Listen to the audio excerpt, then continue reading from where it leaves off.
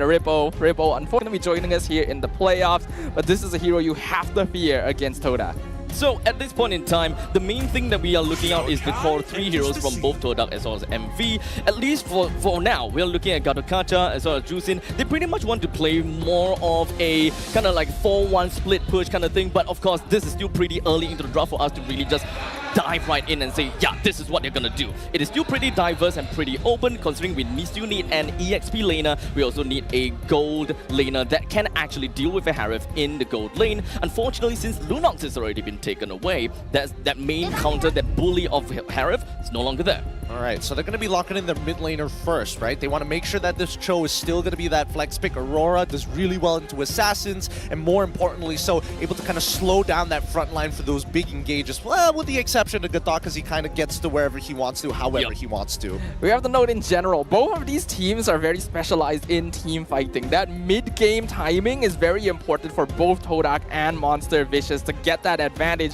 because their late game, while solid enough, isn't exactly stellar. That's why you see a lot of respect towards heroes that can disrupt. Is this something that you guys expected? Well, honestly, I think that Khalid and Phoveus was going to show up at some point. I was hoping specifically MV was going to pick up that Phoveus, but hey, you know, it's as good as it gets. With that being said, it's time to make our way. The draft has been settled and the final lock-ins are in. Give us a breakdown of the composition stop up before we jump right into the Land of Dawn.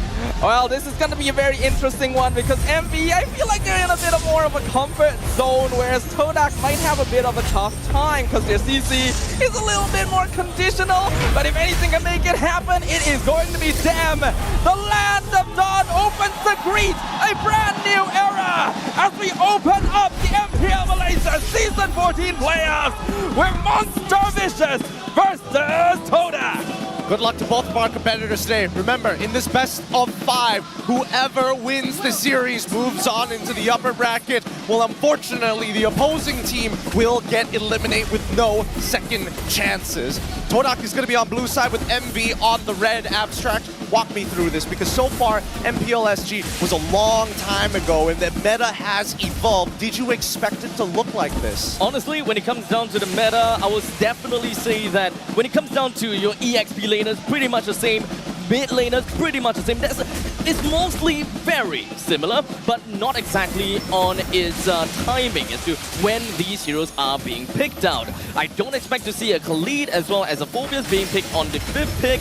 In fact, they are always being part of the priority. But of course, with the Suyo coming in, even MPL SG itself, we don't really see that big of a resurgence from for Suyo, and we don't really have a very good idea how to use him yet. I think, you know, the meta has definitely progressed since that time, right? You guys did get to technically beta test him for the rest of the regions. Yeah. Now, in terms of the lanes, I think that at this point of time, Zeno's going to have a bit of a hard time. Momo is a very stable laner generally, and it's not like we know... Wait, hold on. Zayed in some trouble, surrounded by 4 members of MV. Dashes out, gets frozen though, and Zeno jumps on in with the flicker to get that first blood. Zayed Senpoi and Lord too late to save it. Despite great mobility coming in from a Nolan, which does have a 2-second dash, this is definitely not something that Todak could run away from. Monster Vicious, they were very, very comical into taking that jungler out. It was a very good pinch as well, right? In the meantime, we do see that Uni is trying to find his way in on this as Zeno rotates into the mid lane. The first turtle should fall into the hands of Monster Vicious. Because of that, I would only imagine that Zayed probably wants to stick around for his purple. And Lord and Zion Senpoi are here. They're gonna start dealing with Nova. He's dropping very low actually. Revitalize comes out from Yanlord. Uni secures the turtle. Raging Dance from going to miss, unfortunately. As Zion goes in, Fracture takes out Uni. Martisi is able to freeze 2 other people and flicker out to safety himself. But I think Todak's already taken their casualties as Momo jumps back on in, breaks the passive on the Aurora, and continues to get the kill on Martisi. And that's why Momo's a beast! This purple buff is going to get contested, but I think it's smarter for Todak to back away. Zayed now is able to catch up against Uni, and honestly, really interesting calls are being made. Putting a Pride of Eyes on the cooldown is something that I expect, but actually following it up to get a kill down on the Martisi is not what I expected at all. But you know, when it comes down to the turtle fight, one thing I definitely think that was very interesting to see is looking at Zyme Senpoi actually using the Lantern Flash to pick someone up, but not toss them towards him. He actually extended the time of how long he stayed up in the air by not tossing him away, but to keep him at where he was. Yep, and that's just why, you know, Uni unfortunately was going to be the recipient of it. Stuck in the air, ends up dying, can't use his iframes to get out of these tough situations. But even when we look by the gold lane, oh, whoa, whoa, whoa, what's going on here? A lot of contention by Riverside. I was going to say that Ruff, it looks like he has a slight EXP against Chiku at this point of time. I can only imagine he has a slight gold lead. Maybe like 100 gold? I would say that it's actually kind of interesting how both teams, they are very strong about wanting this lane. Nova with the kick, wave the dragon on the top, but they're not able to follow up. Raging Stamp are gonna land on him, and now Nova will be traded for Yanlord. Zeno has to flicker out to get away from the lantern as Uni jumps back in with the Surging Blade. Zion pops the ultimate to escape. Good stuff, good stuff. They're able to trade support for support, but they guaranteed at least Yanlord using his battle spell. Nova can still make a play once his Way of the Dragon comes back up. Flicker is still available. Zeno has to take his time with this. So far, MV has been very decisive as to who they would really want to target down and who they want to single out right before objective ticks and such. So I really do like what Monster Vicious is trying to do at this point in time, but of course, they are very brawly at this point in time, and it's just kind of like, okay, I'm going to go for a trade kind of thing going on, just so that they will be able to take control of the river line and make sure that they will be able to keep a couple of bodies just around the Turtle's Pit or around the Lord's Pit to get themselves more control. And speaking of control, it looks like Todak wants to actually drag this out. They're positioning very aggressively, but they don't want to commit just yet. Here comes Momo, jumps in. Zeno with Zion Senpoi in the meantime. Wave the Dragon, gonna find Phobius, and Momo is already gone. Yanlord jumps in, but he's not able to catch anyone on MV as Zeno is just buying so much space and time with his healing. He will finally fall as Zion gets the killing spree, but this may have been enough time bought for MV. Yanlord with the Revitalize keeps him alive against Uni, actually forces back the Suyo, but here's Ruff to join the fight as well. He's chasing down Zusin in the mid lane as Yanlord just barely escapes with his life intact. How did nobody die there? How did nobody die there? How does Monster Vicious get to walk away with casualties and still pick up the neutral objective? Wait, Zeno, did Zeno not die over there? He did. He did. It did. Okay, aside from that, I will say that Todak, they generally are, you know, have their back against the wall time and again, and Monster Vicious is just so overwhelming when it comes down to being in the river. They knew what they wanted to do, and they just ensured that they will be able to push people away from all of these objectives, which I absolutely love. Personally, for me, I think this is going to be a slow roll of a game. It's not like Chiku Guys is having the best time in the world. The tier 1s have already collapsed because of that early rotation coming in from Ruff. Regardless, I still think that Momo falling behind against Zeno is not a good idea, because Momo is probably what's going to push Todak over the line during the mid game. Yeah, I think Momo has to be a bit more careful about the timing of his jumps. He's been doing a good job so far, but MV is starting to adjust. They are delaying the fight so they can take advantage of the Phobias jumping into their ranks. And I think Zeno buying so much time in that fight was what really made the difference. So far, the game is still kind of neck and neck, even though we're looking at about, you know, it's just about 300 gold differences. And MV, they did manage to get themselves a good amount of turtle ticks thus far. And when it comes down to the lanes, we are definitely looking at MV's EXP lane that took one T1 down, and for the gold lane, Todak did lose one T1. So from this point on, what should we really be expecting coming in from both teams? What are the tendencies? Well, based on what we're seeing, I would imagine it's all about scaling, right? Like, all of these pokes here is basically a nothing fight. Martisi is never going to walk too far. Zeno doesn't mind taking the damage, especially now that he's probably already completed the Thunder Belt. He just wants to stack, right? So I think that Todak need to play towards their win conditions. Number one, Chiku Guys, right? Zayed's got a bit of a lead, so really he should be at the tip of the spear. They really do seem like they want to control the game all the way to the end stages, right? Because when it comes down to the mid stages of the game, albeit around 13 minutes time, they don't really have a lot of damage potential. They do have quite a bit of ways to, you know, deny an area and hope that they will be able to take all of these objectives, which is what we are seeing right now. Turtle gonna be secured by Zayed. Here comes Raging Stamp, backwards into Zayed, lands on him, revitalized, keeping Yanlord alive, and now my MV realizing they're not in best spot. Bridging Glacier gonna stop Todak, but Ruff has already been cracked out by Phobius, and now MV is being chased down by Todak. Zayed with the mega kill, gonna be able to get a double on top of that, as Todak chases down their enemies. Is this what you call a langar? Yep, that's what we call a langar, man. This is the new evolution of it. Todak, honestly, they were real chill about the scenario, right? It's like, okay, I mean, if you get the turtle, it's kind of whatever, but Zeno committing spinning the flicker so far down. How was he expecting Monster Vicious to realistically follow up? He did manage to kind of get the hit down on the Zayat, but he kind of moved away from Zayat and focused on the main targets up front, wanting to kind of go for a front-to-back kind of an issue. Now, of course, one thing that I did not expect is the fact that Todak, they definitely can single out Zeno, take this kill, and move right back. Because my objective here is to take the turtle. We managed to get a free kill from Zeno. Let's move on back. But Todak seemed to manage to seize the opportunity, and they realized, you know what? We can actually run all the way in. We can take more away from MV.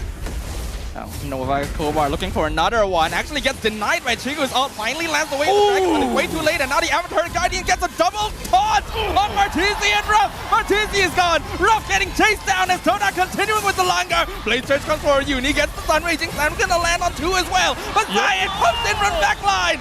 Monster kill for the Nolan as Chigu picks up Zeno as well. Uni gonna stop Zion from taking that tier 2 mid, but the damage is done. God damn, Todak's looking real good right now. What a play from Chiku, guys. Absolutely shutting down Nova X Kobar's engage and turning it around so fast. It feels like Todak's Langar strategy is, how about you mimic us first, and then we'll show you how to do it better. What the hell is this? 9 minutes into the game and we're looking at a 6,000 gold lead from the side of Todak. That's a lot of gold lead right off the start. And the audacity of me to think that Todak don't have any damage coming into the mid-stages of the game. They're clearly doing so much better than Monster Vicious. Todak has a lineup that's really good at diving and chasing. MV needs to have a little bit more finesse with picking who they pick off first. And we're not really seeing that. They're just diving at Todak. This isn't a team that you expect, I'm going to out-mechanic you. Todak right now getting mega value. Discount Thursday today as Monster Vicious keeps giving them free 2-for-1s. And I think that Todak, they don't mind this. Every mistake that they punish off of Monster Vicious has gotten them at least 2,000 gold. So 3 bad fights has already pushed them to 6,000, and honestly, with the Lord pushing on over, I'm expecting this to turn into at least 9 to 10k.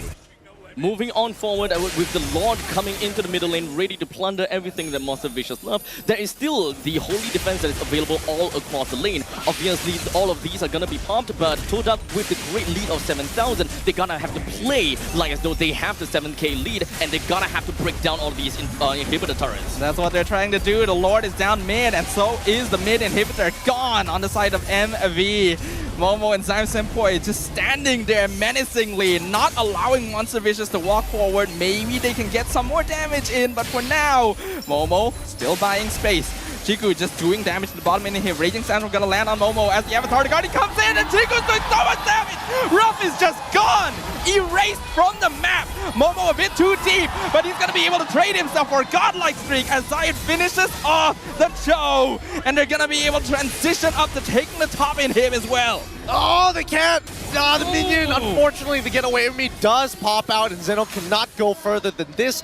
But at this point, it's so low that it's considered to be gone anyways. You can see that even Side is thinking like, maybe I should just like walk on in and tap it real quick. Just a quick tap. Just quick little tap. Definitely something that will go down real soon. So it's fair to say that Monster Vicious, they definitely do have 2 inhibitor turrets down, but it is still a naturally pushing lane in the middle lane, and Todak understands that, you know what, we've got what we came here for. We've got the middle lane pushed out, and let's just play for the Lord in the next minute or so. They still have got a lot of gold ahead of them, and they definitely know that they are tankier, they have got higher damage than Monster Vicious, so they don't have to be too aggressive, nor do they have to be too desperate, because the main winning condition that they want is to go over for the late stages of the game and also to play as a team. Main thing is they cannot lose control of the map to Monster Vicious, especially since they have Nova Escobar on the opposite side with a Cho. You wouldn't want anyone from your own team as Todak to be singled out by this Cho.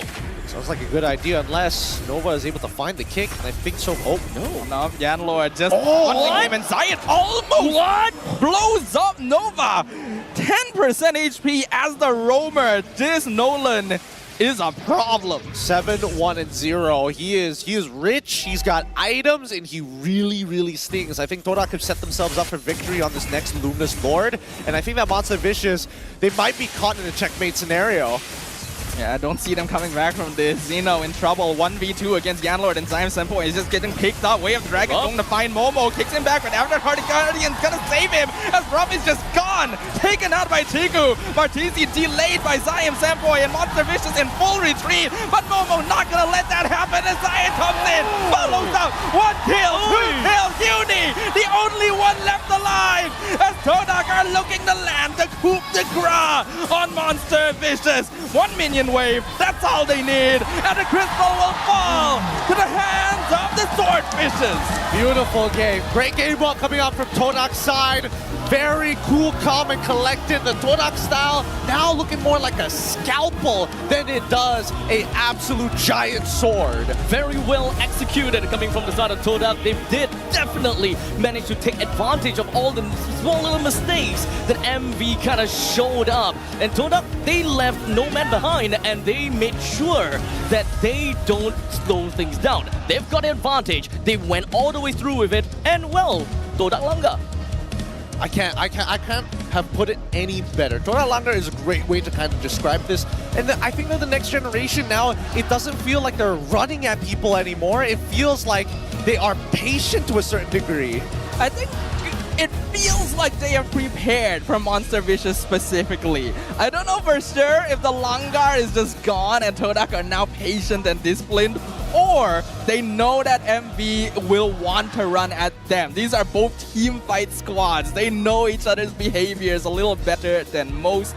And Todak was just waiting for those opportunities to come to them. I mean, speaking about team fight squad, right? When it comes down to MV, they definitely do want to seem to play around team fight, considering the fact that they have the Raging Sandstorm, they have the Frigid Glacier as well. Great ways to engage and as well as counter-engage. But when it comes down to Cho specifically, right? When we want to look at the Way of the Dragon to really single out someone, we don't really quite see that he's managed to do that, or rather be able to have someone within the composition to really make full use of that of the kick. You can't really burst anyone down fast enough to get yourself that 4v5 advantage. Well, here's the thing, right? As we look into this fight, I personally think the ones that were kind of underperforming was Zeno in this matchup. He had a lead at the very beginning. He ended up going too aggressive with his Raging Sandstorms, and I think the biggest problem is that even if Nova X Gobar was to find a Way of the Dragon, Zeno has to zone out the rest because Yanlord comes in with the avatar of the Guardian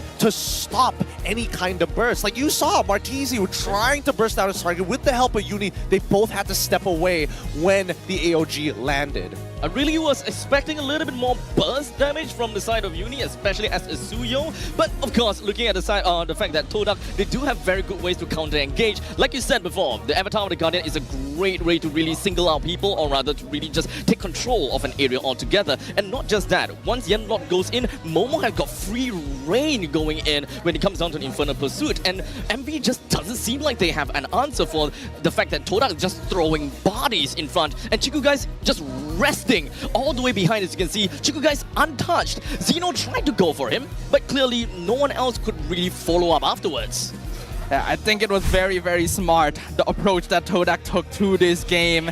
And Zayed, going to be the MVP of game number 1. I'm not too sure what his final score with the Nolan was, but we'll get to see it very, very soon. The damage output from him was insane. I really thought he was going to start falling behind after that first death, that initial pinch down punish, because again, it feels like even MV did their homework expecting Zayed to be on that side of the map, and honestly, I don't even think Zayed saw it coming. I don't think that he's already coming, and I don't think that he realizes that he can actually kind of get himself back into the early stages of the game, right? Because we all expected jungler, you lose the first initial fight and you pretty much give away the turtle. Technically, yes, you did give away the turtle, but it doesn't seem to really phase him at all. Well, that's a great point to bring up, because again, I think that's where Todak really shone this match, right? In terms of every single one of the traits they did, you take turtle, don't worry, I take 3 of your heroes, and it looks like they always had a positive trade with each interaction with MV. Yeah, the only times that Todak was losing these skirmishes was in the first 2 minutes of the game, where Zai gets picked off. That's his only death of the entire game.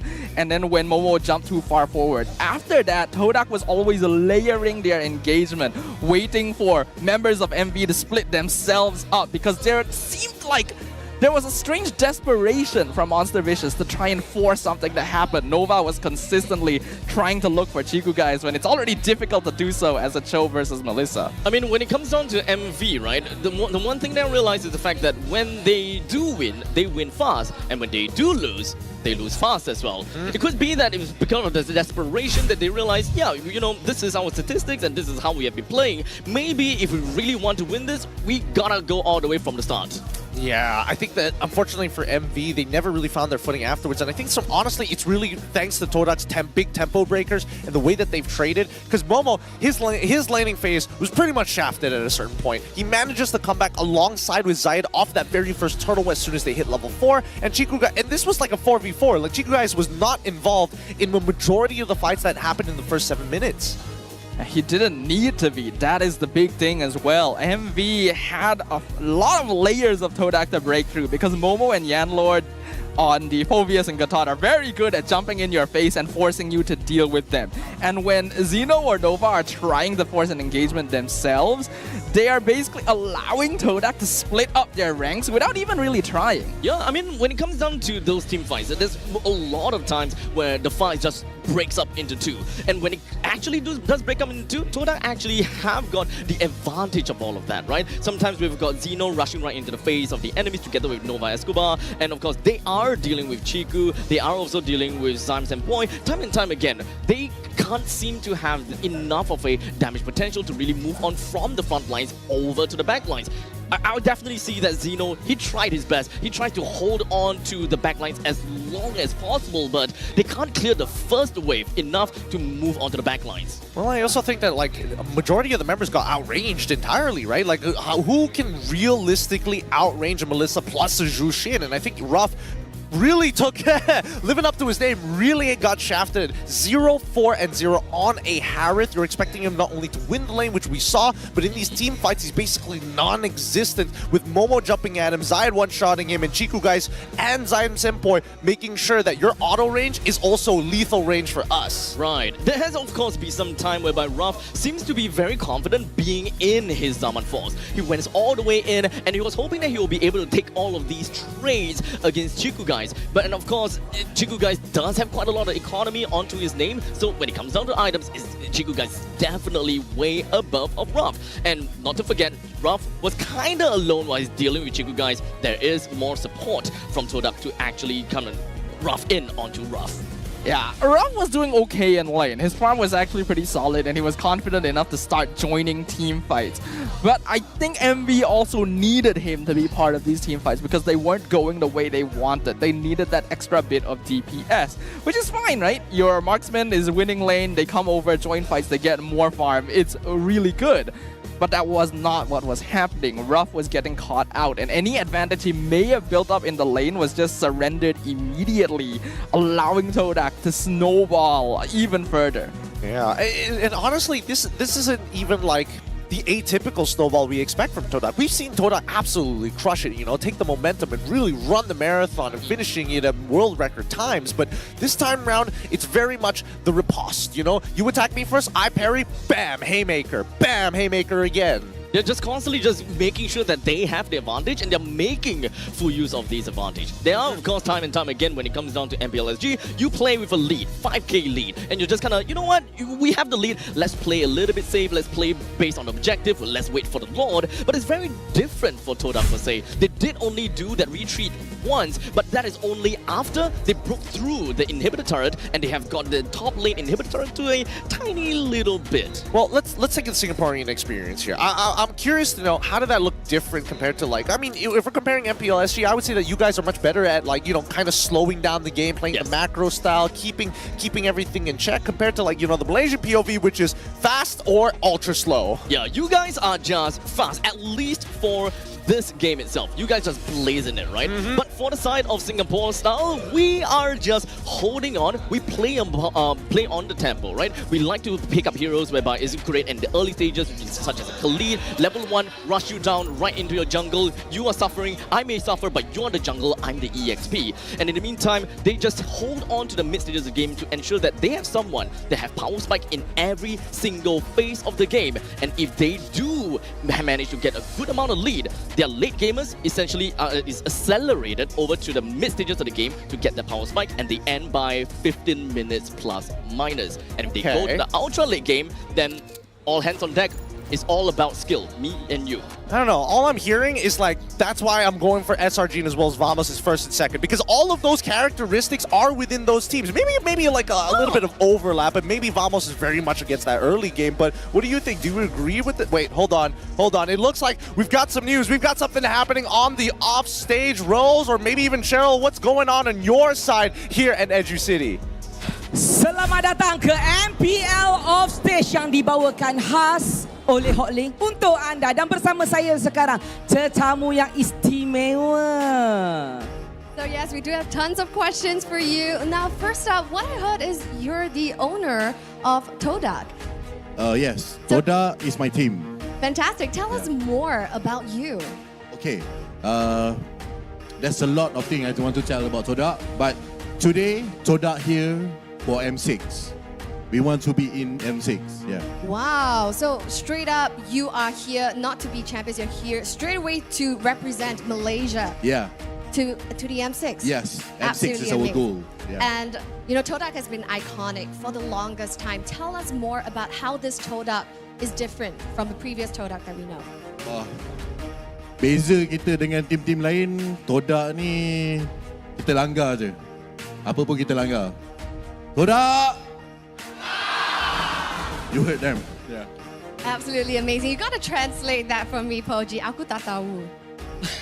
So sebenarnya dia tanya apa feeling dia lah kan. Tengok crowd ramai, semangatnya ramai kat sini, dan Abang Lan cakap jiwa Todak macam tu lah. Tapi sekarang Abang Lan, saya nak tanya sikit lah.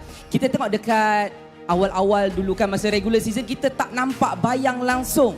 Tapi sekarang dekat playoff Abang Lan datang dengan army segalanya. Todak langgar, Todak Patriot. So cuba bagi bunyi sikit lagi sekali pula. Todak! So, feelingnya macam mana? Sebenarnya Todak memang kita ada organisasi yang besar. So ketika para jurid kami berperang di atas pentas, kami juga berperang di luar. So kita nak sediakan foundation dan persediaan yang mencukupi untuk masuk M6. That is actually our goal. Kita nak masuk M6. Kita nak jadi juara dan nombor 1 dunia. That is actually our goal. Faham. Maksudnya memang dah ada aim. Yes, our aim. Saya simpan dulu saya punya keynote ni. Sebenarnya saya ada cincin Todak bang. Saya dah ada feel. Bukan. Tapi ini Todak pasar malam. Ni tulang ikan, bukan Todak. Todak pasar malam. This is the real one. Yeah.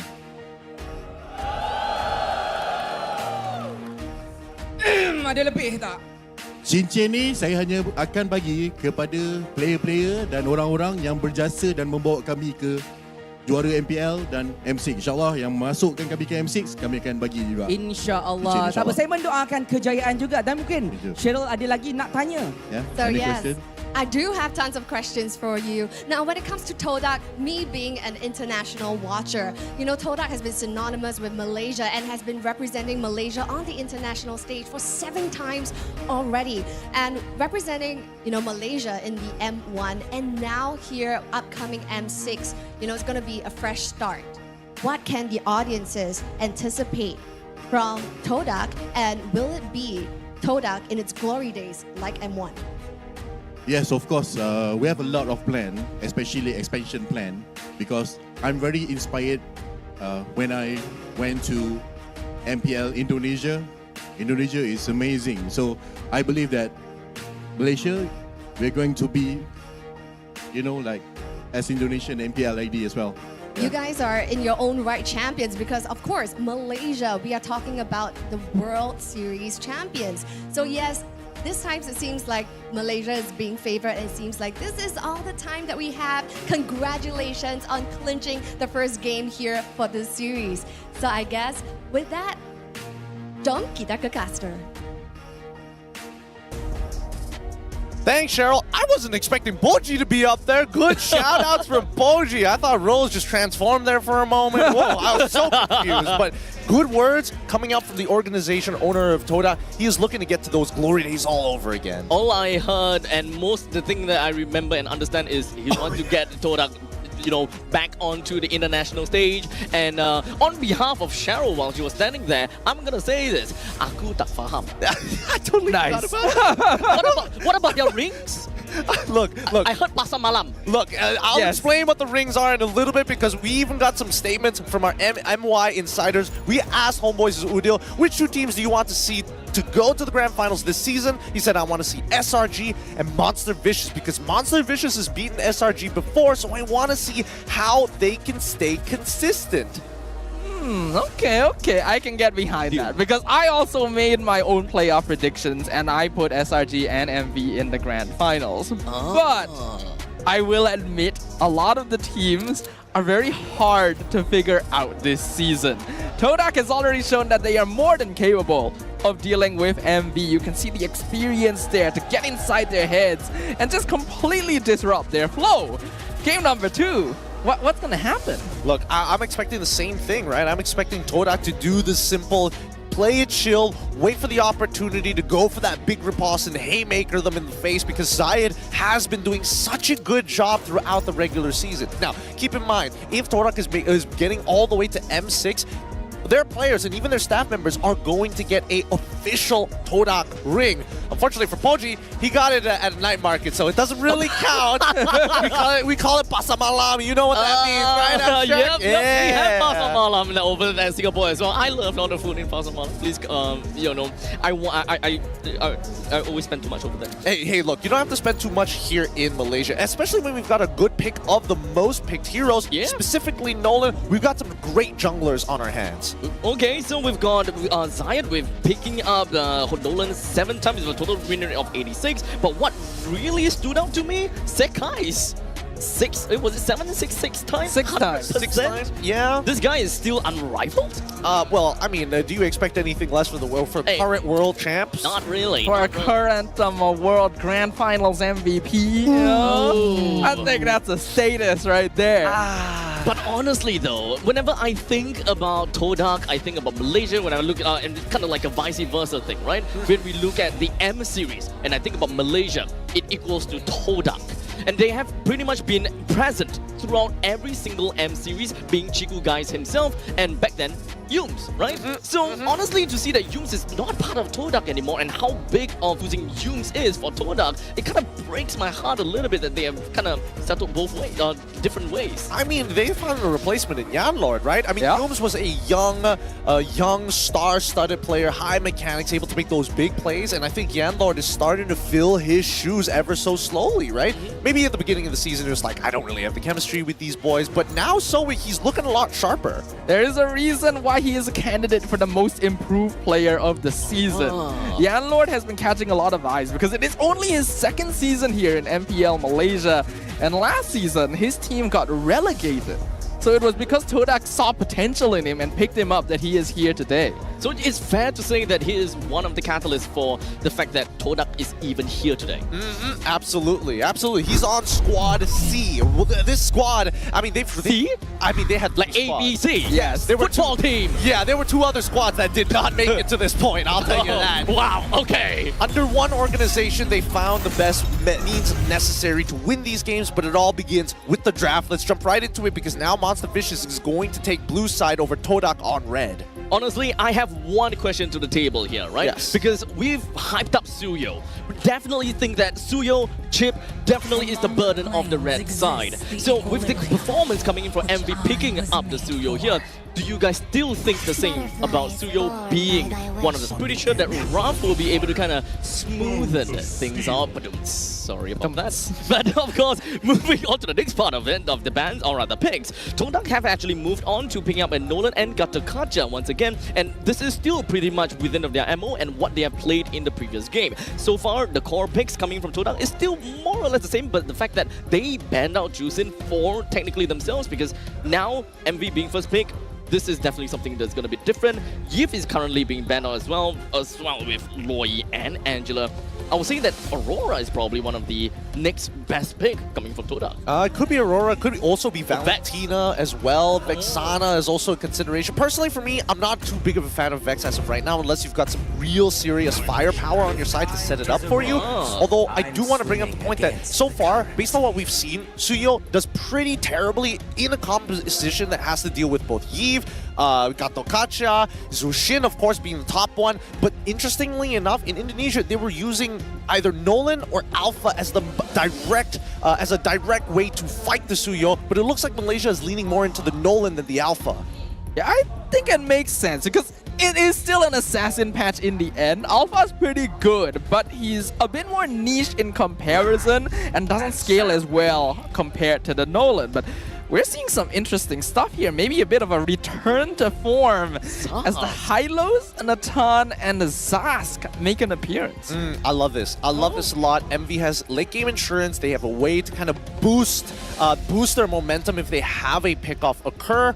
Todak, I just love this Zask because, again, soft counters against both the Natan if he walks up too far with the entropy, or even Suyo if he's just caught in the Dominator's descent. It's going to be a struggle to walk away. Is this kind of like an answer from Todak just for Natan as well as Suyo? Because when it comes down to MPLSG, whenever we see that there is a Hylos on the opposite side, we see that, okay, I may not want to pick a Zaz unless MV really wants the Zaz, then we just kind of deny it because you don't want to give both the Zaz and Hylos to them. This is kind of like the previous patch kind of thing, but with the fall of Zask, I didn't really quite think that he became a priority, especially since Hylos is one of those beefy laners, beefy heroes that can just face tank the entire Dominator's descent. I think it's better, at least in comparison to if I had Aurora and Hylos is on top of me, right? If you're not in that perfect range, then Aurora's going to have to struggle. Zask, oh no, you're too close. Dominator's descent. Pop it right in. Exactly, pop in and out of these types of fights. And I think that's the beauty of the Zask, even though they kind of nerfed his early game, just means they need a little bit more time. Now, coming into the second phase, Todak still banning out both the Tigreal and as well as the Akai. They're not shifting too much, very Coach Kuja style. Yeah, Coach Kuja is very disciplined and very direct in the way that he drafts. It does mean that if you are able to figure him out, that can be a weakness, but otherwise, there is always a primary objective with the way that he approaches picking up these heroes for his players. And based on the trend I'm seeing from Game 1 and now 2, I think Todak is focusing on zone denial against Monster Vicious. That's actually a really good point here, because that's why we're seeing Monster Vicious getting rid of things like Melissa as well. Ooh, even the Beatrix. Interesting. Wait, actually, no, that kind of pivots it. So, are they worried that Todak is going to have a composition that they can maybe try and set up like a Wombo combo for? Because the way that I see it, if MV really wanted to punish Todak, just take away a lot of their wave clear. Oh, damn. So even picking up a Harif for Todak themselves, it does definitely seem like they want to play in an area, they want to keep the longevity of the Zaman Force and keep Harif in there for as long as possible. And of course, Phoveus currently is still available for the picking, so I would definitely say that for MV, it would be nice to pick that up, but at this point in time, what I'm looking at is the lack of crowd control. They have no way to really stop Harif in his tracks, nor do they have any other ways to stop Nolan. In fact, when it comes down to the phases from the early, mid, and the late stages, at least you got the early game covered, Natan got the late game covered, but what do we do about the mid stages of the game where Nolan comes up crazy, Zaz comes up crazy too? Both are also pretty good. I was expecting the Aurora, and now Phoveus finally gets locked in for the side of MV. I don't know. Personally, for me, the way that I was looking for it, I was surprised that EXP and their EXP as well as their flexes were not locked in a little bit earlier coming into the second phase, because at the end of the day, I feel like this Harith pick, they could have waited for it, right? Right. It just means that Kuja wanted to see the full lineup before he decided in on this, but that might have bit him in the back of his leg, right? I mean, Phoveus is going to be dangerous. I would love to see a Phoveus onto the side of the Todak, like picking up for R4, and since the opponents MV have already picked up their own Natan, it's very unlikely for them to get a Harith for themselves too. But this is a flex, it turns out. It's the Gatot that's going into the EXP lane as they last picked the Matilda, a hero that is quite commonly contested depending on which team you're facing here in MPL Malaysia.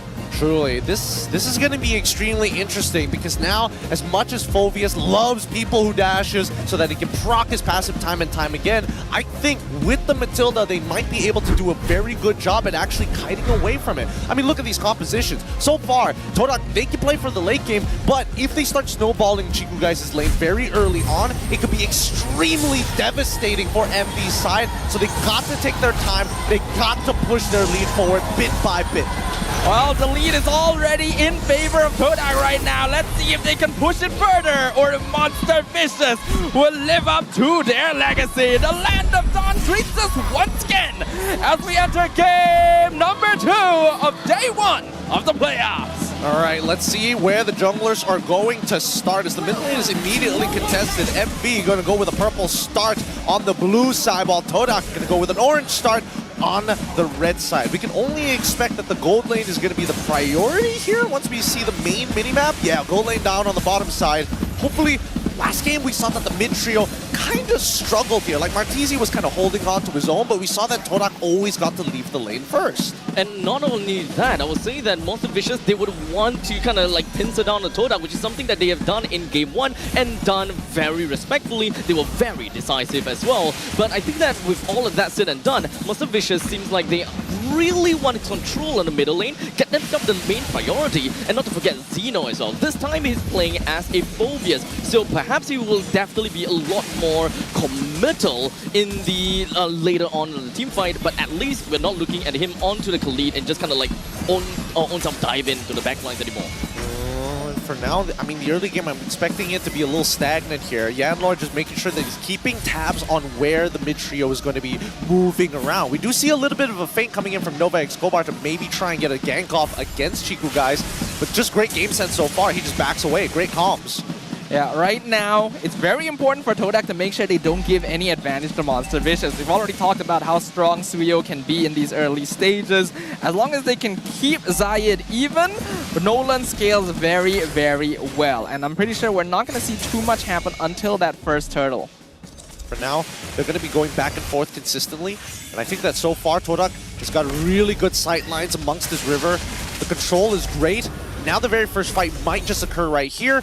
That's where things are going to get interesting, right? Purple buff already spawned, and let's just see how this plays out, because Zayed, waiting for a steal. Turtle at 40%, Yanlord trying to jump in, Avatar the Guardian gonna be tossed away as Uni gets the retry steal just in time. Zayed zoned out by Xeno, and now Momo left eye his lonesome. Got talking by a lot of time, but 1v4, there's not much he can do other than give first blood to Uni. That's 200 gold in the pocket of Uni so far. I mean, this is, honestly, that entire motion looked like MPLSG. I covered the names and I'm like, yeah, it was extremely clean. Everybody knew exactly what they wanted to do in that fight. Yep. Supports were looking to zone each other's junglers out. They were looking for that big stun, but again, you're up against Suyo. It's not that easy. I honestly really do like the fact that Todak, they were just kind of like chilling around, hanging around, and knowing that, okay, Momo, you're just gonna have to deal with it yourself. Wait for Yanlord to actually have his guiding wind back off cooldown, because they were just waiting for that point in time where they will be able to pluck him right out of the fight. But unfortunately, a little bit like a 0.5 seconds, a little bit too late. Yeah, Martizi does lose out on his flicker, and honestly, Ruff, I can't tell if he's like winning the lane really, really hard. Like Chico guys is healthy for the most part of it, but it feels like, wait, hold on, they're setting up a dive. Yeah, Zaman Force already used. Yanlord being in this position actually scouts out MV before they're able to collapse on Chiku and keeps him alive though.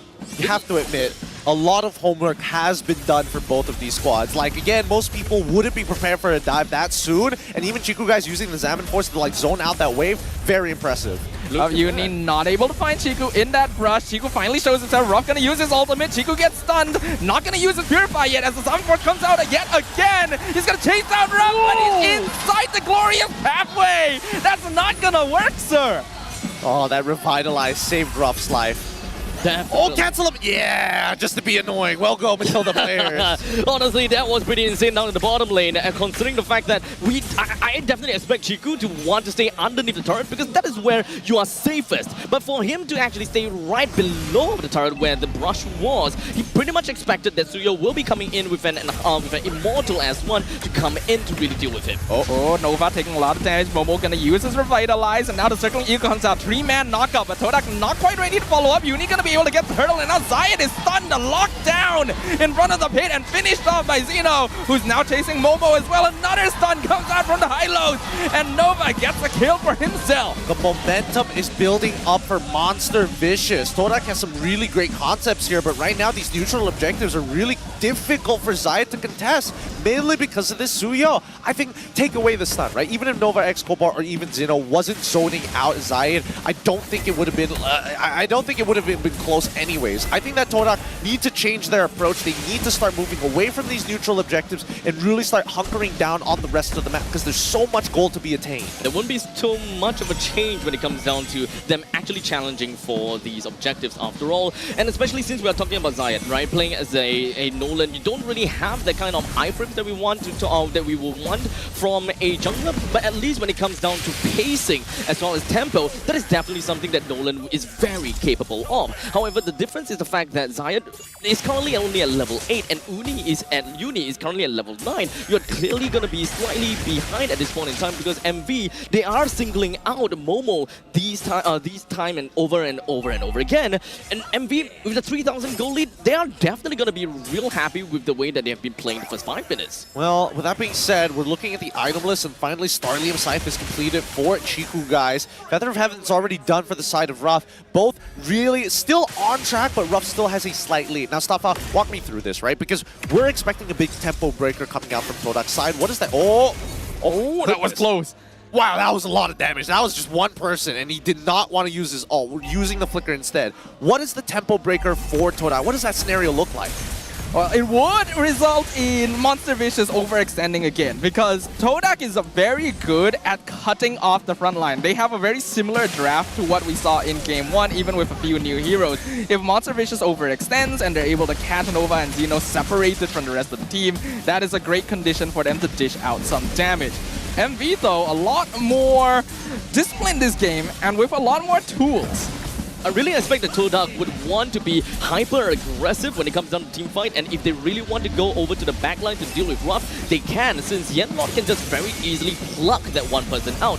Be it Momo that goes in for the Avatar Guardian super deep in, or perhaps even for the side of Chiku dropping Zaman Force and just zip-zap zooming straight into the face of Ruff. But I think that clearly after that engagement down in the bottom lane, even Chiku wouldn't want to repeat the same thing because Ruff is still pretty respectable with the damage that he's dealing with the Feather of Heaven. Well, for now, I mean, unfortunately, fail on the purple buff. Didn't really get the steal as much as they wanted to, but now Monster Vicious are kind of like shifting their attention to the top side of the map. It looks like they want the tier 1, but let's see how Uni plays this, right? He's got to check these bushes. He knows Zayed is there, but he doesn't know where the rest of the members of Todak are going to be.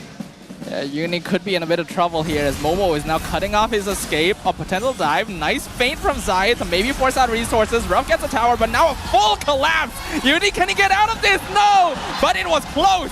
Here comes Zeno. Probably doesn't want to take this fight because in the meantime, we could see Chiku, guys, going 1v2, getting a kill onto Martizi. And now the rest of Todak are looking to collapse. Novak Koba already trying to zone out alongside Zeno, but this is not a fight MV wants to take. They're trying to create as much space for Ruff as possible, who's actually doing a lot of damage. Todak not able to jump on top of him, and Momo dropping down to 1%, gets pulled out, but it's not in time. Ruff will be able to finish him. This is going to be trades after trades after trades. It's a double kill. Will be picked up by Ruff, and Zeno somehow flickering out the safety himself. Monster Vicious, they are just going all the way in on the Todak, playing based on the amount of advantage that they have, and they are stopping at absolutely nothing. The way they kind of pilot themselves all the way from their own jungle and into the river line and slowly meet onto the middle lane, that is definitely something that Monster Vicious knows what they want to do by dragging things out a little bit. They split themselves up just equally, just so that Todak, even if they were to go in with big ultimates coming in from the Avatar of the Guardian, or even when Zayed wants to come in for a quick little assassination, that's not something that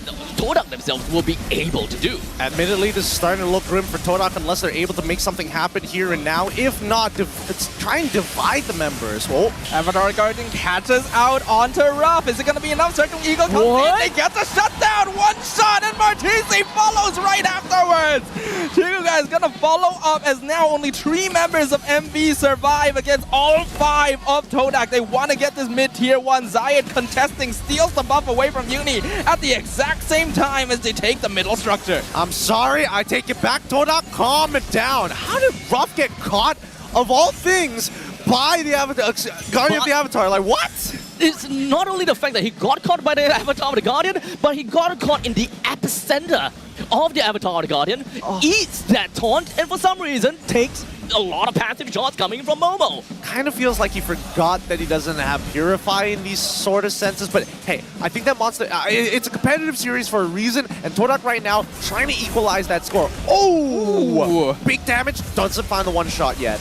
Not quite enough. Zayed is not nearly as bad as game number 1. Avatar Guardian used and whiffs completely. Wow! Not again! What are you doing, Ruff? He gets picked up. Momo will trade. It's worth it, but Zayed will follow, so it's not quite as good for Todak. Oh no, you can see Ruff, he's moving his hair out of his face. He didn't see it, it was just getting blocked. He needed a haircut before this. Should have thought about that before hitting up on this stage, because right now, the crowd, it feels right now, the Todak crowd has not lost their spirit. He had a great lead. At this point in time, he still have a lead on top of Chiku guys. But for sure, if he didn't die the previous 2 times, it is definitely a lot more towards the advantage of Monster Vicious. So it is definitely a pity. However, they still have 2,800 gold that is on top of Todak still. So they're still technically okay, but Todak they themselves knows that they are not out of the woods. Now, I look back at the stage and I didn't realize it doesn't show. Wait, hold on.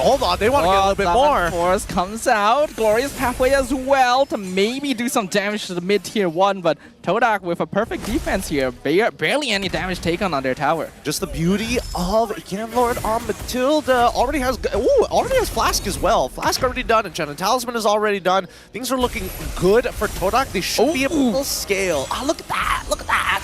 That is a lot of damage. Hey, yeah. Hey, Matilda things. That's completely illegal, right? Coming in from the members from Todak, there are definitely some of these heroes that, well, yes, they can do pretty good damage, like Momo, for example. But where are some of these bursts ever coming from sometimes? Glorious Pathway used again to get them top tier 2. Momo a lot of damage, actually getting dragged forward with Circling Eagle. Integration comes out, Avatar Guardian lands right in the center, but Chiku is the first one down. Uni gonna be traded as well as Martizi as Todak continues to collapse with Novak's Kobar in the front line. Momo dropping the low HP, Xeno chasing him down, but still able to reach, and thanks to the flash coming out from Lord. Jeez, how does only... I don't understand how it was 2 for 1 there. How does Momo not die there? Oh, how is the fact that MV lost 2? Well, Todak only lost 1. I would definitely say that MV, they did manage to have Ruff that is pretty safe throughout the entire time. He even have Entropy that is ready for him at his disposal if he wants to be also aggressive, but he's hanging behind a little bit. I would say that he's a little bit, PTSD from being plucked out of the game 2 times before. So it feels as though they just want to play things a little bit safer, but maybe a little bit too safe. I don't know.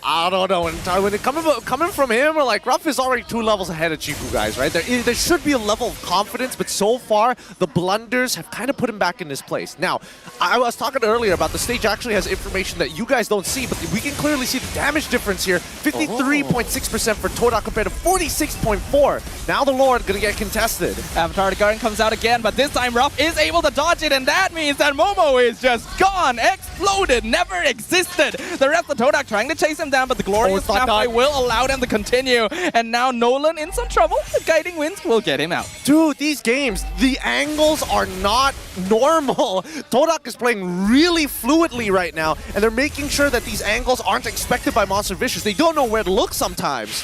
Honestly, at this point in time, it's really just the fact that both teams just want to engage, and both teams just want to get some bodies out of the game. There are always someone that is dead every minute, which is vast difference from what we are seeing in MPLSG, right? Monster Vicious and Todak, they find an opportunity, they will go for it. It's not about, getting information too much and just kind of holding it in. It's more the fact that, okay, this is an opportunity, I have 2 seconds, I'll make the call, I'll make the play.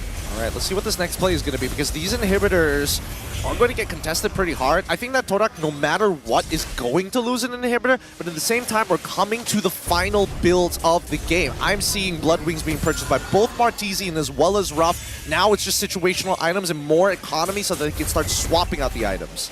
Yeah, a lot of this league game, though, is still going to come down to Ruff specifically. Monster Vicious needs to watch his positioning, because if the Todak take out the Natan, they immediately turn the fight around in their own favor. Positioning mistakes cannot be afforded anymore, as now they're pushing into the mid lane. Zai gets stunned under the tower. Is he able to get out in time? Oh, the shield! The revitalize! Somehow, they save Zion! Oh, Martesi. Oh, yeah. If I was in Martesi's shoes, I'd be fuming. He was literally a pixel off. A pixel! Had it one more ability connected, they would have gotten the kill onto Zayed. I find it intriguing that even at this point in time, Todak, they lost an inhibitor turret, but they pay so much attention onto the mid lane tier 1s to the point that they're ready to throw bodies just to clear out the wave. Monster Vicious, they have a strong lane coming in because of the Lord. As such, it's actually a very simple takedown from MV themselves, but the fact that Todak managed to kind of like weave in and out and no one died there,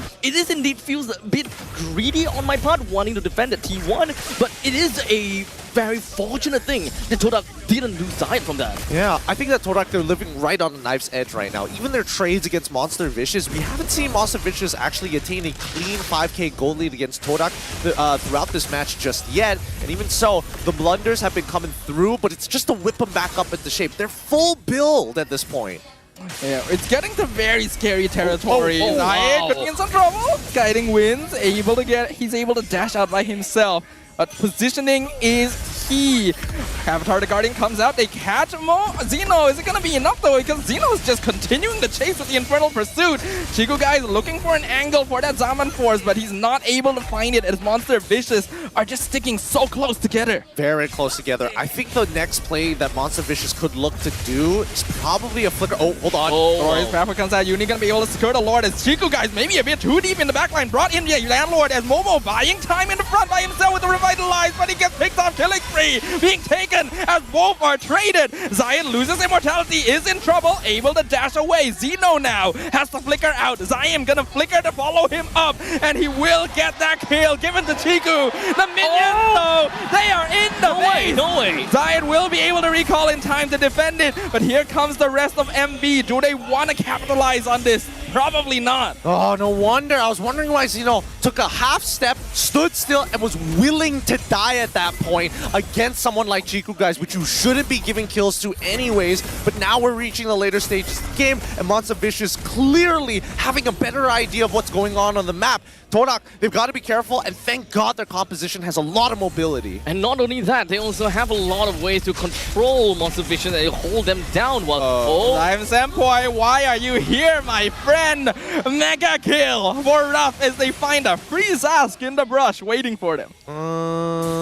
Okay, that was kind of bizarre. What was the angle there? That was deep. That was super deep in. I mean, I kind of get it if he was playing like a burst hero, but Zyme's currently on Zasko. Okay, Yeah. look, he still has 23 seconds until he's back up and running to get Todak back at full fighting strength, but it's going to come at a cost, right? And this first inhibitor on the bottom side going to collapse. Yep, free tower for Monster Vicious. Now transitioning to another glorious pathway to Zone out. Uni jumps in, gets the stun, gets the freeze on Zion, but he's still alive thanks to Matilda. This hero is so difficult to deal with. But that is every tower on the side of Todak gone. And MV, they'll just wait for the next opportunity to close things out. So slippery coming in from the Nolan. I mean, this is pretty much expected considering the fact that MV has only a couple of crowd control, or rather a couple of stuns from their part, being the Hylos as well as the Suyo, and of course Martesi with a decent amount of freezes from his part. But aside from all of that, we have mostly been seeing that Todak is just running rampant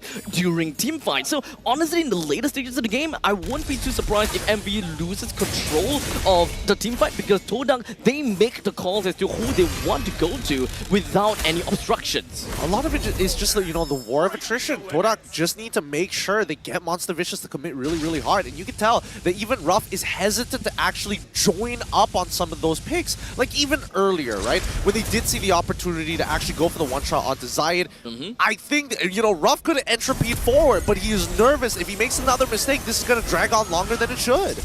Well, he's still able to steal the purple buff away though, so that requires a certain degree of composure. At the same time, Uni actually secures his own, so no buff for Chiku.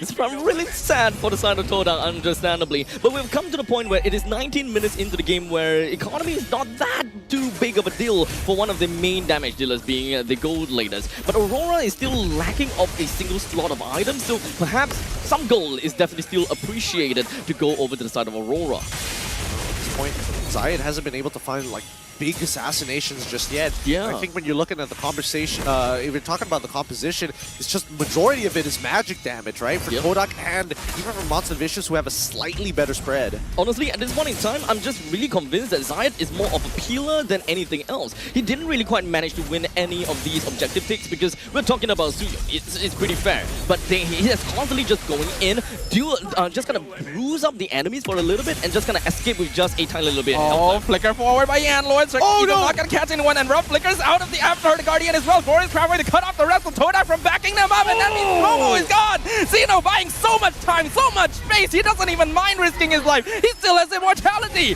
Todak just has to back it up because the minions are on their crystal. Chiku will make it back in time. The rest of Todak has to make a hasty retreat, and that means a free Lord for Monster Vicious. And they're already on top of it. What a great play coming out from Monster Vicious. Todak was able to survive that, but everything that could have gone wrong went wrong for Todak. And right now, Monster Vicious making sure that when they get into these fights, they get Todak to overcome it and focus all of their attention on the situation at hand rather than their base. Murphy's Law hard at play here. Monster Vicious, they didn't really need to engage because they know that they have naturally pushing lanes, while Todak, they are the one that's on a timer. Side gonna get zoned out. Glorious pathway use maybe a bit early. Lord is still like 10 seconds away here. Todak still mounting a defense, but all the waves are pretty close to synced. This could be endgame for MV. They go in, a stun on Yan Lord. Uni gonna get jumped on by the Zaman Force as Ruff backs off. Avatar Guardian comes in, only hits Nova, so Momo's just gone. Zyme Senpoi too far out, gonna get chased down by Martizi as Uni just jumps on in and executes Yan Lord. Chiku and Zayed, the only ones remaining in the base, but even they cannot stop the pressure of the monsters and their vicious form. Ooh, equalizing score 1-1. Blue side looking very, very good for either one of these teams, but I have to admit, Todak put up a much better fight here, even when they are on the back foot. Definitely showed exactly what Todak is made of, even though they were playing from behind time and time again, I suppose. And of course, every single engagement they take, they knew that it would be a gamble, and they always managed to come back in time to do an utmost best defense. Albeit it is a law that eventually ended the game for them, but they don't really have any way to get themselves out of the pickle. Well, with that being said, at least we have a bit of time to kind of think about what's happening for this next game, right? Because again, adaptations are going to be key, and so far between the battle of MV and as well as Todak, in terms of mechanics, it's looking pretty good. But I've seen more mistakes coming out of MV in terms of slight blunders that they can recover from compared to Todak. One bad execution, it goes downhill. Yeah, it is definitely a concern when we are looking at Ruff being picked up twice in a row within a very short span of time. That is definitely something that could have been mitigated. And in fact, MV could very possibly be able to end the game a lot sooner, right? But when it comes down to Todak, I think it really just boils down to the fact that when it comes down to the fact that they just lose team fights because of the greater amount of gold lead that MV have got from the start all the way to the end. So they naturally have got losing lanes, naturally have got waves being pushed in.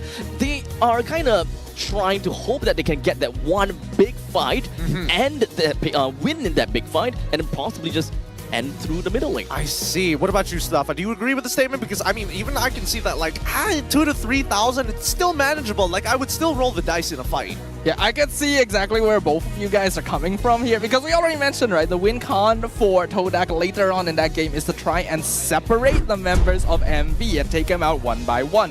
But in a similar way to game 1, where Todak had really bulky frontliners that MV couldn't get through, in this game, MV had really bulky frontliners that took Todak too long to get through themselves because Harry just doesn't quite match up in burst damage to a scaled up Natan.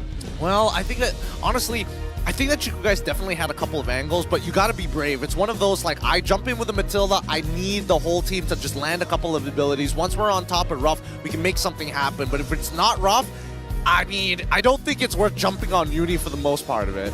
I'm not too sure about the Zask pick in this case. I don't really quite manage to see too much of an impact coming in from the Zask, especially since the Hylos can very easily just take that damage away. Wait, I just realized. Wait, he changed the color of his hair. Hey, wait a minute. When did this happen? I don't remember this. I don't think he's the only player who made his hair green in the break as well. Oh, goodness. What was his hair?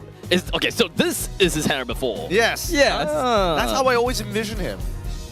Flawless. Look at it. Flawless. So wait, so you're telling me that he's now flawed? Well, I mean, he's 8-2 and 3 Oh. right now, so it's like if he was like 8-0 and 5, like I would have been like, yeah, fair enough. fair Yeah. enough. Okay. Can we please talk about this wishing lantern here coming up for the side of Rough? Should this have been the go-to item? I mean, I guess it's good when it comes down to bulk, and yes, there are a couple of tanky frontliners from the side of Todak, but could it be just gone for just, you know, I don't know, immortality, like, you know, some of the usual stuff? It could possibly save his life many times, actually. Winter Crown, all of these. Even, sounds great. even a Winter Crown, Yeah. I'm down for that as well. What about you, Stafa? Any thoughts? I mean, it is usually better to go for some utility, right? Winter Crown, for example, would save him if Zayed or Momo jumped on him when he wasn't expecting it. But Wishing Lantern is probably one of the reasons why Momo exploded so quickly every time the Avatar the Guardian came in as well. So if Ruff knows how to position himself to not get caught, which I'm sure he learned that lesson the hardest way possible, then why not, right? Yeah, I think that's a fair point. I don't know. I think that right now, when it comes down to magical items like this, like you want to have an Athena shield, you want to have Radiant armor, and even it feels so bad that Momo has been stacking up this Thunderbolt this entire game and still pretty much getting one shot by Ruff anyways. It's just so much damage that a Natan can just deliver. I mean, I'm not too sure if whether most of those work actually came from the Wishing Lantern. I would like to believe it is, but in the end of the day, Natan just skills incredibly well. Mage items just skills incredibly well as well. So it really just makes it to the point whereby Natan, late game beast, if you don't shut him down, you're gone. I think that's something that maybe Kuja needs to start thinking about in this next upcoming game, right? Again, I would only imagine that Todak is going to get blue side once more. I feel like even when Uni is going pretty hard this game, doesn't feel like your usual oppressive Suyo player. Yeah, I can see what you mean there. And I think that's fine because Uni doesn't need to be in that position here. Because trying to go over aggressive to start fights and force things is exactly how MV lost game number 1. This is a more structured approach, and since they have Hylos and Phobius to take the front line more easily, MV have more time to think about what they need to do. I would say that Ruff definitely did manage to be the compensating factor for Uni not being overly aggressive, nor trying to go for those flashy assassination plays. In fact, I do like what he's trying to do here. Kind of like if I have the opportunity to assassinate someone, I would, but it is not the most, that is not my biggest concern. The main thing I want to do is to single people, is just to pull the Lord and just kind of hold on to the Lord. If I can get the Lord, if I can get objectives, I will go straight for it, because this is unlike most assassin players or most assassin ways whereby they let their frontliners pull the Lord out and just kind of play around with it. Uni has always been sticking very close to the Lord, like as though he's yelling, "I want this Lord, stay away." I mean, with these neutral objective secures, it really begs the question whether Todak should have played the early game just like a little differently, right? Sacrifice a couple of these neutral objectives, maybe go to the opposite side of the map, and maybe boost up Chiku guys who was having a really rough time against Ruff. Kind of value for value, right? Yeah, right? I mean, you've got to find the trade somewhere. Like, Todak did that in game number 1. Oh, I give you the neutral objective, I take 4 of your members. That's a fair trade. I think this game demonstrates a little bit of that weakness I mentioned in regards to Kuja's coaching and drafting style, where this game too was designed to try and fulfill a similar purpose to game number 1. You want MV to run at you, then you use heroes like the Zast to cut off the backup, and then you slowly pick him off one by one. In this case though, it's a lot more difficult to do that. You have Hylos to revitalize, you have the Gatot to deal with. It's a lot more difficult, especially if you don't have the lead. This is actually a very good point that you noted, right? When it comes down to, when one team kind of goes after another team, they're just clashing head on, right? They are not looking for some places to kind of get themselves value and such, because when it comes down to this game, at least, we are looking at Raph that's constantly being in the fights, even in the later stages of the game. Yeah, let me just whack everyone. Let me just be part of the fight, which I get it. It's fair because your team requires Raph to play on the aggressive. They need the damage coming in from the Natan. However, there is always that point in time whereby in MPL SG, even when it comes down to Natan have the entropy and you are able to run pretty far and you'll be able to get away from all of these split pushes and such. Singapore, we don't deal with problems head on. We kind of just sidetrack and just kind of like avoid that, and we will like, okay, you deal with my left side, I'll deal with your right side, and I'll give you a problem to consider. Interesting, man. Yeah, I don't know. Maybe the nation needs to go have some therapy with that. With that being said, let's see who's going to be on the off stage here. Probably Poji, could be Rose, could be Cheryl. Let's find out what they're doing right now. Alrighty, so ladies and gentlemen, welcome back to MPL Offstage, brought to you by Hotlink. Now, tell me more about, what's your name, first of all? My name is Ame, Amir? Okay, so what do you do at MV? team manager for Monster Vicious. Okay, so team manager for Monster Vicious. So I do have a question for you, Amir, and this is, why is MV so persistent on building a full Malaysian team? Kita orang memang nak fokus untuk full local lineup dulu. Kita orang ada try untuk ambil import, tapi kita orang akan prioritaskan dekat local dulu. Kalau local punya quality lebih kurang import, so kita orang akan fokus kat local dulu. Right, so Poji. So the initial idea is they plan to take international players, but then again, they already do the tryout and everything, but they saw if the international player and the local player, the gameplay is quite the same and the skills is quite the same. So why not they develop our country players? So that's why they said MV is a full local lineup in one of the best right now. Truly so, and this is why Malaysia, you guys are already making your mark on the international stage. You guys definitely have it in you. Poji, what questions do you have? So, untuk Amir, so for Amir, English or Malay? So which one do you prefer? Never mind, Malay first. Macam tu. So untuk soalannya kan, pertama kali melangkahkan atau melayakkan kaki ke playoff Amir, rasanya macam mana? Seronok tak seronok? Hype-nya crowd. Ada tak fan-fan Monster Vicious dekat sini? Kalau dari side saya, excited dan nervous. First kali sebab kita orang full local yang masuk playoff dah pertama kali. Lepas tu harapan rakyat Malaysia untuk kita orang pergi MC pun ramai juga. So dalam masa yang sama, excited, nervous dan ada pressure sikit lah. So actually I'm asking, how do you feel? Actually, how is he feeling? First time to be on MPL playoff. So what he feels is, he feels quite excited and at the same time quite nervous because this is their first time. Plus they only got local lineup, but then again they prove themselves and also they prove to all the teams that sometimes a local can beat international. Ooh, well said indeed. Definitely a wild card right here. Now, I do have another question for you. When it comes to, MV, you guys are a new team with young players. Is it stressful working with young players with relatively no much experience here, especially you guys making it to playoffs for the first time? Is it stressful?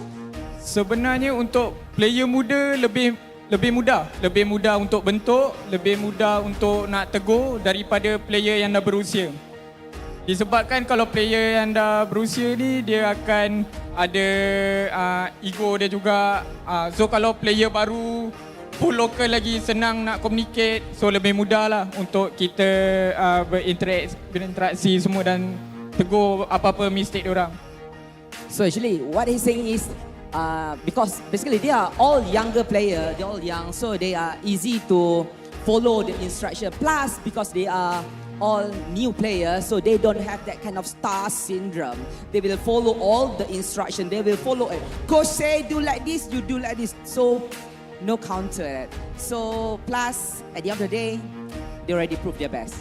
Right, so MV essentially is like a blank piece of paper. It's time to write their future, write their destiny. And this is definitely all the time that we have, unfortunately, here for this segment. So with that, jump kita ke panel.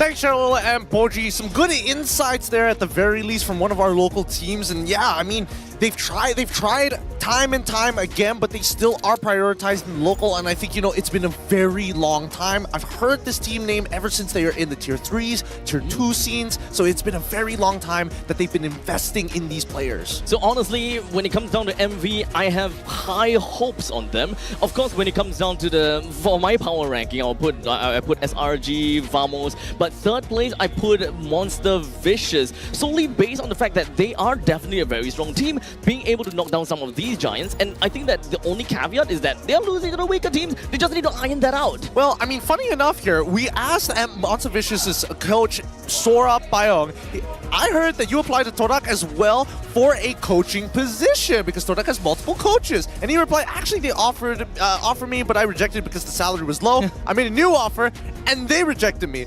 To Todak, I have beaten them many times since Season 8, so I hope this time I can give Todak a good challenge. And he's not wrong about that. Sora Payong has been on other teams, and he has coached those teams to the point where they've beaten Todak before, so we can only expect the same results now, right? Yeah, I would say so. I mean, statistics never lie. Yeah, Right? yeah. I mean, if we're looking at the coaching staff as well, right? Both of these teams do have interesting coaching staffs overall. When the season started and we saw that MV had Haru, Sora, Rexvin, we thought this was like the ultimate grouping of local coaches. Whereas on Todak's side, they have 4 coaches, all of which have reached a certain level of success in the past. Yes, 4. I'm not kidding. You heard that right. 4. Don't worry, here, we'll show you 5 of the DPM high score rankings just to kind of forget the fact that they had more coaches than necessarily needed for a team, maybe even for a football team. We've got Ruff, who holds the current top 2 when it comes down to damage per minute, with Story being in 3rd place, AJ and Nets being 4th and 5th. But you can see the disparity. Ruff is very consistent as a goal laner.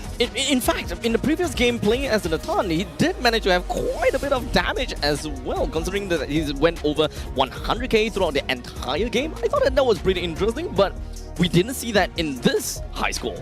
So that means that those games, he was even more vicious. One of them he was actually playing Hanabi, funny enough. I mean, the Hanabi Lolita combo, right? Yeah. That is what they used to beat Todak, isn't it? That's actually a good point, yes. It is, yeah. Yeah. Funny enough, yeah. Good. Funny that you bring it up, actually. I don't think it's going to be a thing again in this particular matchup, but I do think that, you know, as much as we like to hype up Ruff, I can't get the image of him just getting hit by the Guardian right at the center like 2 times, and then he was just like, I'm never as that confident ever again. He was humbled after what Momo did to him. 100% humble to the point that he is very passive from that point on. I was thinking, maybe a little bit too passive. You could literally see him freeze frame when that circle appeared under him. It's like, yup, that's me. I bet you're wondering how I got in this position.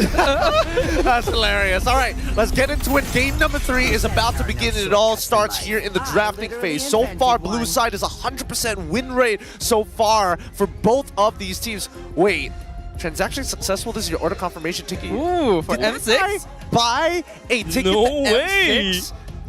Right now? Hey, why not? How did I got luckily, it doesn't tell what seats he has, or better yet, what Snag it right back. yeah, snag it right back. Or better yet, the quality of those seats. Because if he got a mythic one, I would be very impressed because those sold out within the first 5 minutes of its launch. 5 minutes. It could be a screenshot as well. Oh, that's also a That's good a point. possibility. That's a good call. That's a good call. All right, let's jump into this. Todak on blue side, MV on red side. As usual, we see the Hayabusa ban coming in from Todak. I don't think Kuja is really going to change his pattern too much. We see the Fanny, as expected, MV. They're going to get rid of the chip.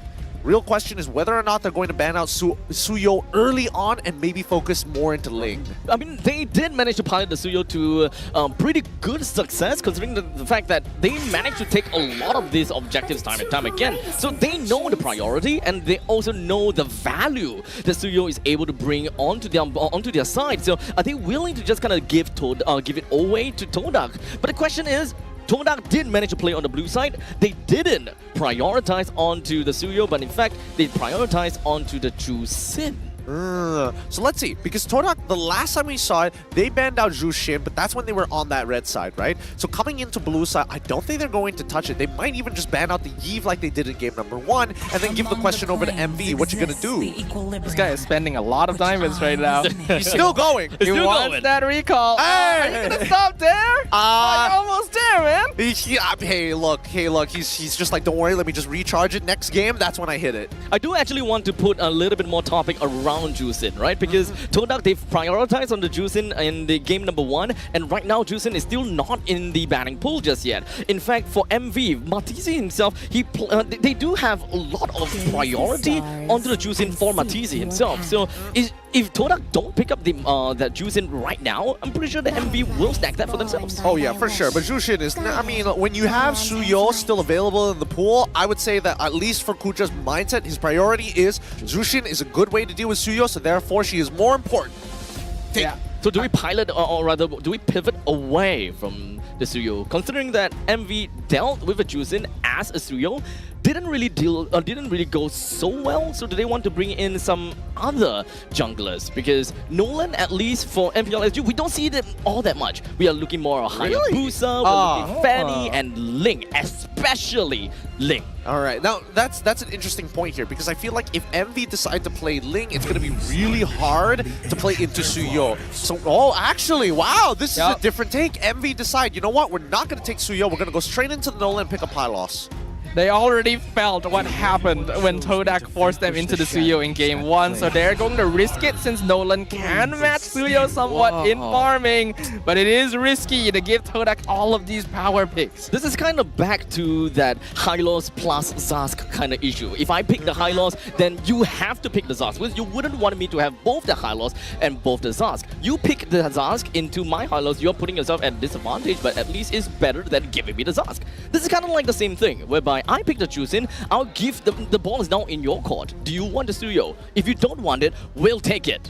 Oh man, this one's really, really tough here. I don't know. I feel like MV is kind of in a do if you don't, damned if you do situation.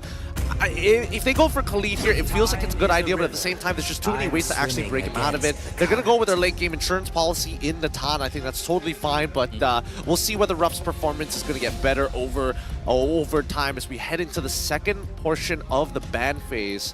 And I think that MV is at a huge disadvantage already.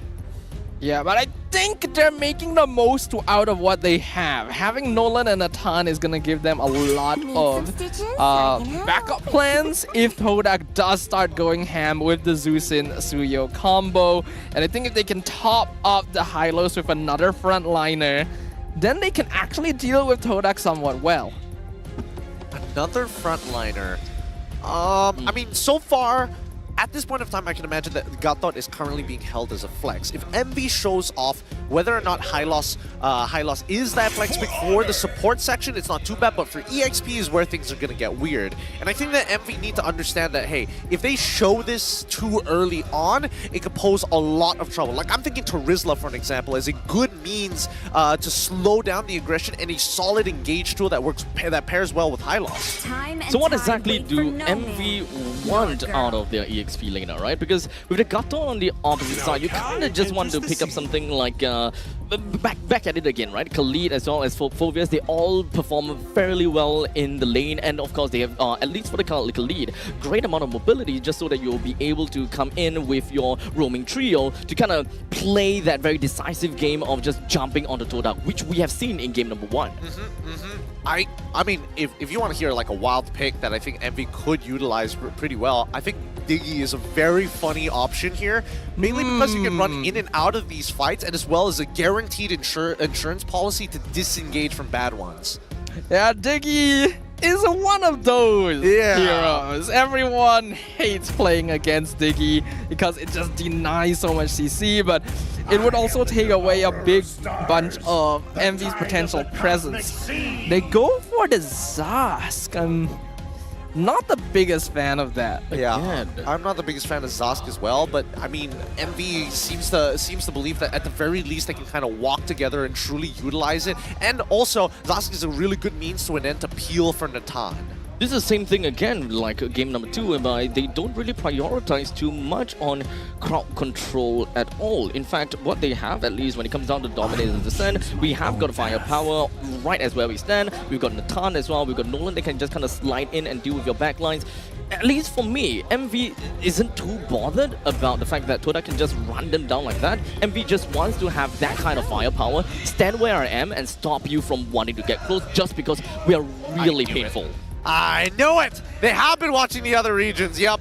They pick up Irithel. This is going to be an interesting lane matchup at the very least. Chiku, guys, he should be okay against this Natan Irithel. It is a skill matchup, generally slightly favored into Irithel. Yeah, a skilled Irithel player is going to actually be able to win lane against Natan straight up. So if Chiku guys can use that, it'll be great. Plus, the mobility of Irithel will allow him to get out of things like the Glorious Pathway and Dominator's Descent more easily. But the hero will need some time to really come online. Oh, they go into Phobius. Man, I don't know. MV really doubling down on this dive composition. Trying to get... I mean... I'm actually liking Todak's comp way more. I think the toolbox is more well-equipped, good disengage, good disruptors, more importantly, just great peel for this Irithel. So unless Chiku guys makes a significant mistake, I don't see it actually working out. Or, better yet, I don't think that MV can actually make it to the 15th minute of this game. This is gonna be real tough for MV. I mean, considering that Todak, they are pretty darn strong. They have the Suyo, and of course, Irithel just absolutely rats on top on Nathan. That's tough. It's tough, but I think one thing is for sure, looking at these drafts, this is going to be another match full of brawls and battles. The Land of Dawn shall be filled with bloodshed as both Todak and Monster Vicious look eager to cement themselves an advantage in this best of 5 series. Game number 3 now underway. Land of Dawn is open and online, and both junglers ready to take their buffs. Looks like Todak on the blue side. Zayed will be taking his own purple with MV on the red side, as Uni will take his own purple. So they're... Oh, wait, actually, this is a bit of a change. It does mean that they're not going to end up on the same side of the map. It looks like Zayed wants to end up towards the bottom. Zayed wanting to end up at the bottom. Okay, so this is definitely what we'll want to see. Maybe pincering onto whoever that wants to kind of assist down on the EXP lane. But one thing's for sure, I can understand that MV wants to end up in the gold lane because of the fact that Natan is very likely going to be super pressured by that Irithel. But looking at how they are standing, they're both kind of safe. Yeah, they're both kind of safe, and I think that Chiku guys was anticipating a lot of pressure from the side of Monster Vicious. He's not taking Master Assassin. He's not looking to win this lane against the Natan. He just wants the scale, and once he gets maybe his first item, look for an opportunity to turn it around on Rough. With that being said, right, again, 4 tenacities from the side of Todak. Tenacity gonna be important here as we see Zayed jump in. What? Actually gets cancelled from that Phobia skill too. So really well timed by the MV EXP laner. Good stuff for now. As you can see, that even with Uni, he's already transversed from top side, stole away the River Crab, all the way back down to the bottom side, looking to clash against Zayed. 2v2, gonna be 3v2 soon as Uni comes on in to make sure that Nova and Xeno can get the EXP they need to hit level 4 by that first turtle. Slowly but surely, I would say that MV, they do manage to put themselves right on the map pretty darn nicely, and of course even managing to throw Todak out of that pixel bush. MV moving on to the middle lanes, and eventually they would want to take control of the turtle, just kind of shove the waves as much as possible, but we don't really quite have Nova Escobar to just kind of clear out the middle lanes instead. This is really interesting because Monster Vicious is actually doing... Oh, hold on! You know, in trouble. He's already been picked up by Zion Senpo. He has to use his ult to get away, but Momo is just sticking on top of him. He finally will flicker out. But with Flicker and Revitalize both gone, 2 battle spells not available for MV. The fight isn't even over yet, right? Now it's going to be the turtle dance between Todak as well as Monster Vicious. This whole time, Zayed was actually able to catch up against Uni. Oh, Yanlord gets the taunt onto Uni. Can he get it in time? No, Zayed with the first blood. Oh, but Uni still actually secures the turtle on top of it. But now with that final slash, knocking Monster Vicious back. Yanlord going to be traded away for Novak Kobar. And Zeno getting severed by Zayed, who's chasing down Martizi and flourishing another battle spell. And that's how you play Suyo. These long drawn out fights, more rotations of spells. Zayed just getting mega value there. Although I will say, oh wait, hold on. Whoa. Go careful, Ruff. Has to use his ult. This is what we mentioned. Irritel actually a pretty good matchup against Natan. Having both the Jusin as well as the Suyo onto the side of Todak definitely shifts my attention over to Todak. They are definitely going to be real happy when it comes down to all of these team fights. You can definitely slow down this Hylos to a crazy extent. Glorious pathway onto Chiku, guys. Can he get away? He's wobbing and weaving, but it's not quite enough. Uni finishes off the goal lane. Yeah, but now there's going to be an invasion. We're going to see them go straight for this purple buff to maybe slow down the aggression coming in from Monster Vicious. Oh, Final Martizi. slash onto Martizi, feeds him into Zayed, but he has dominated the sense, so he gets a flicker forward. Skill 2 knocks up 2, and Zayed is trapped under the Zaz summon. Momo cannot save him, but they will trade for a kill on Ruff in the top lane. Was that worth it though? I don't know. It feels, I want to say that it's worth it for Todak, but at the same time, it's pretty even. At the end of it, still, Uni doesn't have his purple buff, so I gotta give it to Todak. I still think that is pretty okay, considering the fact that you would want Chiku to kind of scale pretty hard, right? And if they're able to get Ruff down, then you're kind of making things a little bit easier for Chiku. Just kind of take down some of these defense plating, give him a little bit more, go funnel it all in as much as possible, and hopefully you'll be able to get Chiku out of his lane and really just help out with the team even better, because when it comes down to MV, they definitely do have got pretty good skilling all across the game, early, mid, and late, and getting Chiku out of his lane and being in the fight is definitely a lot valuable. Turtle plays out here.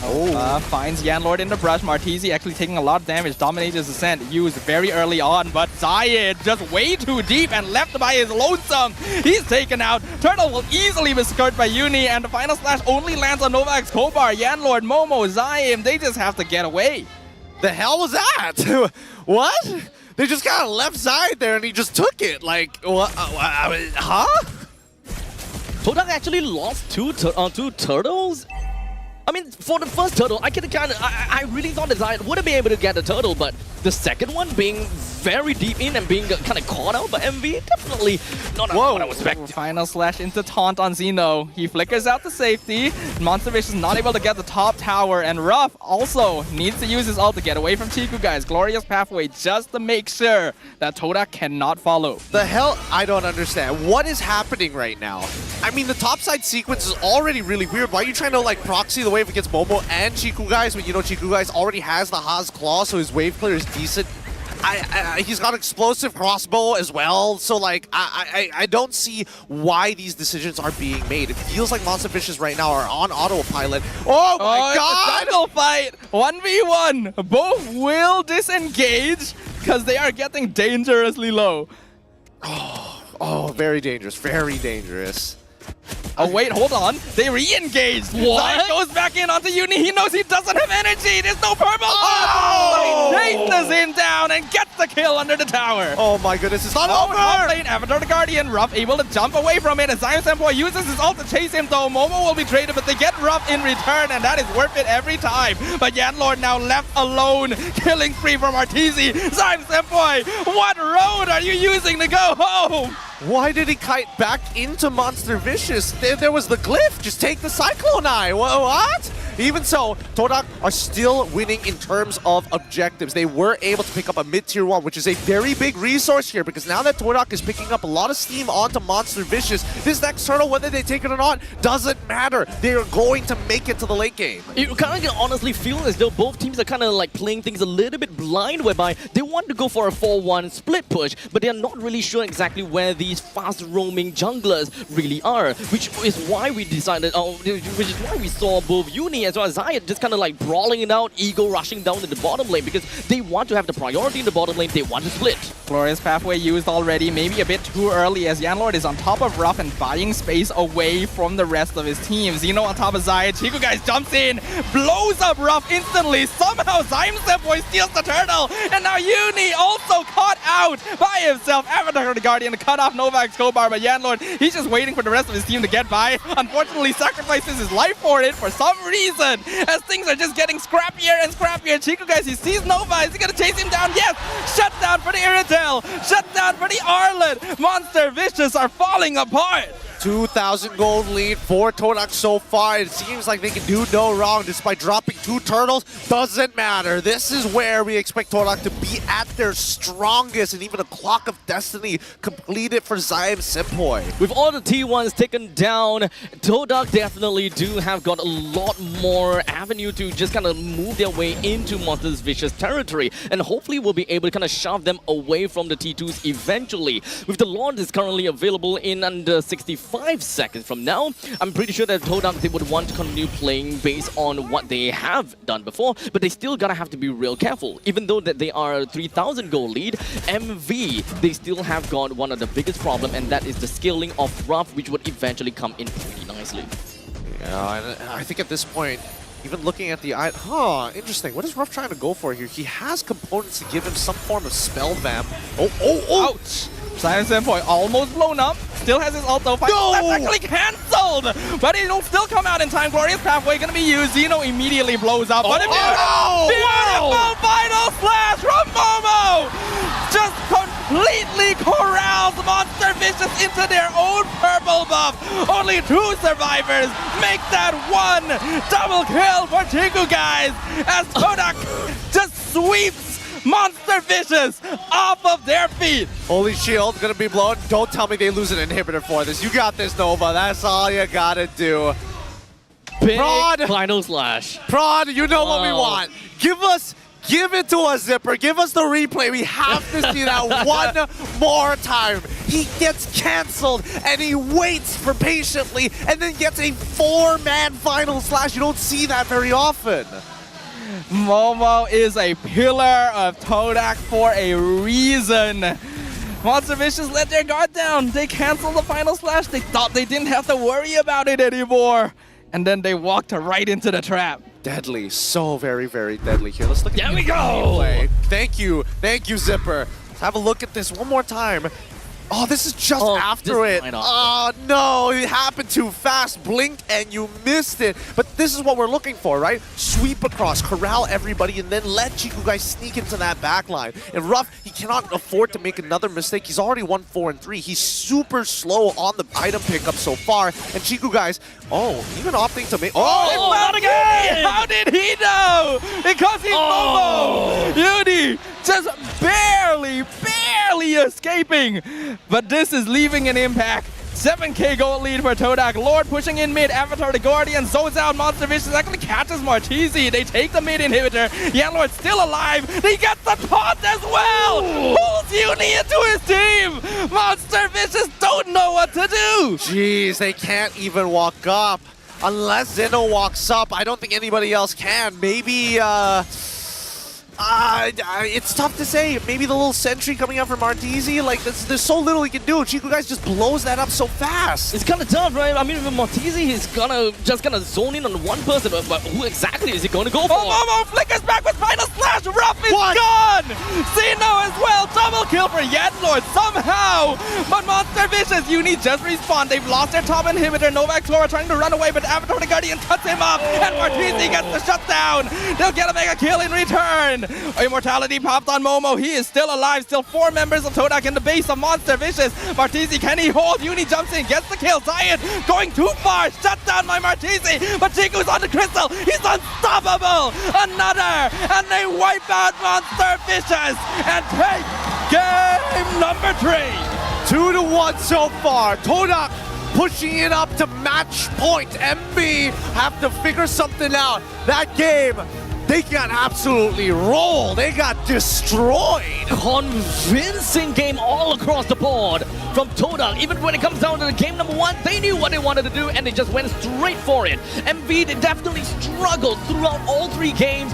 Game number 2 is the only one they managed to get 1 point for themselves. But now, well, moving into match point, MV, they've got a lot of things to iron out, man. Yeah, I don't know. It's not looking good for MV. They really didn't look great in that game. A lot of blunders, a lot of like just missed mechanics, and even so, I think that they kind of went on autopilot a couple of those moments as well.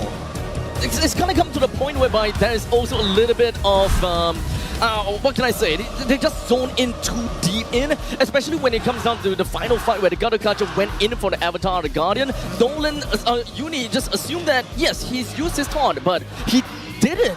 He didn't at all. He was waiting for the right time, and perhaps he even had the foresight that he knew that he's going to be waiting for Uni to come in. Yeah, and you can see right behind us, the Todak audience, they are loving the moments right now. Guys, don't forget, our PCU milestone has just been hit. Previous seasons are easy to break. We're all currently catching up to the MPLMY Season 10, which we had 232K as our peak viewership. We're looking to break 631,000 overall, and maybe if we're lucky, we break into the 850s. Hey, look, 200K, that's rookie numbers for MPLMY, right? We'll be able to go all the way to 750K for sure. Right? I don't know. MPL ID was like 3.9 mil, so like, Wow, that was their PCU. So as you can tell, we want to try and catch up. If we can make it a mil, I'd be very impressed. But let's you know, step by step, step by step. Yeah, it's a process. It's a process. That's the best way to put it. But man, I think there needs to be some adjustments for MV because they just didn't feel like they were playing like themselves this time round. Yeah, I think Todak were able to adjust this time to what Monster Vicious were trying to do, and we got to see some peak performance from the players as well. I think Momo and Yanlord were really popping off this game, and Chiku got a great counter pick to deal with a lot of what Monster Vicious had, so it was an uphill battle from the beginning. Honestly, it just kind of felt as though... Disgusting! God, he was so patient. He's so friggin' patient with it as well. Like, he waited so long. He could have just like let it rip immediately after it was like canceled the first time, but he knew he could catch more. Well played for the MVP of the game, Chiku, guys. Strong Irithel, one of his signature picks. I'm sorry, man, but in my heart is Momo. Is Momo? But my heart is Momo. You're just an EXP later. Exactly! It's bleeding out of you. I can smell Honestly, it. I can get behind that. Come on! Chiku played a good game. He had a strong laning phase. He was able to blow up the main win condition from the side of MP 3 times, not just 2, 3 times in a row, and still kept himself alive, even despite not being that great against assassins. I mean, Chiku, this guy is quite literally the pillar for Todak. I mean, in all the previous seasons, it's quite literally a Todak playing around Chiku, guys. But now Chiku have got a Todak that knows how to play the game like as good as he does. So now it's really just Todak is Todak. It's no longer Todak is Chiku, guys. I can take that. I think that's a fair assessment overall. Yeah, pretty much. Todak's legacy manifests in Chiku, guys. He is the one his who aura leaks. prolongs it. He is the Todak aura now. He is the Langar man himself. Always being able to pull out picks when you least expect it, right? The Irithel, the Lunox, all heroes that Chiku really popularized around here, and he still got it. 517. Oh man, I will say the Zion Senpai's that one death, really weird pathing on his part overall. Yeah. I can't remember what happened there, actually. Well, let's not talk about that too much. It's more He important. picked the wrong route on his navigation system. Autopathing. His Google Maps was recalculating. It's just like, where do I go? But still, when we look at the emblems here, a couple of things that are a bit of a standout to me is the fact that nobody's really trying to greed out too hard, right? I get it for Yanlord, he's going to go for the tenacity and the vitality. Makes sense. But even for Simon Senpai, I was expecting to see like Wilderness Blessing, for an example, and even Chiku guys to take Master Assassin. You would think so, right? But one thing we have to note is that MV really doesn't have consistent lockdown, right? Reliable Yes. lockdown. Yes. They only really have high-lows, and he's not usually going to be on top of the Irritel. Because of this, Chiku guys is comfortable to go sprint, even though nowadays Irritel is basically forced to go Purify. If you add Quantum Charge on top of that, he just becomes a one-man army. I mean, in the most realistic sense of them going up into a 5v5 team fight, I honestly can't exactly imagine how MV would want to stop the Langa part of Todak, right? With only a single point stun from the side of this high loss, and for Martizi, a single stun with a beam as well. And that's pretty much all, right? Yeah, that's pretty much all from everyone from MV. So it kind of didn't surprise me all that much that if Yanlord would just come to jump in, or if Momo even lands a final slash, MV will have no choice but to start running away instead of just holding the ground and just stop Todak right as where they stood. Well, I mean, like, let's not forget about some of the other forms of crowd control that they have. They had Zeno able to knock people up. They had Ruff who was able to displace people, but all of it is within a straight line. I think the main problem is that Todak was able to execute in a means to break their battle lines compared to MV, who needs to expect to walk away from the initial engagement and then re-engage to continue a traditional front to back.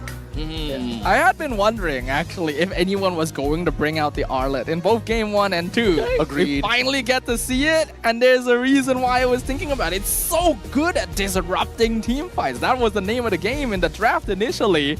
Todak finally decides, okay, I'm gonna do it now. Yeah, but it's also pretty terrible against the Phobius in lane. So hats off to Momo, losing matchup, but still able to make significant impact. Exactly. That's definitely, when it comes down to Arlot, I love Arlot, don't get me wrong, but when it comes down to the laning phase, it's just so tough for me, at least as a player, you know? I mean, they're pro players. Yeah. It's so tough for me to be able to realistically do anything outside the lane, because you lose priority, your Phobia just kind of gets out of the lane, he starts to fight already, and then by the time you're going in and you're ready to make a big play of a final slash and flick and all that kind of stuff, your team's dead. Yep, sometimes it's just too fast or it's just too late, right? But based on the stats so far, Zayed being a big perpetrator of how they kind of push the lead on their end, slowing down their opponents, and even so, despite him continuously showing why he's one of the best junglers we have produced here in Malaysia, the game that he played just now, fast assassinations each and every time. And more importantly so, he's quick on his toes. He doesn't necessarily have to go for the backline, but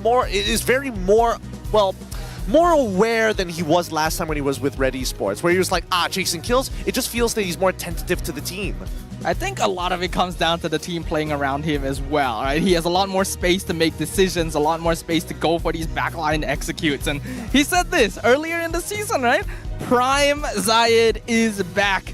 And every single week we are seeing more evolution to see that return to form and just how far he can go. Honestly, now that we're kind of talking about Zayed, we have been looking at the coming of Suyo as well as Nolan time and time again. But if we really want to kind of talk about Zayed himself, where's the Lancelot special? Oh, I don't think they pushed him into that corner Not just yet. yet. I think that the meta has evolved right now to be very centralized around the two big pillars of both Yves as well as Zhu Xin. I think those are the two picks that really need to be questioned, because if there's one without the other, it becomes really awkward. Really awkward. I think both of these hero picks need to go first before we start thinking about, even going into jungle picks like Lancelot's, because there's only 5 bans, and Red side, unfortunately, is basically forced to ban out both the Suyo and as well as the Chip, assuming that Zhu Xin needs to get banned too. That's 3! That's 3! They've got nothing left! there's not much you can do on the red side, which is why we're seeing a lot of skewing towards blue side so far. I think it does have a 100% win rate so far. Blue side. Oh yeah, this you're series, right. You're so right. So MV is gonna be on the blue side next. So we're going into a full 5-game series. Now, here's the thing. A couple of things that I brought back from MPL Indonesia is a couple of ideas when it comes down to the draft. Number one, TLID decided to ban on blue side to ban out Chip. I thought that was weird. But the game that they played against RRQ, they kind of opened it wide open, right? So that's maybe one of the ideas that they could have gone with. But let's first talk about your predictions about the top 6. I'm not going to let this slide here. I'm not going to let this slide. I'm seeing SRG, I'm seeing Vamos, but you're seeing MV 3rd and Todak 5th. What's that all about? Look, as much as I really, kind of look at Todak equals to Malaysia equals to MC, I totally understand all of that. We have been seeing Todak in the M series all these times, but let's be honest here. MV, I love their entire identity whereby they beat the strong and lose to the weak. I don't know. That just means that unique to you. Todak. That just means that Todak is. Wait, this doesn't work well for me. No, it just means that MV is going to suck at the Swiss stage. If they make it to M6, it's going to be a really uncomfortable Swiss stage for them, right? You don't know who you're going to fight against.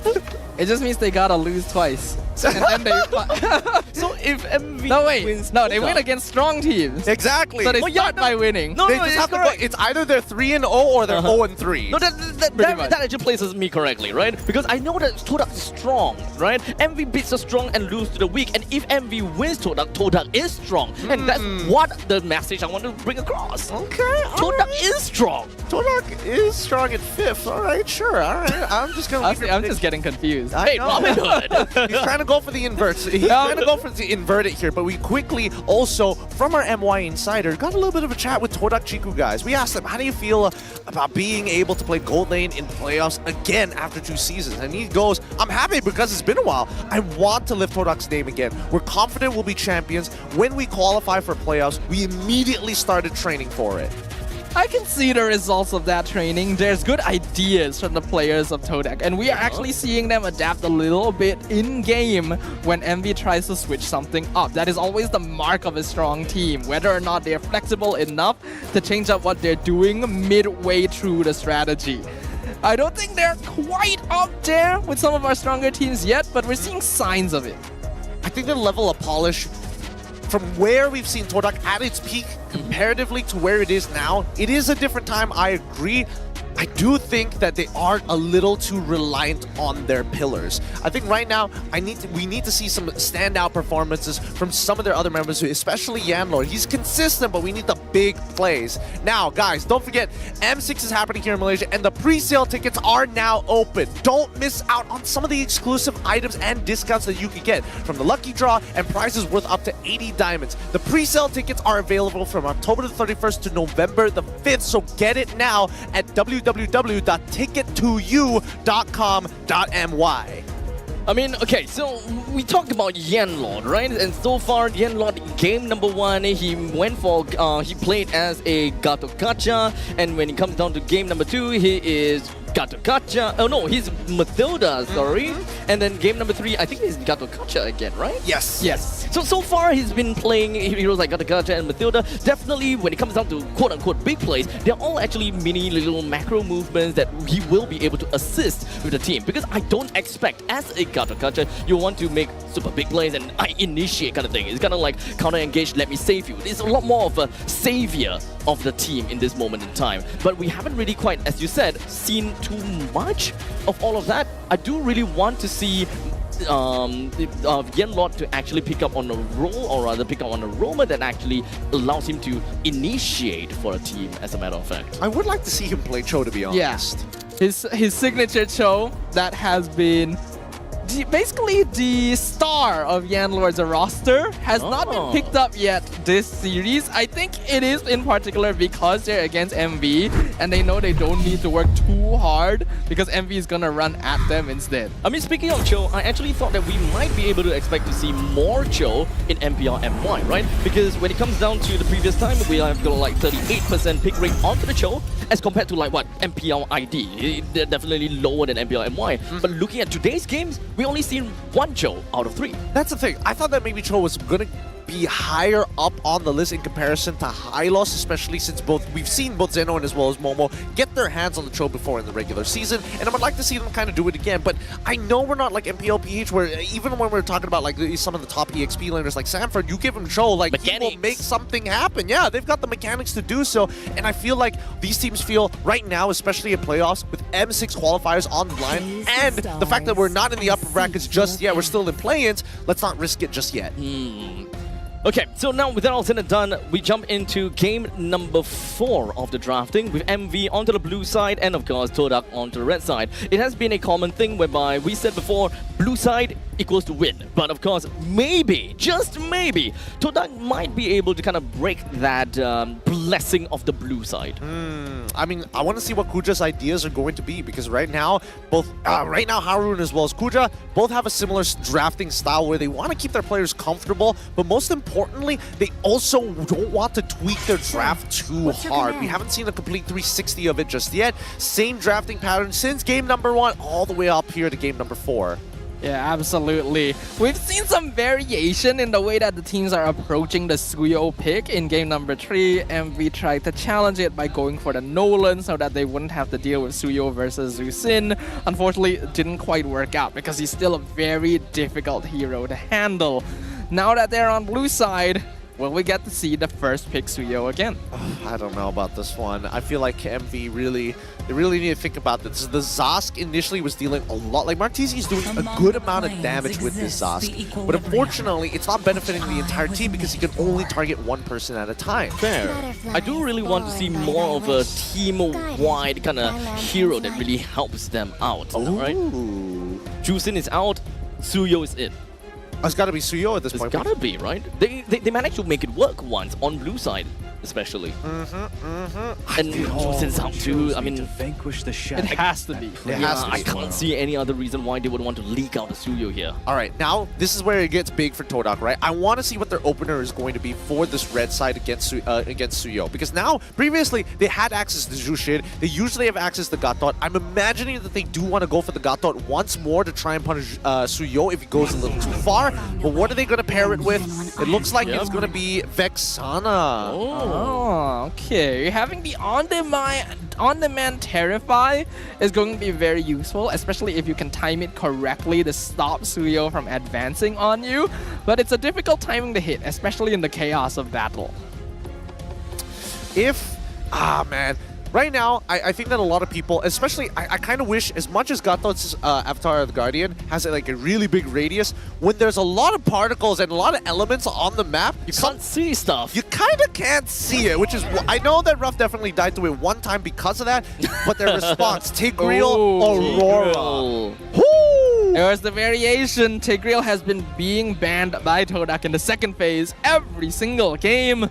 So this time, Nova's like, enough is enough. I want to play Tigreal. Give it to me in the first phase. What's the answer to this then for the side of Todak? Or perhaps they just want to figure out their main core team first? I mean, Natan is currently still available, and I think that they did manage to kind of prioritize Natan in one of the few games. In fact, for I think MV, they themselves also loved Natan. And at this point, I think it's still relatively safe to kind of go for it. Should petals fall? Looks like it's going to be the lot instead. Talk about CC, talk about damage. Let's talk about iframes, because this is one of the few picks that I'm excited to see coming in from Zayat, and I want to see him play it into Suyo specifically, because this is very much a skill matchup. If you dodge that Soul Sever, all of a sudden Suyo just drops down in terms of number value. Fair. That's definitely one of the main things that you'll want to see in terms of bruising or executing, right? And Lancelot, the master of iframes, and in fact, the iframe is quite a bit amount as well. Exactly. So here's the thing. I think that, especially if I'm in Yuri's head, right? If I'm playing Suyo up against this Lancelot, I gotta make sure that I'm able to time my abilities, right? And most importantly, get into the immortal form when he tries to go for a Thorn Rose or even a Puncture, because it has damage reduction. Considering that Lancelot, he does need the farm, but has pretty high base damage once he is at max stacks. That's maybe something that Yuri could look to punish. One thing as a Lancelot, right? I'm just kind of thinking, if as a Suyo, if you go for the Immortal S1 and you want to land the the stun onto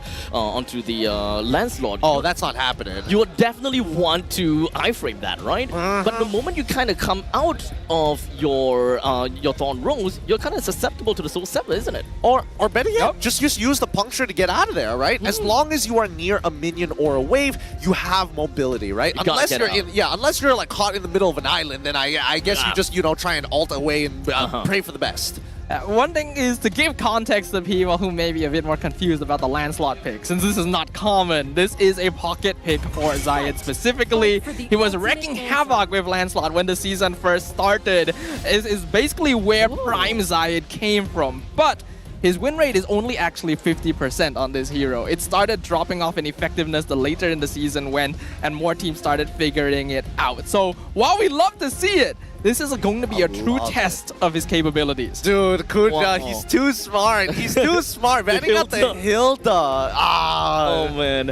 I mean, I'm actually kind of surprised, right? I mean, we did manage to see the Hilda from MPLID. You yourself, we were there in the playoff, 3 times in the grand finals and all, especially when it comes down to the fact that you're playing as a Lancelot in the jungle, being threatened by a Hilda is no funny thing. I mean, even to a certain point, Lancelot is eventually going to outscale the Hilda. The Hilda's just really annoying because he disrupts your combo, right? He breaks your flow very easily. And I think now, at least in Kuja's mindset, it's like, okay, now they can't utilize it as an EXP laner to mess with us later down the line, which I think is a great idea because even so, Hilda does pretty well into these like annoying tanks because she can out-sustain them all. So it's about wave clear, it's about priority. I think that Kuja right now just needs to figure out a way to play for high ground with not only Vexana, there might be an argument for Beatrix too.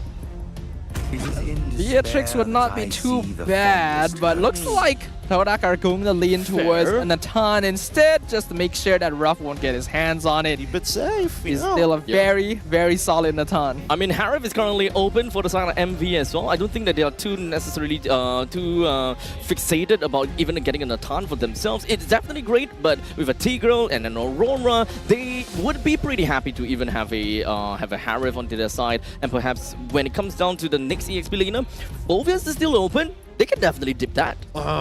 They could go for the Phoveus. I think that would be totally fine. I think even Irithel should be taken into consideration here. Irithel's banned though. Yeah. Oh yeah, it's banned out by MV. By MV themselves. Okay, bit of a bummer there. It would have been nice when it comes down to the heavy crossbow. It would have been. Oh, okay. All right. Fair. All right. So now MV have kind of pivoted their composition to just be wombo combo oriented. Early pop-off too. Early pop-off as well. I think in terms of item power spikes, it actually coincides very well. Kali gets his first item, Beatrix gets their first item. They're ready to fight. Same goes for Suyo. Well, now Todak ideally needs a hero that can keep Khalid in lane, because if Xeno is able to win level 1 and unlock himself, he can actually be the hero that disrupts Lancelot in the jungle, the same way that a Hilda would. Honestly, I know that this is kind of a hard wish, but I want to see my tank Benedetta coming in. At least match up with the Khalid. Nah. I think Momo would more likely play Arlet again than have to do that, right? I mean, yeah, but you're just gonna be crapped on the lane. I mean, he gets his hands on the Phoveus. I think this is totally fine and actually works in their favor. The only problem is that if Phoveus does not use his ult to dodge some key abilities from MV, he's going to get gunned down. I don't know whether I'm curious to see whether Momo is going to take Flicker or Vengeance this time. I'll personally say that Vengeance will be great. You're probably going to be in the center of attention and you'll be taking quite a bit of shots instead of trying to get yourself out of the game or rather get yourself into a fight. What do you think about these compositions before we head into the land dawn? He did take Vengeance. Yep, there we go. That's the Vengeance. I do absolutely love what Todak have, but honestly, MV with an Wumba Combo Unga Bunga thing, that's what I want too. All right. MV definitely has the wombo combo draft with the Tigreal Aurora. Todak needs to disrupt the combo. They need to break it. Otherwise, they'll find themselves on the wrong end of the arena. The Land of Dawn opens up for the 4th time today. This could be match point. And it is up to MV to see if they can stop that. Good luck here. Both competitors are going to start off MV on the blue side. Doesn't look like they're going to go for the early invade. Might need to hold off on that. Todak on the red side. It's going to be a purple start for Rooney and Zayed on the same side of the map. They're going to end up towards, I'm going to assume gold side because Khalid went top. Yes. Yep. exactly what we expected. But this mid lane battle between Yanlord and Zyme Senpai versus Martizi and Nova X Kobar, it has been very, very tense, right? We are now seeing that even the supports don't really leave off the mid lane anymore. They're really struggling to maintain control over it. Yeah, getting that mid lane priority is very important for both these teams since they want to brawl, they want to invade, they want to get more information. So the center of the map will control a lot of that. And what I was mentioning earlier too is, gonna try and disrupt Zayed. Yeah, I mean, when it comes down to Lancelot, he definitely do want to get the creep clears as fast as possible, but MV with a very early pop-off. Honestly, I'm not too surprised with Zeno just kind of gonna get all around the place. Oh, a beautiful catch here by Nova, but Ooh. revitalized, keeping Yanlord topped up. Uni not quite ready with the finisher. Nicely played by Yanlord, honestly. That could have been a very dangerous first blood to give on over, especially since Uni, you don't want him to start off with a snowball. With that being said, like Todak, if we're talking about item power spike, I think that Momo, he needs to be left on an island until he starts stacking that Thunderbelt, right? He's got a bit of an EXP lead against Xeno for now, but at this point, I'm more worried for Zayed. He needs a lot of items. They don't really have they don't really have anything that can really help them win in fights per se. And so far, out of all the 3 games that we've seen before, both Todak and MV, they really like to fight head on. So I'm just very curious how Zayed is going to take control of team fights like this as a Lancelot. Yeah, it's all about that bobbing and weaving. He's very good at it, but nowadays there's a lot of tools to catch him. Right now, though, a brawl in the turtle pit. Nova gonna push Momo out. Meanwhile, Yanlord versus Uni 1v1. Here comes the Lancelot. Uni gonna be able to secure the turtle away, though, as Yanlord just gonna sacrifice his life to buy time. Gives first blood over to Martizi. Both the junglers did manage to slip themselves away and out of the fight. Uni, of course, getting the total for himself, definitely admirable. But Todak, unfortunately, they definitely tried to contest for it, but understandably, it's kind of tough to kind of outskill against Uni at this point in time. It is true that it's difficult to outscale him, but I think at this point, right, Monster Fishes have created a 1.1k lead. That's pretty good for them for now. But in terms of EXP, this is where we're expecting that Todak need to calm down a little, right? Momo and Zayed are going to do their thing. Chiku guys even need some time to scale. I think the mid trio is more of a sandbag at this point of time more than they are initiators, which we expect them to be. Yeah, utility going to be very important nowadays with the importance of allowing your jungle and marksmen to do the damage they need to do. We see Monster Vicious starting to play more aggressively now, invading the jungle since they know they have the lead. Yep, they would want to do whatever that they can in order to just kind of take away some of these turrets in the early stages. Of course, T1s, they gotta go down soon. But Todak seems like they really wanted to take taste of Avatar Garden comes in, but it's right into the implosion. And with that, Yanlord and Zayed are just gone. Chiku tries to blink over the wall to finish off Nova, but it gets caught by the Raging Sandstorm, forcing out the Purify. So he just has to walk home with nothing to gain for it. Man, Chiku's having a rough time. If Martizi cancels that recall, it would be even worse. They can actually start proxying the wave, to be honest, but Ruff able to at least, he's winning out this lane pretty hard against Chiku guys, and I think, MV are just going to keep pressing the knife deeper into the wound. I'm kind of torn by the fact that Todak tried to kind of defend their own purple buff, or rather maybe kind of take their own purple buff and kind of move MV away.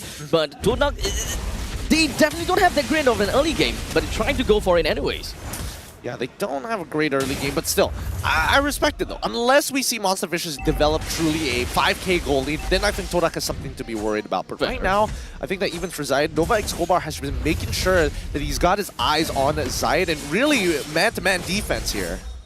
Oh, whoa, whoa, whoa. Ooh, Raging Sandstorm, I think, was used there. Yeah, into the brush. Manages to zone out Todak, forcing ult from Chiku as well. Oh. Nova and Xeno just zoning him off of the gold lane. Yeah, Lord's in the back line, not able to taunt Ruff. Nice timing with the dash, but at least able to get out without allowing MV to catch them. Oh, good thing, because as soon as Yanlord walks out of that bush, Monster Vicious call off the dive. You don't want to be standing on top of the AOG, especially for the sake of Chiku guys at this point of time. Like, he's only got Feather of Heaven, and now, oh, whoa, okay, Uni able to tank a good amount of that damage here, but is it? No, they wouldn't, right? They wouldn't.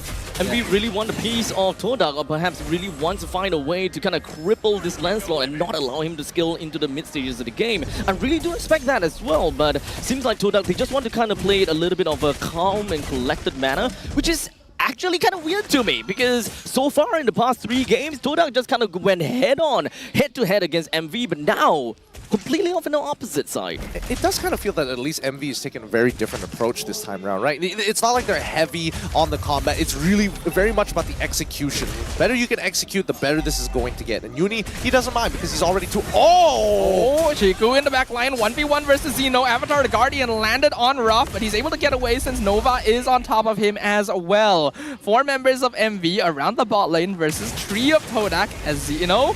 First one to make a move. Momo gonna try and zone out Nova. He doesn't actually have Implosion available. It's still on cooldown, but a nice freeze comes in from the side, catches out Momo. They're trying to buy space. Yanlord and Momo, though, will both be sacrificed, and Chiku just has to escape with his life. Oh boy. I don't know. I feel like, funny enough, I do feel like Zeno should have maybe flickered forward to try and chase that kill onto Chiku guys, mainly to put Chiku guys even further behind, as Beatrix will have more tempo on top side still. But I think now they can just kind of hold Todak hostage. They don't even need this turtle necessarily. Yeah, this is a really tough situation now for Todak. We know that they're not that good in the early game, but they also don't want to be too far behind to make sure they still scale. And there's a 5k goal. Ooh, nice ult from Chiku, but it's not going to save him. Raging Sandstorm, unstoppable for Martizi. And MV will be happy with their reward. MV is just mega oppressive down on the Todak, and honestly, I'm trying to look for like very realistic answers from the side of Todak to kind of flush Monster Vicious away, right? They seem to be really having problems kind of push Monster Vicious away from their jungle, even though most of their T1s were still up and running. Hopefully that does start to change here, because right now Monster Vicious are kind of running away with this game, right? They're about to hit the 7,000 mark, but they need to break this mid-tier 1 to conveniently walk into Todak's jungle. And I think that even for Zayed, right? Now that the side lanes are basically both side lanes have lost, he has no pressure! That's a flicker into the back line! Zeno with a 3-man catch! No kills, but they get a free tier 1. Zayed actually able to secure his purple buff. In the meantime, Momo 1v4. He's trying to chase down Ruff. Avatar the Guardian going to miss. Momo goes down. Monster kill to Martizi as Uni buying time in the backline himself. Chiku going to get traded by Zeno at the same time. 3-0 in favor of MV. This game is snowballing so fast out of control. There's so much to digest, and MV, this is what we see from MV, right? When they do win, they kind of win real hard. It's kind of like the previous game where Todak, they won it very convincingly, but that doesn't really seem like there's a lot of pattern per se. Yeah, I mean, honestly, I do think that MV are playing a lot more precautiously in the way that they approach these fights, but they are just winning every single one of them, and now you can see them actually, you know, walking with the momentum and starting to begin the jog before they start really running with it. Ooh, he's in the brush. Conceal comes out and doesn't do any damage. Oh, no! It's a disaster! It is a beautiful masterpiece for Monster Vicious and a tragic piece of art for Todak. Oh, Zayed able to dash out, but Momo somehow trades for Ruff. But this is an absolute victory for MV in the bot lane. God. That was disgusting. Oh, that's not even funny anymore. Xeno coming in even. Jeez, I was surprised they made that play, but at the very least, it's on really good timing, because now they can start walking up to the Lord for free, 10,000 gold lead. They might just have the checkmate angle right here. They might be able to just win off of this one push. I think MV can even just take their time and farm Todak. Honestly, back in the hotel room when we had the talk where Husky say 1,000 GPM, or rather 1,000 gold lead per minute, I thought that you guys were just absolutely kidding, but this is way more than 1,000 1,000 per minute. 11k in 9 minutes? Yes, let's just watch this one more time. It's beautiful if you're an MV fan. Terrifying as a Todak fan. They're somehow able to trade for Ruff, but 1-4 there is not worth it, especially with the lead MV has. Yeah, it's not looking good so far, but Can they actually protect themselves here? I don't think they have enough items at this point. I think Todak are just too far behind. Way too far. Like, we have like a raging Lord that's just gonna be trampling down in the middle lane. They are losing all of their holy defense. What can they realistically do if MV just decide to just go crazy and all ham onto Todak if they wanted to? I mean, so far their high ground is looking very good with Zyme Senpai as well as Chiku guys alone. I think at this point, I think Monster Vicious should probably look to force the scenario to get an inhibitor turret to increase their odds for the next endgame push. Started down the bottom. Todak doing a good job at defending so far. Conceal gonna be cancelled. Nova looking for the flicker implosion, but Todak are spacing out very, very well. Even the Bennett's Rage gonna be dodged away. So Todak actually still surviving for now. The question is, how long can they hold on to this? Well, they're gonna dance around for a little bit, just wait. They gotta wait until the next Lord push, right? This is the checkmate angle we were talking about. They're gonna hit max items before Todak, who are significantly behind. I think this is one of the biggest whopping gold leads we've seen in a while. Look at that, 12,000! We don't just commonly be able to see two teams that is relatively equal in skill level to have that big of a skill of a gold lead. Like, this is just unimaginable. How do they even get this much goal lead? I mean, just look at the KDAs, right? Like, Martizi is already like 8 kills, 5 assists. Uni is just power farming. Zeno, honestly, has been participating in more fights than I would like to believe in. And even Roth, right? He was winning out in the lane early on against Chiku guys and honestly has never really stopped putting his foot on the gas. Monster Vicious are just winning out in every point of the map, and Todak unfortunately doesn't have the right draft to deal with it. We questioned his Lancelot, we were happy to see it, but there is a reason this hero just stopped appearing even in Zayed's hands halfway through the season. And now with Suyo joining the roster, it's too difficult. I don't think he'd be able to 1v5. Not just yet, but even side lane pressure, right? He can't really walk out. He doesn't have that sort of mobility like Hayabusa or Roger or even Ling has when it comes down to just like split pushing. He's good at clearing waves, but running away from people, he really needs a couple of things in his environment to really allow him to be slippery. But let's not forget about timing as well, right? Yeah. If MV decides to kind of tackle down onto him at the right time where there won't be any creeps marching in, that is pretty much a defenseless Lancelot. And now as the game continues to progress, they're just going to make quick mince meat out of this Luminous Lord. And now, here's the end game push. 13,000 worth of gold lead. 14 kills to 1, 13 minutes in. We are witnessing a disemboweling of Todak. Absolutely under pressure. And Todak literally have got no answer at this point in time where they want to clear the waves as soon as possible. And the best thing is, or rather the worst thing is for them that they can't take any fights whatsoever. They just need to focus on the creeps and only the creeps. How long can they hold with the Lord coming out and then being 14,000 gold behind? It's gonna take him a long time to deal with it. And this is on top of MV having a Beatrix to just poke the towers from afar. Yeah, but you can see Ruff just slowly chipping away at it. I think at this point, it's just a waiting game. Nah, he's fine. Okay. He still has Flicker. He still has plenty of options, and I don't think Momo wants to take him on just yet. Conceal play from Nova. He's in the base. Todak sees him. It will get broken. Zayed trying to clear the wave, but he's so squishy. He doesn't get caught, but he's not able to stop MV. A Flicker implosion only catches one. Into the Vengeance. Raging Sandstorm jumps into the backline. Doesn't catch anyone, but it's more than enough because MV is just so farmed at this point. Double kill for Ruff. Zayed trying to pull the Lord away. Actually successfully does so, but he goes back on the crystal anyway. Martizi with the legendary. And ladies and gentlemen, our first series of the playoffs will go to a game 5. Woo! 2-2. How do you like them apples this time, huh? Hey, I told you, I'm here for the fun ride. I'm here for the fun, okay? 100% win rate on the blue side. If it's all telegraphic, Todak's going blue next. Oh boy. I mean, 100% on the blue side. Hopefully somebody needs to figure out red side right now. Because if the story continues to go in this manner, we know for a fact that Todak will eventually take that game. So hopefully it's going to be enough. Hopefully Coach Arun as well as Sora Bayang have something in their back sleeve for red side. What's the answer? That's the question.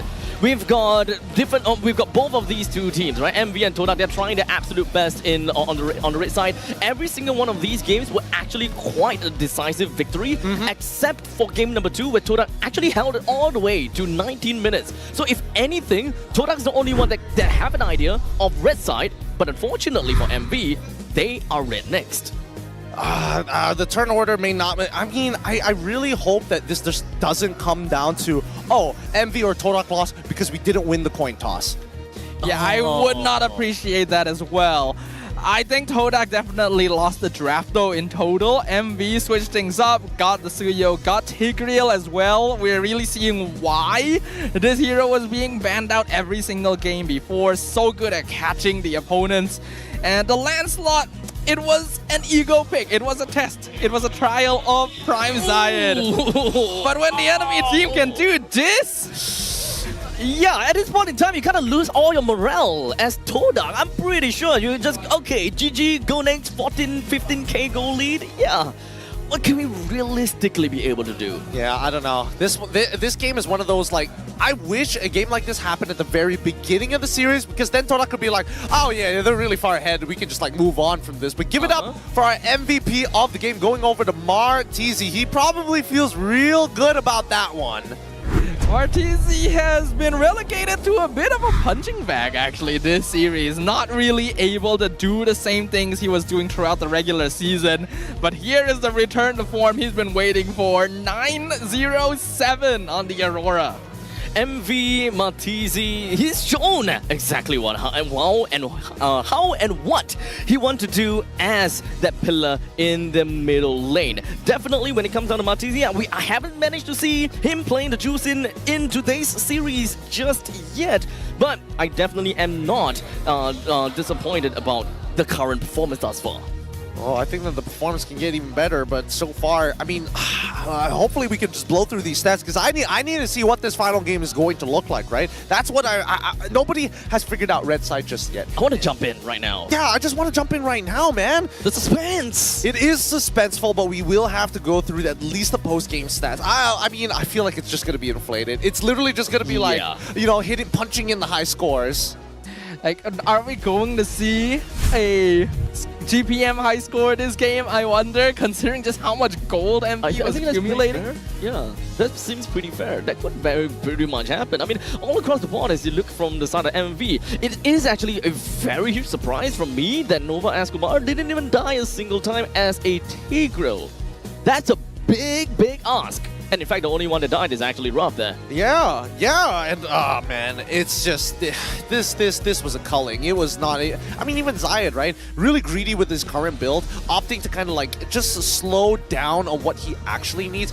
What he likes to do, he likes to get the Fury Hammer first, complete the War Axe, and then start building components. But instead, he had to rush quick items like the Malefic Roar just to kind of keep up the pace with people like Nova X Kobar to deal some relevant damage because of his passive, and then look for the endless battle, which is when you would have expected Zayed to really start to deal some real damage against the squishies in the backline. With this entire back and forth kind of series, I just gonna have to say that both of these two teams, they did extremely well, and of course they have very good answers as to how they would want to kind of win games very convincingly. Now, of course, when it comes down to this game, Todak, I felt as though they were just completely oppressed. No answer whatsoever from the start to the end. Even though at the start, we're only looking at like, what, 2,000 gold lead? They tried to contest for their purple buff. They tried to kind of push MV away, but to no avail at all. Oh, goodness. Looking at the total damage dealt as well. Yeah, I mean, I'm no surprises. No surprises that they couldn't do nothing at all. Literally everybody all across the board, except for Nova X Kobar, doubling, tripling the damage numbers being pumped out of Todak. It was a perfect storm for MV. We know that they are a team fight squad. We know that they lean towards early to mid game fighting. This is a draft that perfectly accentuates those strengths. And Todak went for a draft that wants to get items, needing to farm up on the Lancelot and the Natan. So just providing an easy time window, a huge one too, for MV to do whatever they wanted. So coming into this game with the fact that you guys mentioned that MV, they want to play for team fight whatsoever, right?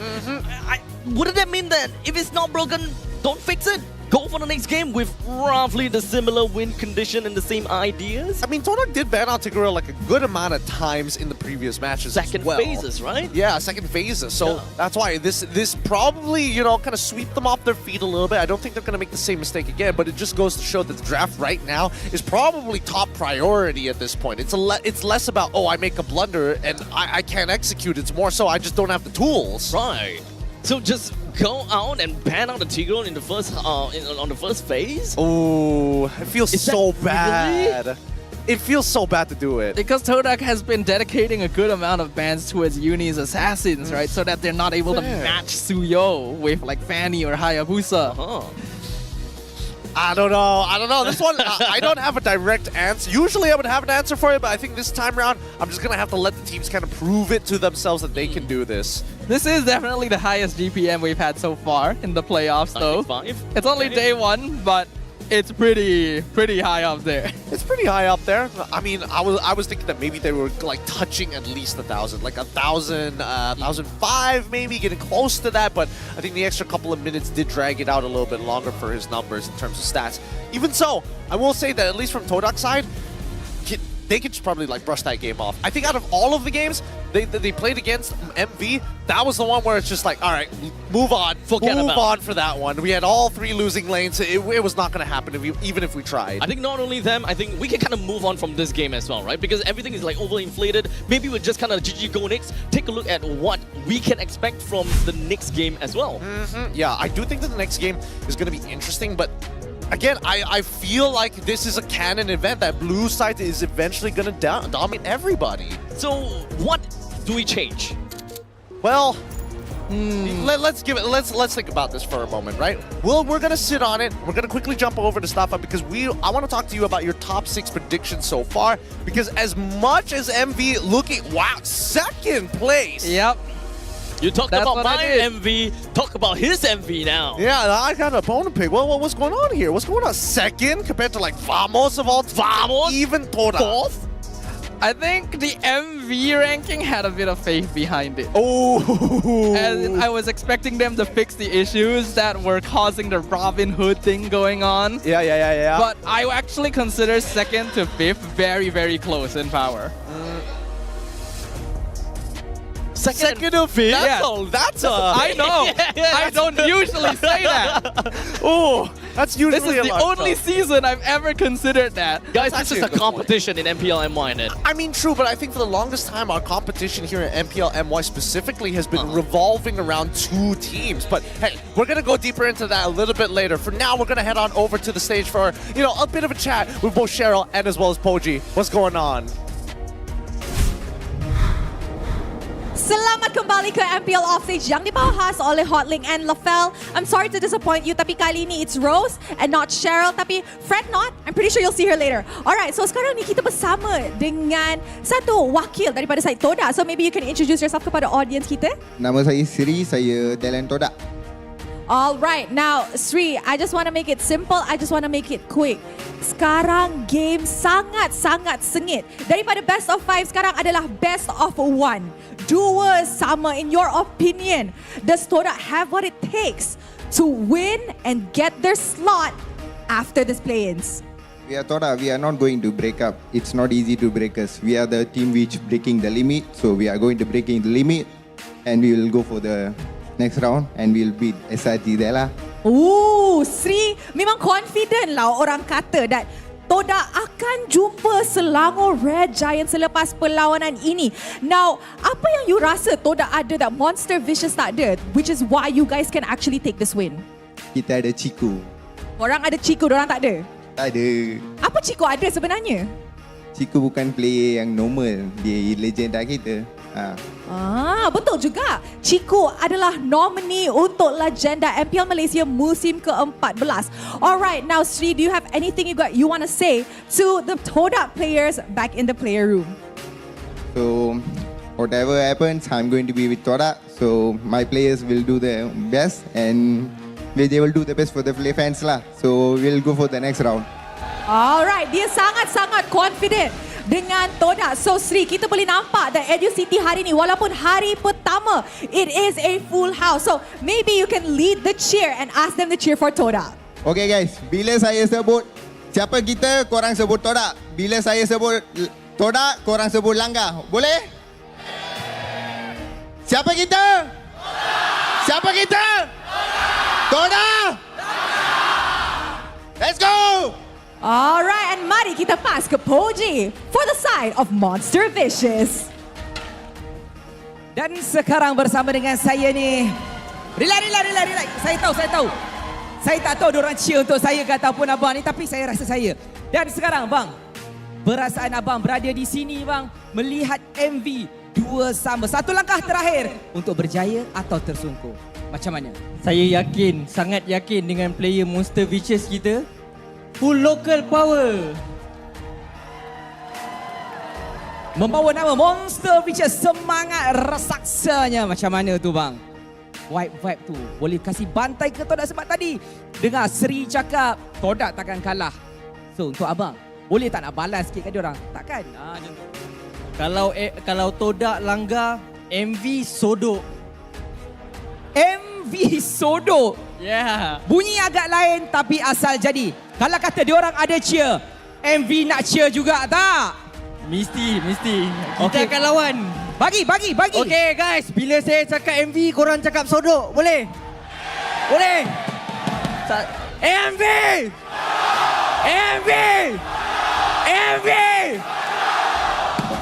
Itu saja. MV sodok yang penting. Semoga kedua-duanya boleh mencapai apa yang dihajati. Dan sekarang kita mengharapkan kedua-dua pasukan boleh mencuba yang terbaiklah. So, let's go untuk kita tengok siapa yang bakal berjaya. The turnout is insane here at Educity, and this is just the play-ins of the playoffs, day number 1. I thought the Todak fan, especially with the Legion and everybody around, was going to be leaning to their side, but even MV, quite the turnout for the full local lineups. Well, as we mentioned already, these are the only 2 full local lineups left in the tournament. And one game determines which of them gets to keep their dreams of making the M6 alive. Now, to hold anticipation, guys, keep in mind that the IESF World Esports Championships 2024 is going to be happening real soon. Between the 12th to 15th, the MLBB Men's Division will play. Between the 16th and 19th of November, the MLBB Women's Division is going to play. And out of 88 countries, only 16 will arrive in Saudi Arabia, and only 1 will be crowned as the World Champions. So tune in and support Team MY as they will be making their way on over for both our women's and as well as our men's. We have quite a roadmap for MLBB, huh? It's crazy. Yeah, we literally have MPL all the way, and then ISF, and then I believe that SPS is also part of that roadmap, and then we've got the M series. Yeah, the M series as well. Honestly, like, it is jam-packed for the competitive route of MLBB overall, and I can only imagine for those who are looking to have that golden road run, it's pretty exhausting. It definitely is, but that is the nature of competition. You gotta keep your spirits up. You gotta make sure you are always up to date and you are always the team to beat. Because teams are just getting better and better all across the world. We've only a little bit of time left before we jump into game number 5. This will determine the fates of both Monster Vicious and Todak. Good luck to both of these teams. The drafting phase is going to be by far the most important part. The narrative so far, blue side has been 100% win rate in this match so far. So unless Coach Haru and Sora Payong have a plan, let's see how this is going to play out. Todak banning out. Oh, wow. Look at They this. did do it. This is the way, guys. My question answered immediately. Yeah, they're like, hell no, we ain't dealing with that nonsense again. This does mean Hayabusa is open, though. Yes. That is true. That is true. I think that Hayabusa is still pretty punishable in so many different ways. I think it is a lot more manageable compared to Suyo or even the Ling. Let's see how this plays out, right? Because again, MV is needing to decide what that final ban is supposed to be. It's gotta be Juicin. It's gotta be, right? I mean, Todak has constantly been wanting to pick up a Juicin whenever they're onto the blue side, and even in, I think, in the previous few games, they are doing the same thing. I actually think you leave it open here, if you ask me personally, but well, I'm not up on that stage, so Zeusin does get banned. I think that this is one of the things that they gotta have to break the pattern for, right? Because so far when Todak is onto the blue side, oh wait, hold on a second. Game number 3, the Juicin was banned as well, so technically we are still on the same pattern. Exactly, exactly. So far, the drafting meta between these two teams have continuously evolved, right? Slight tweaks here and there. Now, here's where it gets interesting. I think that MV should go for an opener. I'm thinking of an opener that might include Fovius here, maybe even like, considering how they played the previous game, Gatot Khalid. Gatot Khalid. Creators I do agree on that Gatot, on the Gatot part, right? Because it's always been R2 picks all the time. Yep. But R1 has been relatively flexible up until this point in time. But why the Khalid over the Fovius though? Well, see, here's the thing. I think that MV played a really strong game previously, There making sure it that they is. can kind of cut the waves and get him outside of it. But finally, MV have adopted I was Alpha. literally just about to ask you guys, why do you think these teams have not been picking Alpha to counter Suyo when every other team across the world has been doing it? We've been talking about it. But MV finally decided, okay. Yeah, out of desk, we've been talking about, okay, Alpha's the answer for Suyo. This is how we're going to be keeping up into the pattern. That's how Kyrie has been playing it as well. So, honestly, seeing that Alpha being picked up on R2, I think that that's the pattern breaker. Well, let's see whether it's going to be good enough here, right? Because now Todak have to predetermine a couple of things. Lo Yi was led through the draft, and even now Gatot falls into the hands of Todak. And Gatot is a really good way of punishing Alpha. As soon as you see Alpha use that spear, oh, guess what? A free AOG. Oh. You have no escape. Suyo Gatot Lo Yi is such a terrifying opener. It gives Todak so many tools to work with, and that early game is going to be something MV needs to retain control over. I really hope that they've got something ready to go here. I'm thinking like maybe displacement, things like Cho, maybe even Arlet as well, both of which don't seem like a bad idea, but unfortunately both really can't get through the Gatot in the first place. So it's just going to be a, I don't want to say a wet noodle fight, because both of them are really tanky, but just like cement cinder blocks just leaning against each other. So honestly, what Todak is kind of expecting out of MV is the fact that MV will want to play together with the fact that they picked up an Aurora, they want to play Aerial Denial, they want to play as a team, they want to go for an AoE. Picking up the Phobius, it further solidifies that kind of play style. So it only comes down to MV's R4 and R5 to kind of come up with an X Factor pick to kind of take themselves away from that initial team fight, or rather take away from that AoE wombo combo kind of game. Yeah, let's see what these bans are going to be though first. I think that like from MV's side, they're not too concerned about what the gold lane is going to be generally because they do have first pick. They can pinch it down though, so they can start taking away like hard scalers like Natan for an example. I don't think that the Irithel is going to come up, especially if you're up against things like, you know, Moskov, Claude, and even some lane bullies like Bruno as well. But those are some of the offsides.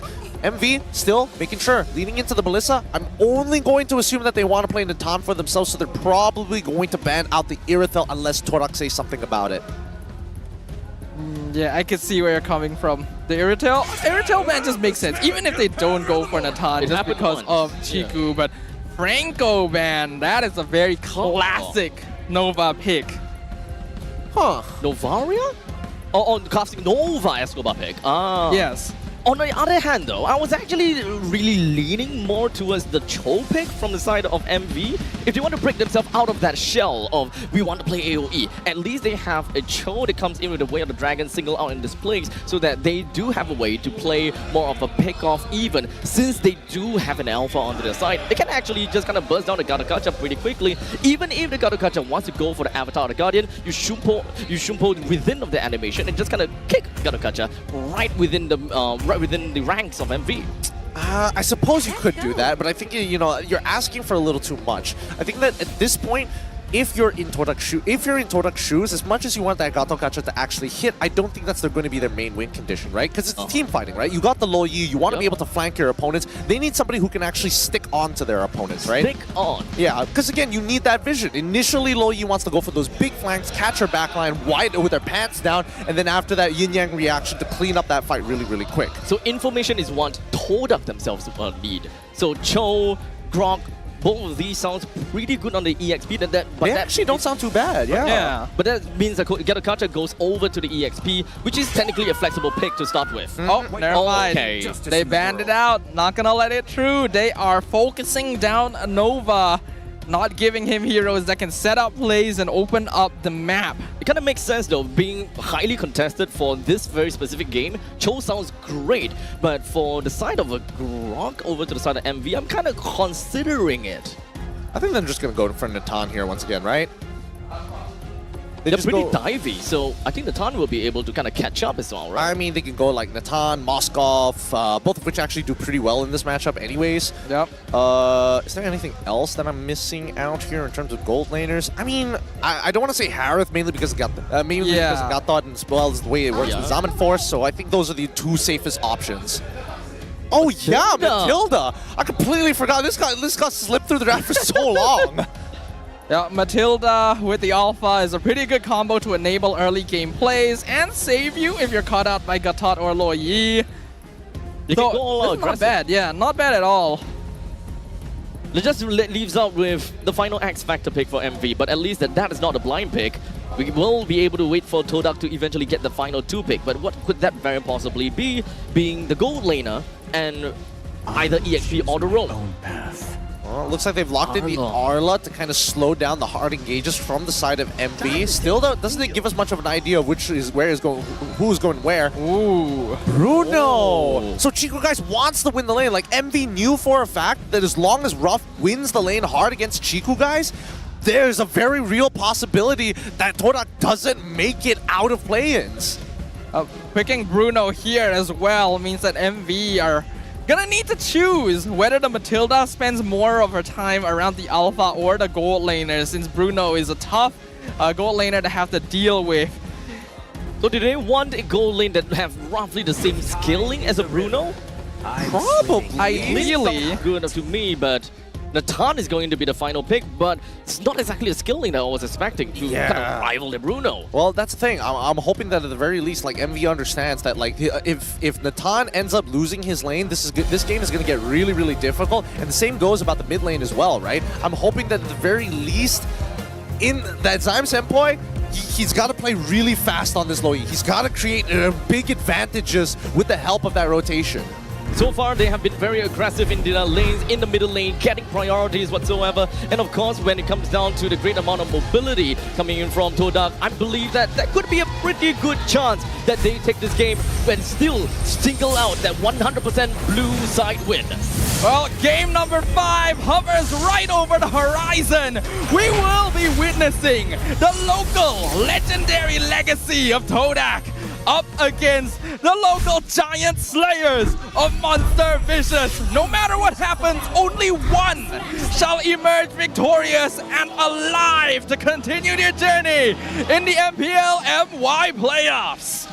All of that games, all 4 games, boils down to this final moment. And Todak versus MV, with Todak gonna be onto the blue side and MV onto the red side. Both sides are actually starting off onto the red, so they are actually gonna be ending up on the opposite side of one another. I mean, we'll see how this is going to play out, right? Looking at the emblem so far, looks like they're going with standard procedure here. Wilderness Blessing for both sides. Looks like Zyme Senpai needs to be able to kind of match, if not go even faster than his opponent in Martizi. This is a different pathing from the jungler or Yumi. Wait, hold on. Chico guys, this opted to go for common emblem this time around, huh? Didn't want to go for assassin emblem. It looks like he just wants to have a stable laning phase. I think that is important. They don't want to go too all in at this stage. Todak understands the stakes that are here. Yeah, if Chiku just outright wins lanes, then they win. But if he doesn't, with an emblem setup like that, it turns things more difficult than they need to be. Oh, they're gonna have to take their time here. First interaction might just happen. There we go. Oh, nice freeze onto Zyme Senpai! And the Guiding Winds pulls Uni in for the first blood. Oh, that's too fast. I don't think that there's any way for him to actually react and thinking that, yo, the Alpha's just gonna be flying in. Yeah, it's either you react fast or you just game sense like pre-flicker on that one. It's a little tough to say. But, well, unfortunately, that's going to be first blood for MV. The Todak fans will have to hope that Todak bounces back from this one. We've seen them do it before, so I'm not too worried about it. But in terms of like where the lane is so far skewing, so far Chiku guys having a much better time. This first turtle timing gonna be very important. Uni already on it. Yanlord not level 4 yet, but gets the taunt in time. Momo flickers in. Final slash on 2. Zion gets the turtle away. Uni with Spear of Alpha able to dash out to safety. Meanwhile, Zeno zoning them out to make sure the Alpha is not jumped on. No casualties, but Todak with the first objective. 0 casualties from both sides. Todak went in with the objective of taking out a turtle. They got it. But of course, I'm pretty sure that Todak would love to actually pop the Pride of Ice. But Martizi, he did manage to get himself flickering away to kind of make sure that he still have got explosive. Oh, here comes the TP. Here comes the TP. They're not going to do it on the back push because at least Yellow showed himself. I mean, it's fine. They just want to get the plating for Chiku, guys. They want to extend his lead even further. Because Martizi, unfortunately, he ended up missing 2 minions on his way back because of the fast clear. And now that they rotated to the bottom side, Ruff can't even contest for the wave. He just has to let it be pushed in. A kill would be a bonus, but that's not the goal. As now the guiding wins, Herkung Eagle pulls them into Yanlord. Avatar Guardian going to be used onto the bot lane. And once again, no kills here. Quick disengage. They understand that Monster Vicious is definitely going to be pretty darn scary with the fact that Alpha plus Matilda, these two combinations is pretty scary. And so Todak, I think that what they want to do is just kind of wait it out until that Bruno is really there, right? Because he picked up his Heart's Claws. I think he's pretty much on his way to be able to be unlocked enough to kind of get himself around the lane. I think he's okay. I think if Chiku guys was being real greedy, he would have gone for the Berserker's Fury first to like kind of guarantee that, guarantee that damage. And I think that's when Todak is really going to put their foot on the gas. For now, it's not only just the lack of damage, it's more so we need to wait for the first items to start rolling about, especially for even like people like Zyme Senpoi. They need that glowing wand online. The diversion play in bot, they're identifying timings. They're thinking Monster Vicious wants to go for the lane cut, but MV didn't do that, which means that Todak wasn't able to find anything out of that play. Is there anything too out of the ordinary for either one of these two teams? Like, are we... because I'm used to them being aggressive. Final slash on Martizi, but not enough follow-up. Zyme Senpoi is too far, so no kill in the mid lane for Todak. Yeah, but he's just trying to swag on him for now. I think that Todak can actually drag this out, or honestly, with the final slash, it would by now should have like, what, a 25-second cooldown? So if they drag this out long... Oh, that's a big pull! Dino right into their jungle, jumps on top of Momo. Yanlord taunting Martizi. Zyme Senpoi looking for the angle, but Uni has already got the turtle. Martizi has to flicker out. Ruff wins a 1v1 against Jiku in the bot lane, and the Spear of Alpha pushes Yanlord back into the side of MV. Momo cannot save him, but Avatar the Guardian, is it enough to get him out? Looks like the answer is yes. Zeno flickers. So close! 1 HP! Literally 1 HP! That's so sad. And I think the worst part is the fact that despite everything that has happened in that match, Ruff finding that kill onto Chiku guys, I think that Chiku guys unfortunately probably got caught with his pants down and didn't purify the displacement effect, but for now, he's just going to have to go back to that farming phase. Honestly, the Matilda allies plus a combination of Zero just going in is absolutely bonkers, right? Todak, they're gonna have to expect it unexpected now. Hey, yo. Eagle, Nova, not gonna jump into the tower. That's probably the best idea. As we can see the pressure coming in now, Ruff has the lead. MV are gonna make sure he keeps it. Yeah, and you can tell that even Monster Vicious, the way they're positioning themselves like closer towards the river line just to ensure that they have this chance against them. Monster Vicious at the very least. Oh, he T2 boots! That's how he won! Bruno gonna get knocked up, has Purify. Uni now stuck under the tower, taunted. Can they save him? No guiding wins. Uni's gone. Ruff follows because he's way too far in front. And Todak turns it around in the bot lane. The 4-1 split that I always wanted to see, and now that the top lane is pretty much free and open, that pretty much leaves that Momo that will just be gonna be going all around, and of course be able to assist Chiku guys. I wouldn't be surprised that Todak actually kind of make a complete 180 change and just become the aggressors from this point onwards instead, since both of the T2s and the side lanes are taken down already. Not until I see Berserker's Fury onto Chiku guys, right? Like as much as Zyme Senpoi needs that glowing wand, Chiku guys needs to have that Berserker's Fury. There it is. It's online for this turtle. Now the full fight is going to happen. Just need to wait for Yanlord's ult. Oh, Eagle very deep. Pulls Zeno in once again as Yanlord deals with Ruff in the backline. Sidestill's waiting for the opportunity to go in and finish off Ruff and gets the double kill on top of it. Avatar the Guardian cuts off Nova. Chiku guys gets traded by Zeno because he's really, really deep. Let's see if Zeno can get out. Martizi will be able to recall. Zeno! That's gonna be a dead Phobius at this point, and Zayed gets the snipe killing spree. They're getting destroyed here. They're getting eaten up, both sides. Monster Vicious does not want to let this go against Todak, but it's starting to look a little desperate here as Todak are just winning this war of attrition. Honestly, I did mention that I'm not surprised for Todak to just kind of turn things around. But what did I expect is Chiku guys isn't exactly the main deal of them winning the fight, because Chiku has been zoned out by Xeno the entire fight. So that was just hands down Yenlord, Time Senpai, Zayed, as well as Momo that dealt with the main 2 kills from the side of Monster Vicious. Yeah, I mean, Uni, he's down 2 levels against Zayed so far, and even Rough, right? He doesn't even have that second item already complete. I mean, now he's got a secondary limit type complete. Oh. Final slash on Xeno. Oh. He doesn't mind. He's Oh, gonna be able no. to catch out Chiku. Circling Eagle comes out. Chiku guys is already gone. Avatar card again lands pretty well. Breaks the passive on Martisi, and Zayed jumps in for the mega kill. Oh, Picks him Zayed. off. Gonna follow up on Nova. Kumar double kill for Suyo. my Triple goodness. kill for Zayed. Will he get the Maniac? Yes, he does. And Momo takes the tower so he gets out alive. Uni is Give it to here. him. He wants the Savage, but he's not gonna push the envelope. He Come got on. what he was looking for. Come on, you're brave. Nah, they're still dancing around. Not gonna give him that Savage just yet. But my God, Todak, they are in full control, and Zayed, he's not going down without a fight. 4K goal lead, 9-5 the kill score, 8 minutes into this game. Zayed. That was quite an impeccable play from that Suyo. Boy, oh boy. Piloted it well, and even when it comes down to just diving under the turret, he knows far very well. S1 gives me the iframe, or rather, just kind of untargetable, and just kind of switches focus back over to Momo. Just making sure that you can dance around your opponents is already great enough, and I think that MV, at this point of time, it's just a matter of scaling, right? Xeno is actually doing so much work, but there's so much healing going on that is dragging out this fight. It really doesn't help that Momo just slows him down with his mini stuns. And Lord not able to taunt anyone. Diversion comes in on the mid brush. MV going to spot it out and start playing a bit more defensively to try and reset this Lord. This next fight going to be a pivotal one because MV already 4K behind compared to Todak.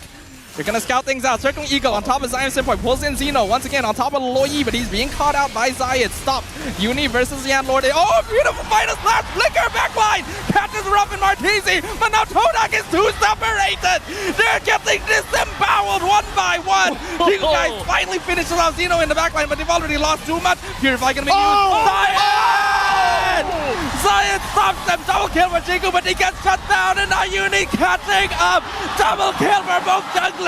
Team wipe on Todak. The turnaround has happened again. Oh my God. Ambitious. The sustain coming out from Monster Vicious. Nova X Kobar is online, and Uni was able to power through the damage. What is his item build? Don't tell me he's got a brute force breastplate in there. This guy who was below of Zayed, and now he's just kind of getting himself right back into the game again. Todak had a good amount of gold lead, but MV, they're reclaiming everything that they have lost. And in fact, they're probably wanting to get every single one of these T1s as much as possible. Dear Lord. And even Zeno, really great eye of opportunity, putting Zymes... Final flash on the Novak's Kobar, circling Eagle. He actually manages to dash out, and Yan Lord is the one trapped instead. Ruff gets another kill. They gotta keep pushing the advantage here. The T1s are going to fall, and Todak must split apart if they want to have influence over this map. Zayed on bot side, he's gonna give on over his orange buff, but they gotta defend on top side too. He does have a brute force breastplate. He actually does. Damn it, Queen's no wonder. Wings, Brute Force Breastplate, as well as a War Axe. This man is a survivor. He is a survivor, and at the same time, there's only one person with anti-heal, but it worked out well, right? It worked out really, really well for Uni. Oh, I can't believe this game is going like this. Game 5, first match of the playoffs, and it is anyone's game right now. Only a 1K goal lead for MV. They've turned things around, but can they keep it up? In fact, the 1K goal lead, is quite a bit of that goal lead is actually credited over to the Mathilda at this point in time as compared to the God of Gacha.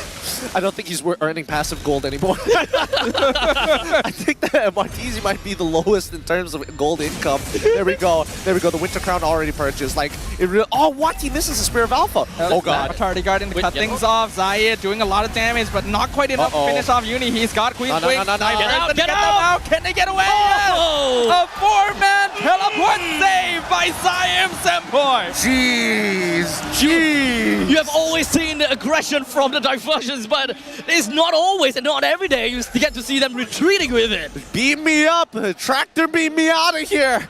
They got Martisi and as well as Zeno's flicker off of that. And this is great because they won't have it. In about 48 seconds is when we expect the next neutral fight to happen for the Lord, and they're not going to have their battle spells. A calculated bait, if you ask me. They're preparing themselves to land Monster Vicious' run right into them, and here we have Simon Point. Let's get ourselves kind of out of here. Easy peasy, lemon squeezy. He does also get the Wishing Lantern, which is going to go great against Zeno at this point in time, because I think Zeno has just been like the biggest nuisance for both Chiku and as well as Zyme, completely cutting them off from these fights. Yeah, he's really been stepping up for this game, honestly. He's really just making sure that, yeah, Chiku's not around to fight, and especially when he's being supplemented by Nova Escobar, that Matilda allies with Zeno going in. Boy, oh boy, I don't think that anything is just going to be stopping him, especially since as a Phobias, your problem is to land your passive. At this point of the game, a single mistake will skew the entire gold advantage. There's still enough towers standing for both teams that even if they lose a fight, the game isn't over, but control over it. Oh, diversion. Zayed in the back line. He's gonna look for Ruff. Lord dropping low. He jumps on Martini. The quick final splash. Is it gonna be enough? The freeze comes out. Yeah, Lord gonna be the first one picked up, but Ruff has already been traded away. Meanwhile, Chiku versus Gino in the back line. Somebody get rid of him! Zayed is going crazy! Triple kill for the Suyo! Uni somehow surviving the burn, but the damage is done. This is what we were talking about. Todak with a definitive win, going for the inhibitor now. Oh my goodness, it's too late. They lose an inhibitor off of this play, and now Chiku guys can do what he wants with that Lord. Zeno has to chase him down, has to win this fight, and he wasted it. Loses his flicker again. This is a Lord secure for Todak. What a play. Oh man! This Suyo needs to be respected. The diversion into the backline on him alone. MP did not suspect a thing. I don't understand. He was so low already. He was so low, but Ruff exploded in the middle of that fight. They had nobody else who had strong enough auto attacks because dropping an ability, that animation would get you killed. This is very stressful. Both sides 15-13, the closest game we've seen so far in the series. Yeah, and could literally go any way at this point in time. In fact, this auto replay would really be able to tell us quite a bit of what pretty much went on, with Ruff being the first person to be taken down since Yanlord initiated on him and found that opportunity. From that point on, it's just pretty much Zion understands that, okay, they've created an avenue for me and just gonna be sliding right in and out. It's getting real scary now. Because now they're going to be pushing with the Luminous Lord. This could be the final push of this game to secure Todak a spot in that upper bracket. Are we about to witness the end game right here? Lord is pushing in bottom. Mid inhibitor is already gone. Todak still full HP at full strength. Meanwhile, we see Uni jumping in. We see Ruff able to go back and regen. The Lord has been cleared up. There's no minions. They're trying to click the crystal, but they're not able to do it. There's no minions. Todak is getting wiped out by Monster Vicious in their face. Double kill for Ruff. Chiku guys gets the shutdown. Wind of nature from Ruff. It allows him to stay alive. Only 2 survivors on both teams, but Monster Vicious holds. God damn, Ruff played that pixel perfect. Pixel perfect. Nothing less than perfect would have been enough to survive that, and they sacrificed 3 of their members, trade equally against a Todak who had the lead and the Lord. A beautiful defense coming in from Monster Vicious's side. Definitely Todak wanted to end it once and for all. It is a gamble, but regardless, the gamble is not exactly entirely unfruitful, considering the fact that they have a middle lane and the bottom lane inhibitor. It's either you try it now or you try it later, especially since the Lord is going to be popping down in the bottom side. You do have a naturally pushing lane in the bottom and the mid. Technically, you're gonna have to find a way to eventually clear the top lane in order to play the macro game. Oh, so far, even the audience, the Todak fans, starting the chant to give them that energy that they need. And now, you just don't want to walk out of your base. There's too much global presence here for the side of Todak, and there's no need to actually walk outside anymore. One thing's for sure, both teams are truly playing with their lives on the line right now. They know victory and defeat here will cost them a chance at M6. They're not willing to let go of even a single instance. MV, they're on the back foot, but a defense like that has allowed them to even up the gold once again. 17 minutes in, completely neck and neck, and this game would go entirely down the wire. The only difference is Todak does have inhibitor turrets taken down, and with naturally pushing lanes, Monster Vicious, they are the one that will be on a timer, and they can't necessarily stay around the Lord Pit for too long of a period. Well, this could be the moment right here. Backdoor is possible here, but the mid lane going to get shoved in pretty fast. They have to answer. They got to do something about this. Like, Monster Vicious unfortunately can't just drag out this fight. They're going to have to give this Lord. Unless Uni does something. Momo jumps in, Zai jumps in, Uni so low, Zeno as well, but here comes the rest of MV, a beautiful Frigid Glacier, and Zayed is gone, kill him, Chiku guys praise for Uni, both jumpers got Chiku guys, get the Lord, and now Todak just needs to escape, they have to run, Martisi misses, they find Chiku guys, but he dashes over the wall, Wind of Nature on Ruff keeps him alive, here comes Momo once again, stunning them, saving Chiku, he sacrifices himself to keep his goal later alive. Oh, the margins are so thin here. People are willing to sacrifice themselves for the sake of the game. This is really down to the wire. Even Monster Vicious, really great fight overall, but Todak, in terms of the macro decision making, it's just better. The Lord, unfortunately, still goes over the side of Todak. So even if MV did manage to get Zayed and Momo down, which is currently on a dev timer, MV gonna have to clear this fast enough before Todak comes in and reinforce this Lord. Yep, and honestly, they're doing good moves here, right? Ruff has great wave clear, does really well against the Lord, especially when it pops down that entropy. He just needs to slow it down so that everybody else stalls their waves, and then they don't have a synchronized push because Todak are not at full fighting strength. It looked risky to go that far to clear the Lord, but Monster Vicious knew what resources Todak had at their disposal, and the earlier they get rid of it, the less they have to worry about it getting close to the crystal. We are 19 minutes in, the kill score is 19 to 18. It is still anyone's game. Unfortunately, even with that quote-unquote win in terms of numbers in the bottom lane, or rather in the Lord's Pit, it doesn't really quite get Monster Vicious out of the woods just yet. They do have a little bit of gold advantage, but at this point in time, the gold advantage is not that big of a deal anymore. It's all about the objectives. They still have got 2 inhibitor turrets down onto their side, while Todak, they have tier 2s, middle lane, and the bottom lane. What would really work for Monster Vicious is that they gonna have to find that opportunity where they get themselves a nice wipeout over Todak and just run it down in middle lane. I don't know, but it's got to be like an honest fight here. Most of the time, Todak kind of push them into that corner, make them choose between a rock and a hard place. And unfortunately, I mean, Monster Vicious have done their best at this point, but all of these small little victories and these decisions are starting to pile up on them. And you can tell by just the current game state. 2 missing inhibitors at this point. It's not like they have much of a choice unless you see Todak make a significant mistake. MV, they gotta do something. They gotta have to be the one that engages, considering the fact that Todak just gonna have to play it slow and steady. They've got the priority of the Lord. Bottom and mid, once again, it's just free for them. They can just kind of wait it out and wait for MV to actually address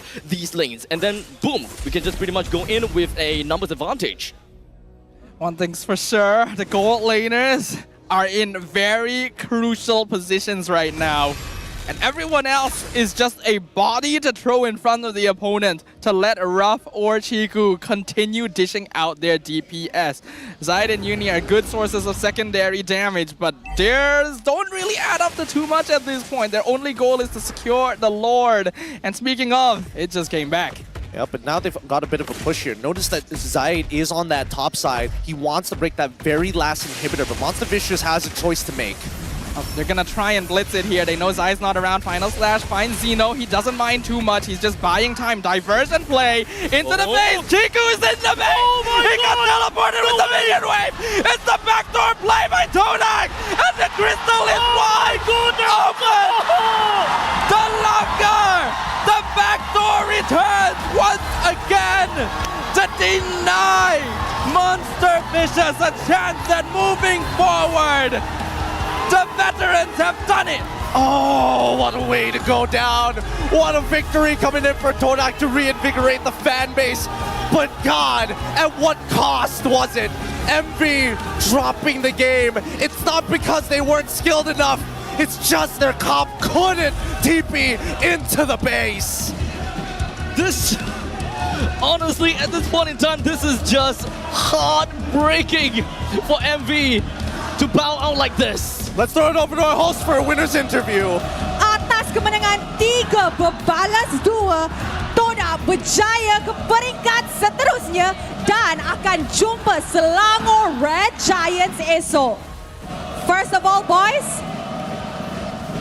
congratulations atas kemenangan yang sangat-sangat sengit. Kita boleh nampak daripada audience that game tu memang intense lah orang kata. So let's start with the Momo dulu. Sekarang Todak sikit lagi nak masuk grand finals dah. Okay, we sent home one team. So game tadi sengit. Now cuba cerita macam mana korang dapat kalahkan Monster Vicious. Kunci dia kita orang main sabar dan kita orang tunggu timing dan kalau ada timing tu kita orang gas. Itu je. Awak rasa apa kesilapan Monster Vicious tadi? Kesilapan dia orang tak manage minion tu dengan betul lah. So kita orang dapat peluang tu untuk split. I see. Now maybe kita boleh tanya coach. Sebab dari segi drafting, okay, Saiful lah, Saiful. Okay, Kuja. Alright, now coach.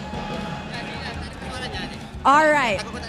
Boleh tak Rose nak tanya kenapa Todak tak prioritize Nathan sangat? Sebab kita tahu dari region lain win rate Nathan agak tinggi juga and kita boleh nampak masa Monster Vicious pun pakai Nathan, game tu memang susah. So kenapa Todak tak prioritize pick Nathan? Okay, first kali kita orang dah memang bersih lawan dengan Nathan.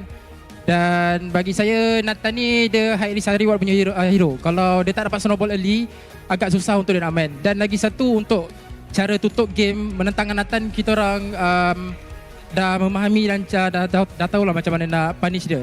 Dan tadi kita boleh nampak disebabkan diorang lepas Lui, rasanya benda tu dia add on untuk kita orang senang lah nak makan Nathan dekat belakang. I see. So macam Todak dah tahu macam mana nak counter Nathan, which is why korang lepaskan je, betul? Betul, kita orang dah bersih untuk lawan Nathan. Tapi bila kita orang pakai Nathan kalah lah. Macam mana Cik? I rasa tak ada rezeki kot. Tak ada rezeki lah tu. Alright guys, Educity, kita saksikan perlawanan yang sangat-sangat sengit. Tapi untuk pendapat korang, siapa MVP anda? Banyak nama yang kita tengah dengar. So, mari kita tengok MVP perlawanan ini in 3, 2, 1. MVP jatuh kepada Zaid. Alright, Zaid. Kita tahu Zaid cakap ini adalah prime Zaid kan? Prime Zaid sebagai jungler. Tapi kita nampak di game 2 dengan game keempat, Monster Vicious dapat dominate jungle macam tu je. So, in your opinion Zaid, apa kesilapan awak? Dan macam mana diorang dapat menang game 2 dengan game keempat? Untuk game 2 dengan game 4 tu sebab kita orang salah percaturan je untuk early game tu. So, benda tu buat kita fuck up lah. So, kita akan benda tu buat kita kalah. So, minta maaf. So, kita try bounce back, buat rotation yang kita orang selalu buat dan menang. Are you guys ready to jumpa Selangor Red Giants esok? Sebenarnya kita orang dah ready dah nak jumpa siapa-siapa pun. Kita orang punya preparation dah memang betul-betul KM6 lah, insyaAllah. Alright, terima kasih Zaid. Ciku. Alright, Ciku, tadi kita nampak satu WhatsApp video daripada Skylar.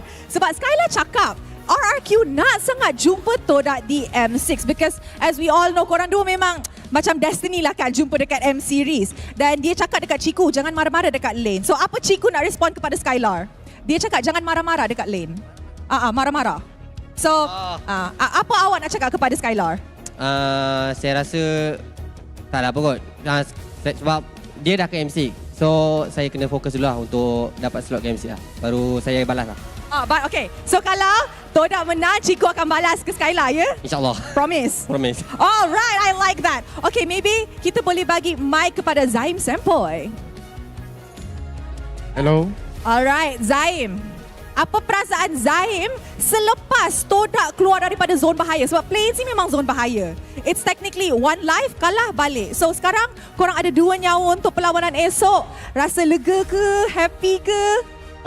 First kali memang ada dudap lah. Memang nervous. Sebab game ni best of 5 kan. So last game tu 2 sama. Last game tu saya rasa MV pun nervous. Kita orang pun nervous juga. Tapi kita orang lagi less mistake daripada diorang. Itu je. Alright, Yan Lord. Apa Yan Lord nak cakap kepada Patriots yang datang dan sokong Todak pada hari ini? Tanpa korang datang, kita orang takkan perform macam ni lah. So thank you guys yang hadir dan yang jauh dari rumah. Okay, thank you. Alright. Yes, alright. Terima kasih kepada Todak Educity. Once again, give it up for Todak. Alright, you guys may now go celebrate your victory. Oh, kejap. Diorang tak habis lagi. Okay. Diorang nak bounce sekali lagi. 1, 2, 3. Diorang tak coordinated lah, orang kata. Alright, terima kasih kepada Todak. Perlawanan pertama untuk playoffs kali ini sangat seru dan sangat sengit. Tapi selepas ni, kita ada satu lagi perlawanan yang menarik. Sebelum tu, mari kita dengar mic check daripada side Todak.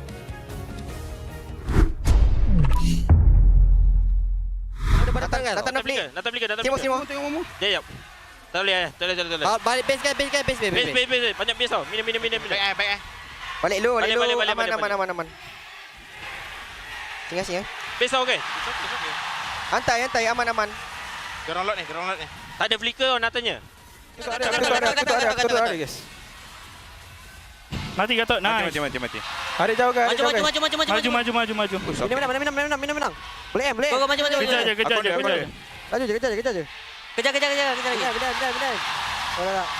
Look, see. Santai. Kalem. Kejar guys. Kejar. Jom. Mid Dah flicker. nak bawa guys. Boleh. Elasia. Jom guys, boleh time guys. No flicker. Boleh. Boleh mau. 1, 2, 3, go. Jom, masuk. Oktabe. Nice, cik. Dua shutdown tu. Ian, tulis je Ian. 947. Basic. Tahu cik. Okay, tak ada minum. Boleh. Ini masuk. Nasi. Nice. Alhamdulillah. Okay. Tapi kita kena respect high ground orang guys. So lot ni aku akan makan depan untuk bagi rock ni burst. 3 lane guys. 3 lane. Aku atas. Ni sabar dulu. Stand by. Boleh aku ada. Tengok Ajam. Gatal Altia. Depan. Bersana Rafi. Ke depan. Bersana Nofi. Tengah pancer. Tengok Boleh apa? Tawala. Alhamdulillah. Nice. Alhamdulillah guys. Tak ada flicker. Jangan pergi dari aim tolong. Balik dendam untuk aku aim. Nice aim. Balik dendam untuk aku. Tolonglah. Untuk kau cik. Nice. Nice 8. Tadi Aurora flicker guys. Kat ke belakang guys. Mati. 2 mati. Tengok saya guys. Boleh. Bobby tak ada flicker. Nice. Boleh guys. Nice. Nice 8. Nice. Save cik. Boleh. Apa belakang? Dah. Atas. Dah guys. Big guys. Aman. Alak kanan dok. Aku dah kata. Dah skat flick Aman. Boleh. Tiga. Perang. Nice. Let's go. Alert. Mati. Nice. Loi dah flick. Mati. Boleh bawa. Stop box. Ke belakang sikit guys. Dah. TP. Sini. Masuk tipe aku. Jom guys. Nice. It's okay. Aurora flick yang tadi. Dah flick tau. Alright. Tengok, Aku ngarok mid. Korang kait. Tengok Lumit. Chill. Gatal Alti. Kita mati. Kita dapat saya. Migas. Boleh clear. Aman. Boleh do. Sini cik. Masuk tipe aku cik. Ni masuk tu. Boleh guys. Siap. Boleh cik. Next cik.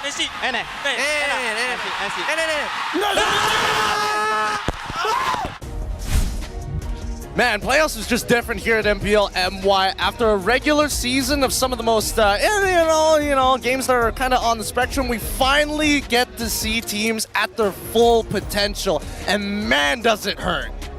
It hurts so much. My heart goes out to MV, guys. The way for them to bow out of MPLMY like that is not because of the fact that they were unprepared or the fact that they didn't play well or anything. It just so happened that a random curveball just popped right in and just like, yeah, look, I can't do anything here. It did personally feel like Todak was more prepared going into this series. We could see better ideas coming from them, and while they did definitely make mistakes to drop some games themselves, they felt like the more consistent team throughout all 5 games. And my heart does go out to MV. They put up such a strong fight this entire season. But I think a lot of people's predictions, including my own, have already been thrown. Shattered. Like, I don't even know how to describe it. Yeah, man. Again, it's just the way the brackets were placed, right? Had they just, done a little bit better in the regular season, they could have been on 2 opposite sides, and maybe we could have had a different storyline. Because again, these competitors, they look great. Like Todak, yes, they definitely had their moments where they blundered, and even for Monster Vicious on their side. But generally, these minute mistakes really getting exploited by each and one of these players. It's great to see that as a league we have progressed, and even our young players are catching up to the pillars. But well, if we're talking about pillars, Zayed very quickly growing into one for the side of Todak.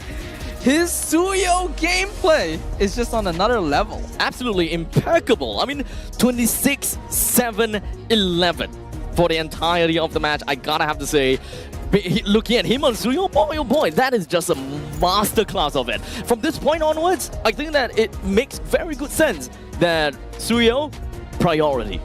Yep, Suyo is definitely priority. And I mean, we were talking about pillars. Zayed is literally the size of a pillar. That man is like, he's like 6'2" or something. He is really tall, and he plays, and he makes any kind of phone look tiny in his hand. What's that in metric?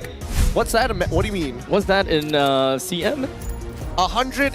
Oh wait, so it's 6'2", so that's like 6'2". I know it's like 500 something. 191. He's around 190, yeah. Yeah, like roughly around there. Oh man, it's not funny. Man is built like Suyo. He is in immortal form specifically. Okay, yes. But looking at the post-game stats, it's like, what can you really say about this? 19-18, one of the closest series that we've had so far. I mean, it was just like blue side, blue side, blue side, blue side, and we continue with blue side, but this really gives you hope for red. At one point in time, we definitely had that belief that MV is gonna take it, right? I mean, they didn't manage to have a pretty good fight against Todak. Yes, they did lose the Lord, but it definitely sets them back to square one. They're just gonna have to repeat that over and over again, and hopefully we'll be able to find that one good team fight where they just wipe out the entirety of Todak.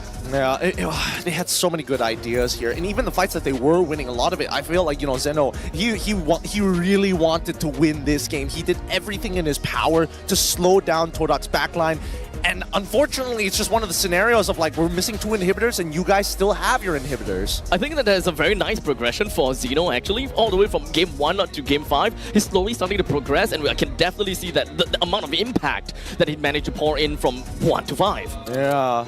I think I'm just sad that Uni didn't really get to play the assassins that he's known for before bowing out of MPL. Todak was drafting very specifically to deny a lot of that potential from him, and this Suyo just consistently being at the forefront of their minds made it so that they weren't really thinking about other things. I kind of wish they tried out the alpha earlier and then maybe even pivoted later down the line in the series to banning Suyo entirely. Yeah, I would have liked to see that too, honestly. There's so many possibilities.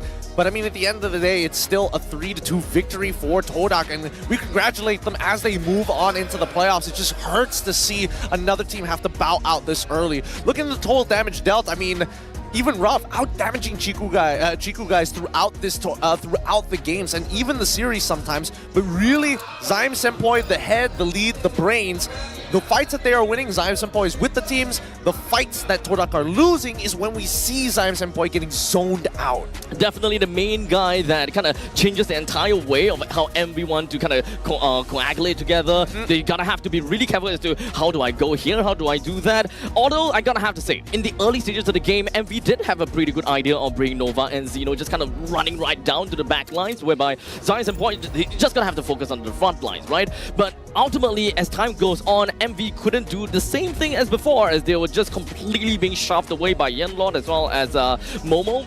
Zyme Senpai just popped up from that point in time, and he's got everyone together dancing at the palm of his hands. Yeah, the speed at which Zayed was farming and getting kills was insane. So it is impressive to see that MV was actually winning early and then putting up an even fight towards the mid game. If they made less mistakes early on, they would have had more of a lead to play around. And even in the late game, they were able to get pretty 50-50 with Todak. Unfortunately, Loyi is consistently banned for a reason. The map plays that this hero enables, MV wasn't ready for it. Yeah, I think that even MV, in that last match, you could definitely see the desperation start to come out of them as soon as we hit the 15-minute mark, right? They want some pretty game-breaking fights to kind of even out that score, but I think at the end of the day, the peripheral vision just slowly kind of died off, and they really focused on a couple of things. We need to get Chiku guys, we need to get Zyme Senpoi, but and that means they forgot to clear their waves, and once it's pushed into their base, it was too late. Honestly, they had a very good idea as to what they want to do, and I believe that there could be a point in time where their middle lane was kind of a small little gamble coming from them, but what was completely sidelined to them is the fact that there is a diversion available, and the fact that the diversion is used for a backdoor. I wouldn't be surprised if they prepared the diversion for a backstab, not a backdoor. I mean, it was a good idea, but I think, it's just too much distance. The level 3 diversion, it covers half of the map. It's just, there's no way to keep up with that. I don't know. These great decisions being made by both of our players, it just makes these post-game stats really sting. The carry coming in from Ruff. The best wingman coming in from Nova X Kobar. Oh, goodness. MV was pulling out comfort picks in that last game. I really wish we saw the alpha earlier, because you saw how it was able to put up a fight against Suyo, especially comboed with the Matilda. But with a lineup like this, it's a lot harder to keep track of your side lane, something that Todak understood. I don't even know if it was planned, but Zayed actually showed himself in the top lane during that last Lord fight. They saw, oh, Todak's only 4 members. They go in for the fight, and then Zyme Senpoi sends Chiku into their base. It was perfectly orchestrated. It really was. I mean, just look at this goal graph, right? Todak eventually developing like quite a lead, but never broke into the key points. 5,000, 10,000 wasn't even remotely close. The most we got was 3.9, and then that one big fight that turned it all around and a lore take for MV to hold their ground. Eventually, MV did take the lead back, but by then it was too late. The graph really looked as though that MV is the one that won, right? I mean, that's generally how the graph would have looked. But I guess even for Todak, they know that no matter what it is, it didn't really quite make that big of a difference about how much gold that they're losing at that point in time. Everyone's pretty much high and mighty with the amount of items that they have got already. I mean, just look at how many times that they had to recycle their immortalities at this point, right? Even Zyme Senpoi himself. Zayed. Yeah, I mean, Zayed was really going in it. Uni as well, having to switch out the Winter Crown time and time again. It's just whatever you can get your hands on, man.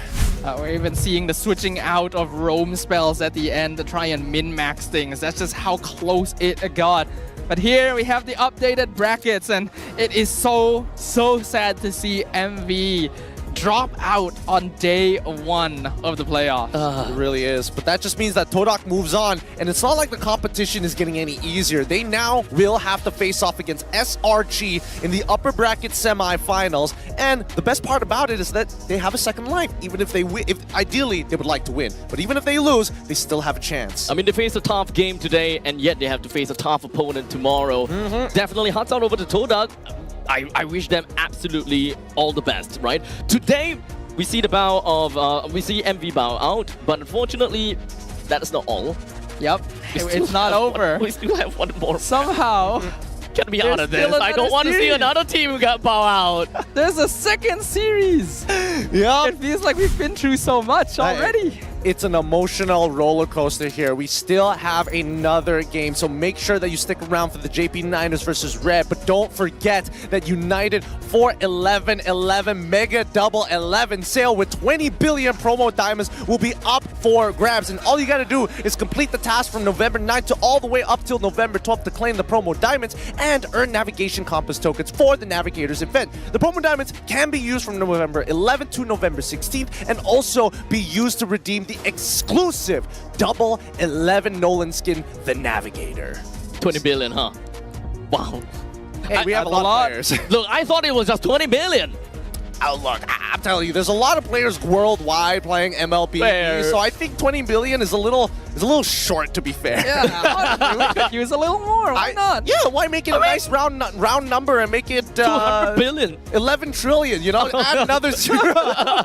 Okay, maybe that's going too far. But generally, hopefully that you guys are going to be sticking around. Don't forget about the event, and more so, stick around for this upcoming series because, man, our next match, JP Niners up against Red Esports. If Todak and MV look like that, can you imagine what this next one's going to look like? I do not want to imagine. All I know is, from the start of the day, I say I'm here for a fun time.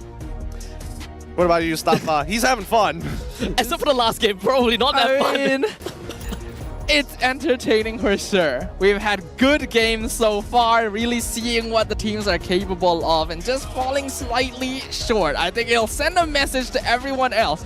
You really gotta bring your A game. Everyone here has prepared with M6 in sight. God, you can tell that everybody just wants to go to M6, right? They're preparing to have that extra layer of polish, that varnish before they touch that stone. But man, hopefully things are going to go a little bit more swell for this next matchup, not as emotionally wrenching as it was, because that game was a little too close for comfort.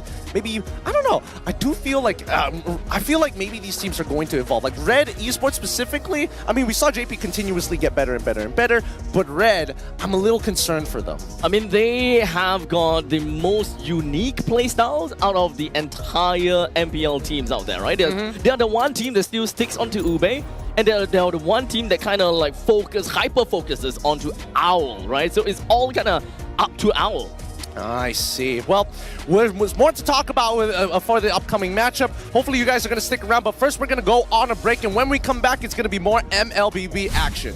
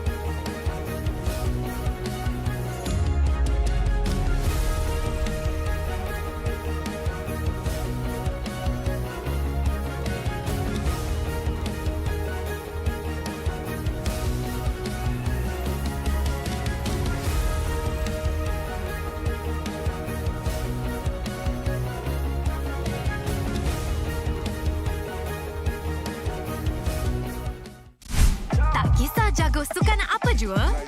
Jagokan lagi dengan rangkaian 5G termantap dan tanpa lag. Gaming sepantas kilat. Menang di Land of Dawn. Tukar ke Holling Prepaid 5G sekarang.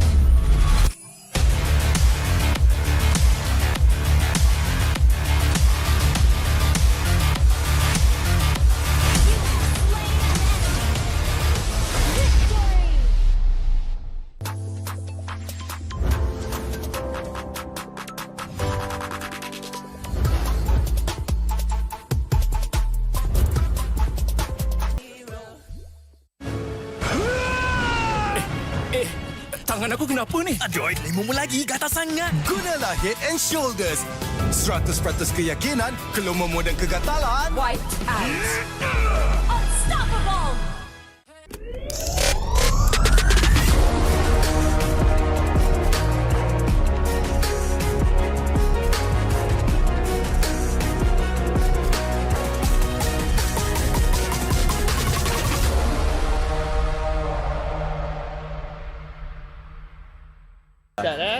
Ini saya percaya ini merupakan kali pertama anda semua berada dekat pentas MLBB ataupun Liga MLBB. Apa perasaan? Kita mulakan dengan Zik dulu.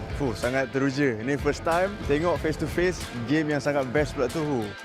Perasaan macam nervous bila tengok ramai orang macam kita tengok game bola, macam tak sangka MLBB sebesar ini. So macam proud lah to be a Malaysian. Saya nampak vibe dalam e-sport ni makin maju dah 2024 ni. Yang paling penting vibe juara tu wujud pada hari ni. So tak rugi kita orang datang lah. Boleh jangka tak yang sebenarnya nanti satu hari nanti, which is hari ni, game ataupun e-sport boleh jadi sebesar ni sampai dah ada movie? Sebenarnya bila awal-awal Mobile Legends Bang Bang ni berada di Malaysia, saya tak expect bahawa penerimaan masyarakat khususnya peringkat remaja ni boleh sampai ke tahap ni. Ini dah boleh challenge bola dah ni. Sikit hari lagi saya tak heran 2025 yang akan datang population Mobile Legends ni akan jadi lebih besar. Kita tahu anda bertiga sekarang ini terlibat dengan penggambaran untuk movie terbaru khas untuk MLBB. Boleh tak cerita sedikit sebanyak pengalaman untuk shoot movie tersebut? Pengalaman dia best, sangat unik sebab saya rasa for Malaysia ini movie MLBB yang pertama kan. So untuk kita orang pun dapat duduk di stage macam player, it's an amazing experience lah for us. Pengalaman sangat best lah sebab berlakon dengan kawan-kawan dalam industri, and then ini macam impian saya lah menjadi seorang pro player walaupun pelakon je. So macam excited lah nak tunggu filem ni keluar. Ya, itu semestinya apa yang kita ingin harapkan. Alright, kita masih lagi bercakap tentang movie. Boleh tak cerita sedikit sebanyak watak ataupun karakter yang anda bertiga dan mungkin Puan Lisdawati juga bagi tahu apa yang terlibat ataupun watak dalam filem tersebut. Okay, so kita orang sama team. Kita orang daripada pro player daripada Singapore. Yes sir. So saya tak nak cakap banyak tentang watak saya bawa watak jahat. Sangat-sangat paling jahat lah. Orang akan menyampah lah tengok dia sebab saya sendiri pun menyampah tengok dia masa syuting. Okey, watak Cik Fauzi. Tanyalah buat saya pula.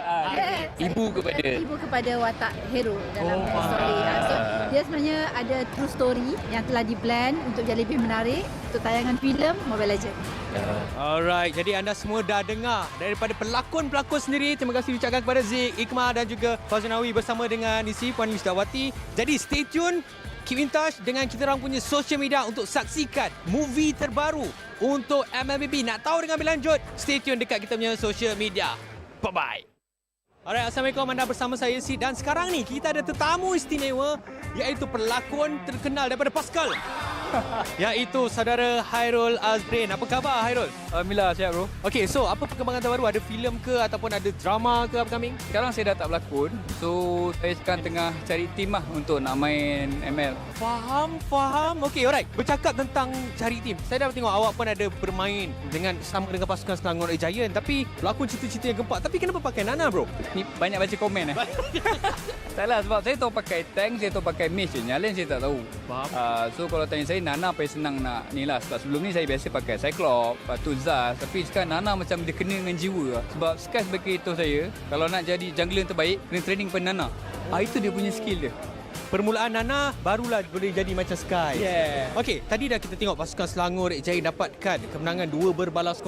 Bagi pendapat Hairul sendiri, adakah itu satu perlawanan yang sengit ataupun Hairul memang dah jangka Selangor memang boleh menang 2-0? Saya tengoklah SRG punya game sebab saya tak pandai sangat, tapi saya tengok daripada apa yang diorang main tadi. So memang diorang ada je cara ataupun ada je teknik yang nak masukkan kalau kata sesuatu problem tu. So untuk tengok first game tu cakap ni menang mudah ni 2-0. Tak boleh nafikan SRG antara tim yang sangat kuat lah di Malaysia sekarang.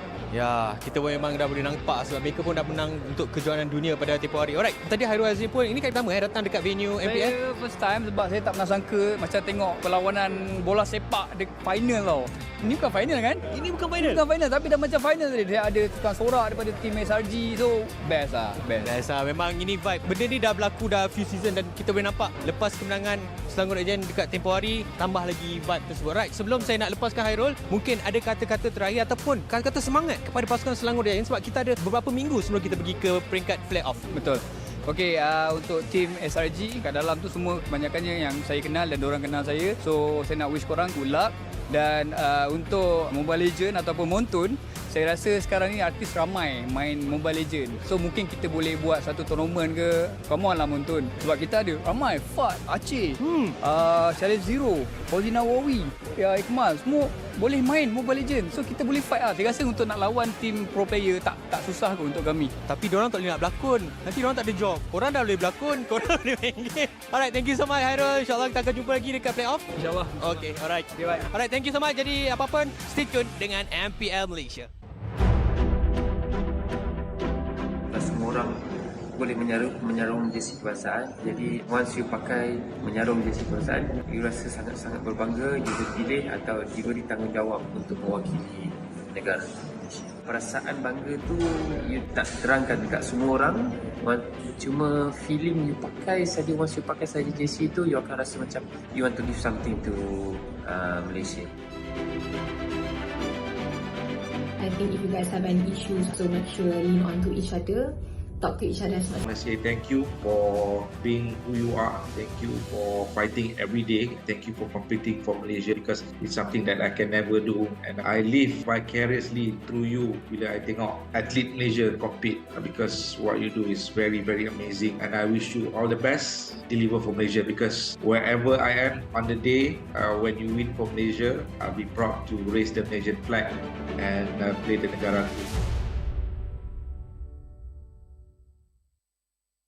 Hi guys, I'm Stormy.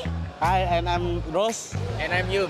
Okay, so right now we are going to be playing the game called Guess the Hero, where Yums will draw and Rose will guess. Ready? Let's go! Go, Stormy. Aku rasa Go, senang. go. Senang? Aku lukis satu benda korang dah tahu dah. Okay. Telur? Lagi. Kalau dia mati, dia jadi telur. Oh, Digi. Kenapa kau cakap? Tak boleh. Tak boleh itu. Okay, sekali lagi, satu lagi. A few moments later. Don't talk ah. I will remove the mic. Oh, Ben. Huh? Ben. Wow! Chemistry 10 out of 10. Boleh bantai. Boleh bantai pan? Boleh bantai. Okay, so Sepat akan melukis, Nets akan guess. Mari, let's start. Ada aku nak lukis tau. Spell je. Spell kepala. Ish. Tak boleh spell. Okey tak? Ziko hero ni kau main tak? Ui. Tarit. Bukan. Ha? Dia bawa ni nak. Dia bawa ni. Last dot. Ha, last dot. Dia combine lah. Golin. Lagi, tampal lagi. Tak. Keluar. Harit.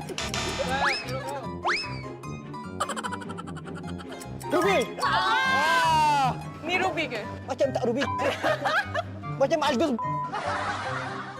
Sini. Kalau dapat diamond, serius. 5 second je. Okay, ready? Balmon. Sabar. Penny. Nana. Sabar. Ni apa pun? Estes. Sabar. Belum tak ni.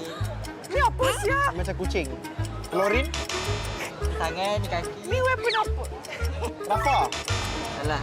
Tambah dia punya hiasan ke? Telinga dia besar. Oh, Lilia. Salah. Tak, kau ingat, kau tengok weapon dia betul-betul. Tukul. Balmon mak hammer. Dia besar. Dua-dua. Dia Naga. besar. Oh, Yuzong. Aleko Zahib. Elot, awak rasa ni hero apa? Kau rasa hero apa, Yan? Gobina. Momo, awak rasa ni hero apa? Salot.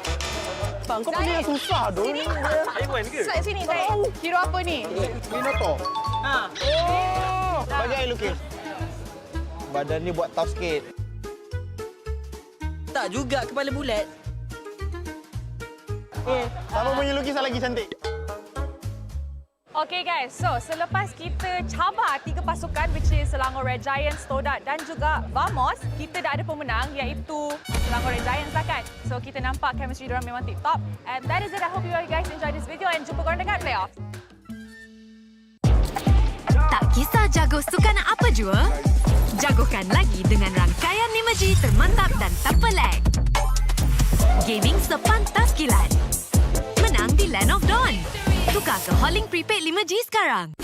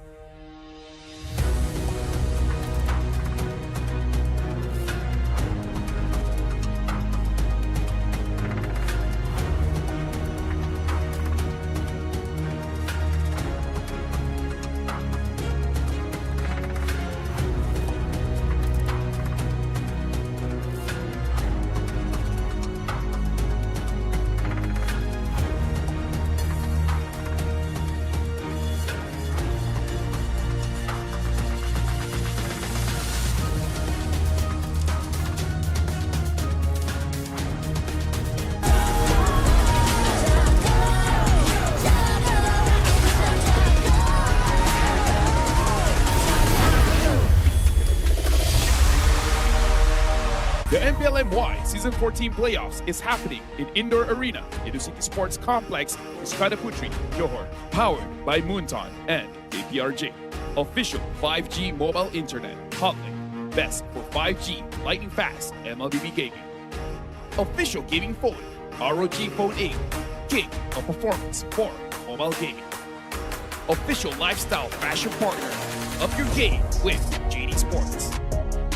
And thank you to all our partners in esports and strategy partners. Kim akan memusnahkannya. Red Esports terus saja menghilangkan harapan champion daripada Indonesia ini.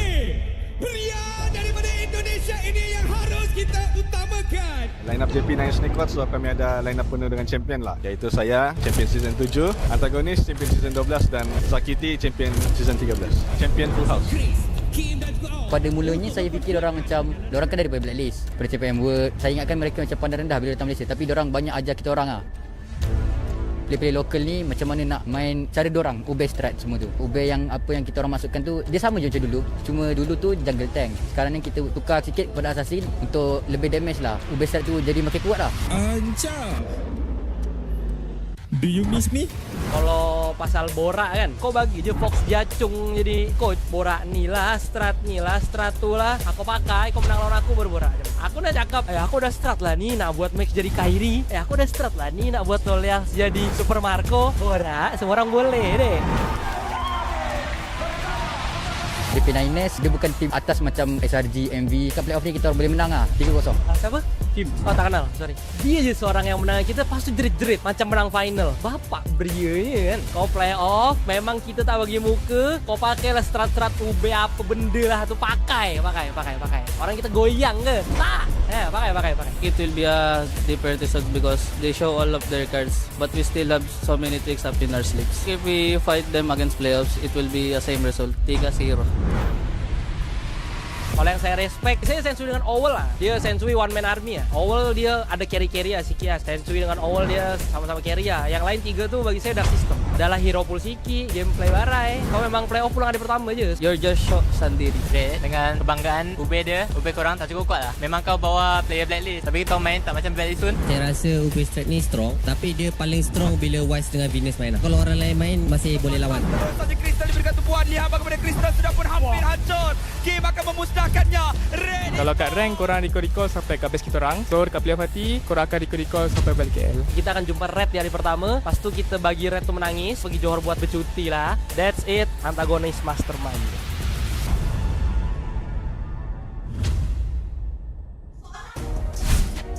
Welcome back, everybody, to the MPLMY Season 14 Playoffs, day number 1. We have only one more slot to fit in to our bracket, and it's between the JP9ers up against Red Esports. My name is Getting Cute today, and here on the desk, if you don't know, it's going to be Staffa and as well as Abstract. And after a grueling best-of-5 between Todak as well as our boys MV, congratulations to Todak, but that has set a very high bar for the next teams to top. I mean, it went all the way down to the wire. All 5 games for the very first series. Definitely something that I wasn't really quite expecting. I'm gonna have to say, I thought that MV, they may have been able to, kind of take over Todak, but that clearly wasn't the case. So with our very first game, being 5 games all the way, I wouldn't be surprised if this is going to be 5 games all the way too. Hey man, I'm considering that everybody on that stage is going to be using the ROG Phone 8, which by the way is the official gaming phone of the MPLMY Season 14 that has helped the pros to consistently be on the top of their game, retaining the crown as the king of performance. It now comes with sleek new design and improved cameras as the ROG Phone 8 goes beyond gaming. But do we expect the same quality this time? It's gonna be an interesting one. While their devices are gonna be high quality as always, the gameplay may not necessarily be the case. I think a lot of people came into the playoffs kind of counting out Red Esports a little bit, stating that their Ube strategy is a little bit too one-dimensional. Well, here's the thing. Both JP and as well as Red, they've got big personalities. Red especially, the players, huge personalities. Kim, he loves being vocal. Antagonist, of course, everybody. He's true to his name. He's like the anti-hero that nobody asked for, but he's like, nah. I love it. I love the attention, but I also want to make my team the best. I absolutely love that one thing that was said though. The other three, Duck System. Oh man. I cannot add that line. This is what you guys have as the players. They are so vocal. Singaporeans just like, yeah, they're good, and I respect them a lot. So GGWP to whoever wins.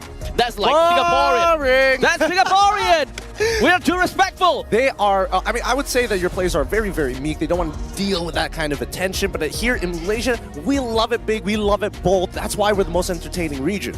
And we got some entertainment. As you guys can see from the updated brackets, Todak will be moving on to face off against SRG at the start of tomorrow. But for today, we are still going to witness the best of 5 series between the Niners and Red Esports to see who Team Vamos' opponent will be. Oh, this is going to be a scary one. Now, previously, before we even got to this point, I was talking about maybe Red, they need a little bit of something, right? The last time they faced against JP were at their weakest, being able to demolish them in a 2-0 series. I think that Red this time probably is looking more like the underdogs at the very last week of the regular season. I mean, I'm not too sure if whether Red is actually going to be sticking to their MO. I mean, everyone has been branding them for the Ube.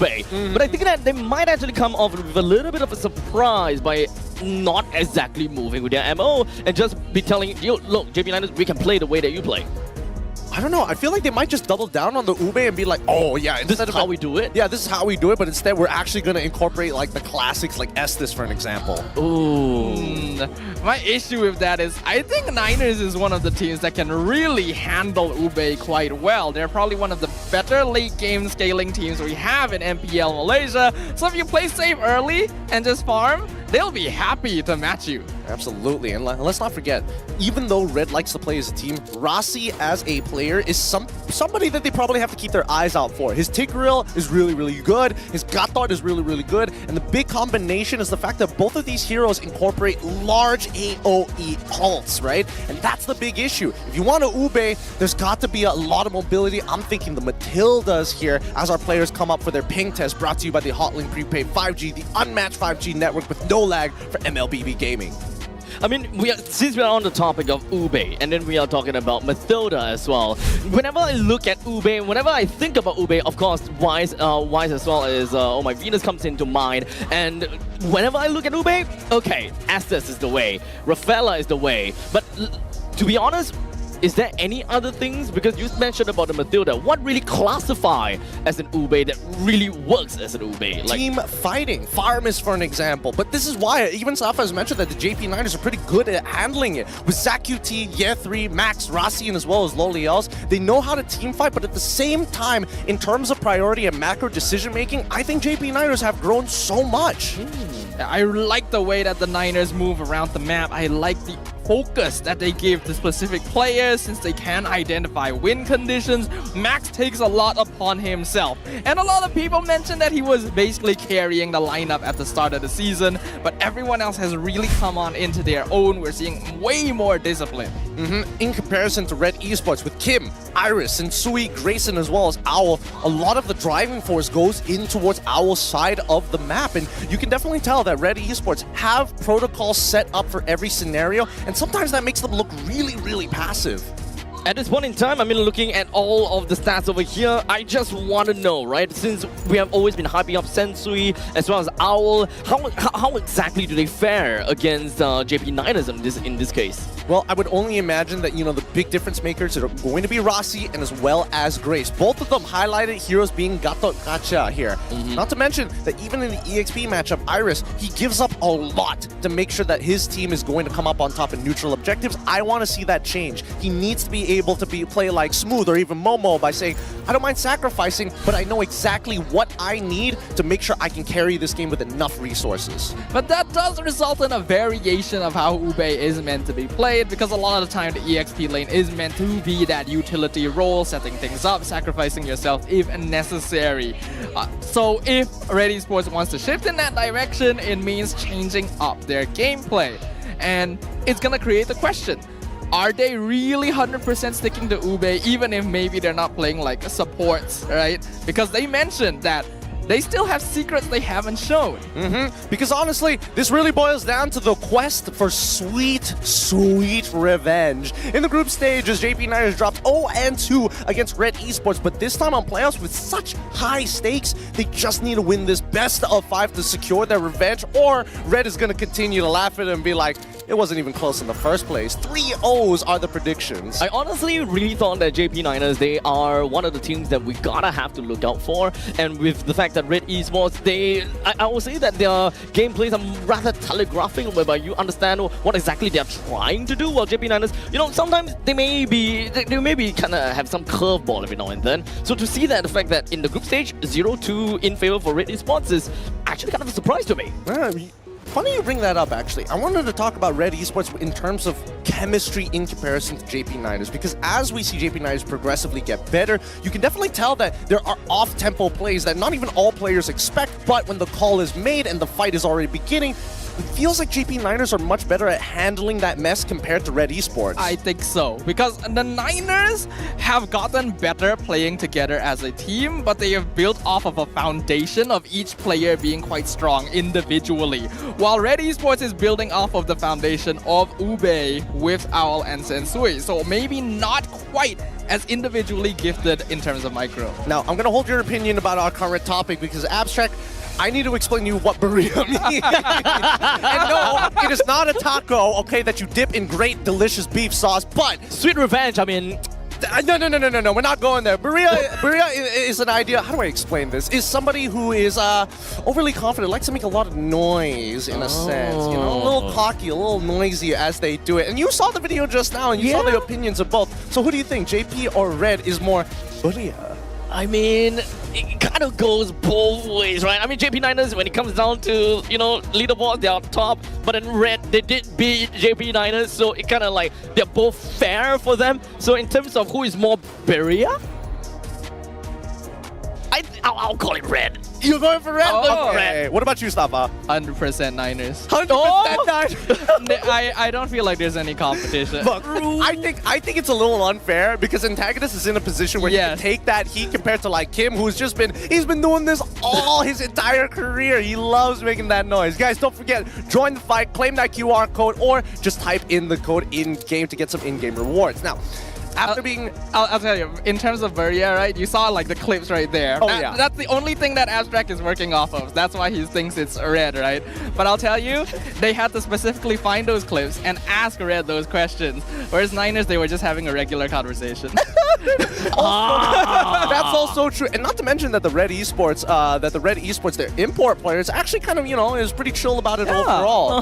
Compared to Antagonist. I mean, to be fair, he did sound like very mellow and all. And just like, this is just normal way of life. Maybe just a little bit. But with that being said, it is time to get the show on the road. Let's bring out both our competitors looking for a spot here at the playoffs. Introducing Head of League Ops, Franklin, and the Marshals that will ensure fair play and professional integrity in the matches.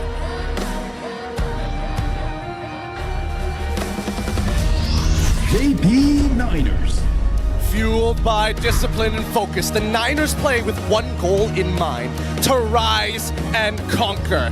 This is the playoffs where every win matters, and JP Niners won't settle for anything less than victory. Today, they're not just playing for pride, they're playing to make their mark on the league.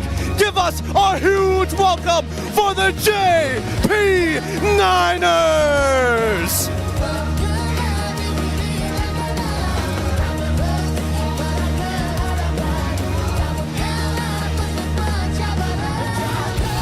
Red Esports. Known for their calculated, precise approach, Red Esports is here to bring order to the chaos of the playoffs. They're conquering this season with discipline, and now, with the stakes higher than ever, they're here to show what Red stands for. Can they uphold their reputation and claim their place at the upper brackets? Focused, relentless, and ready to give their all. This is Red Esports!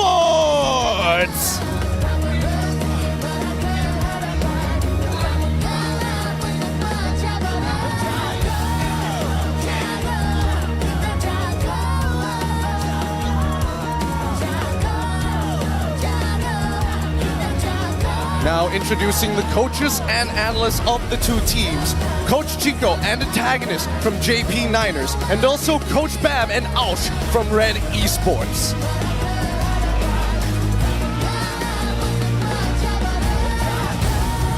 Let's keep it going with fist bumps between the teams. A true sign of professionalism. This is how we roll. This is the Malaysian sportsmanship. Ini gaya kita. Good luck to both of our competitors.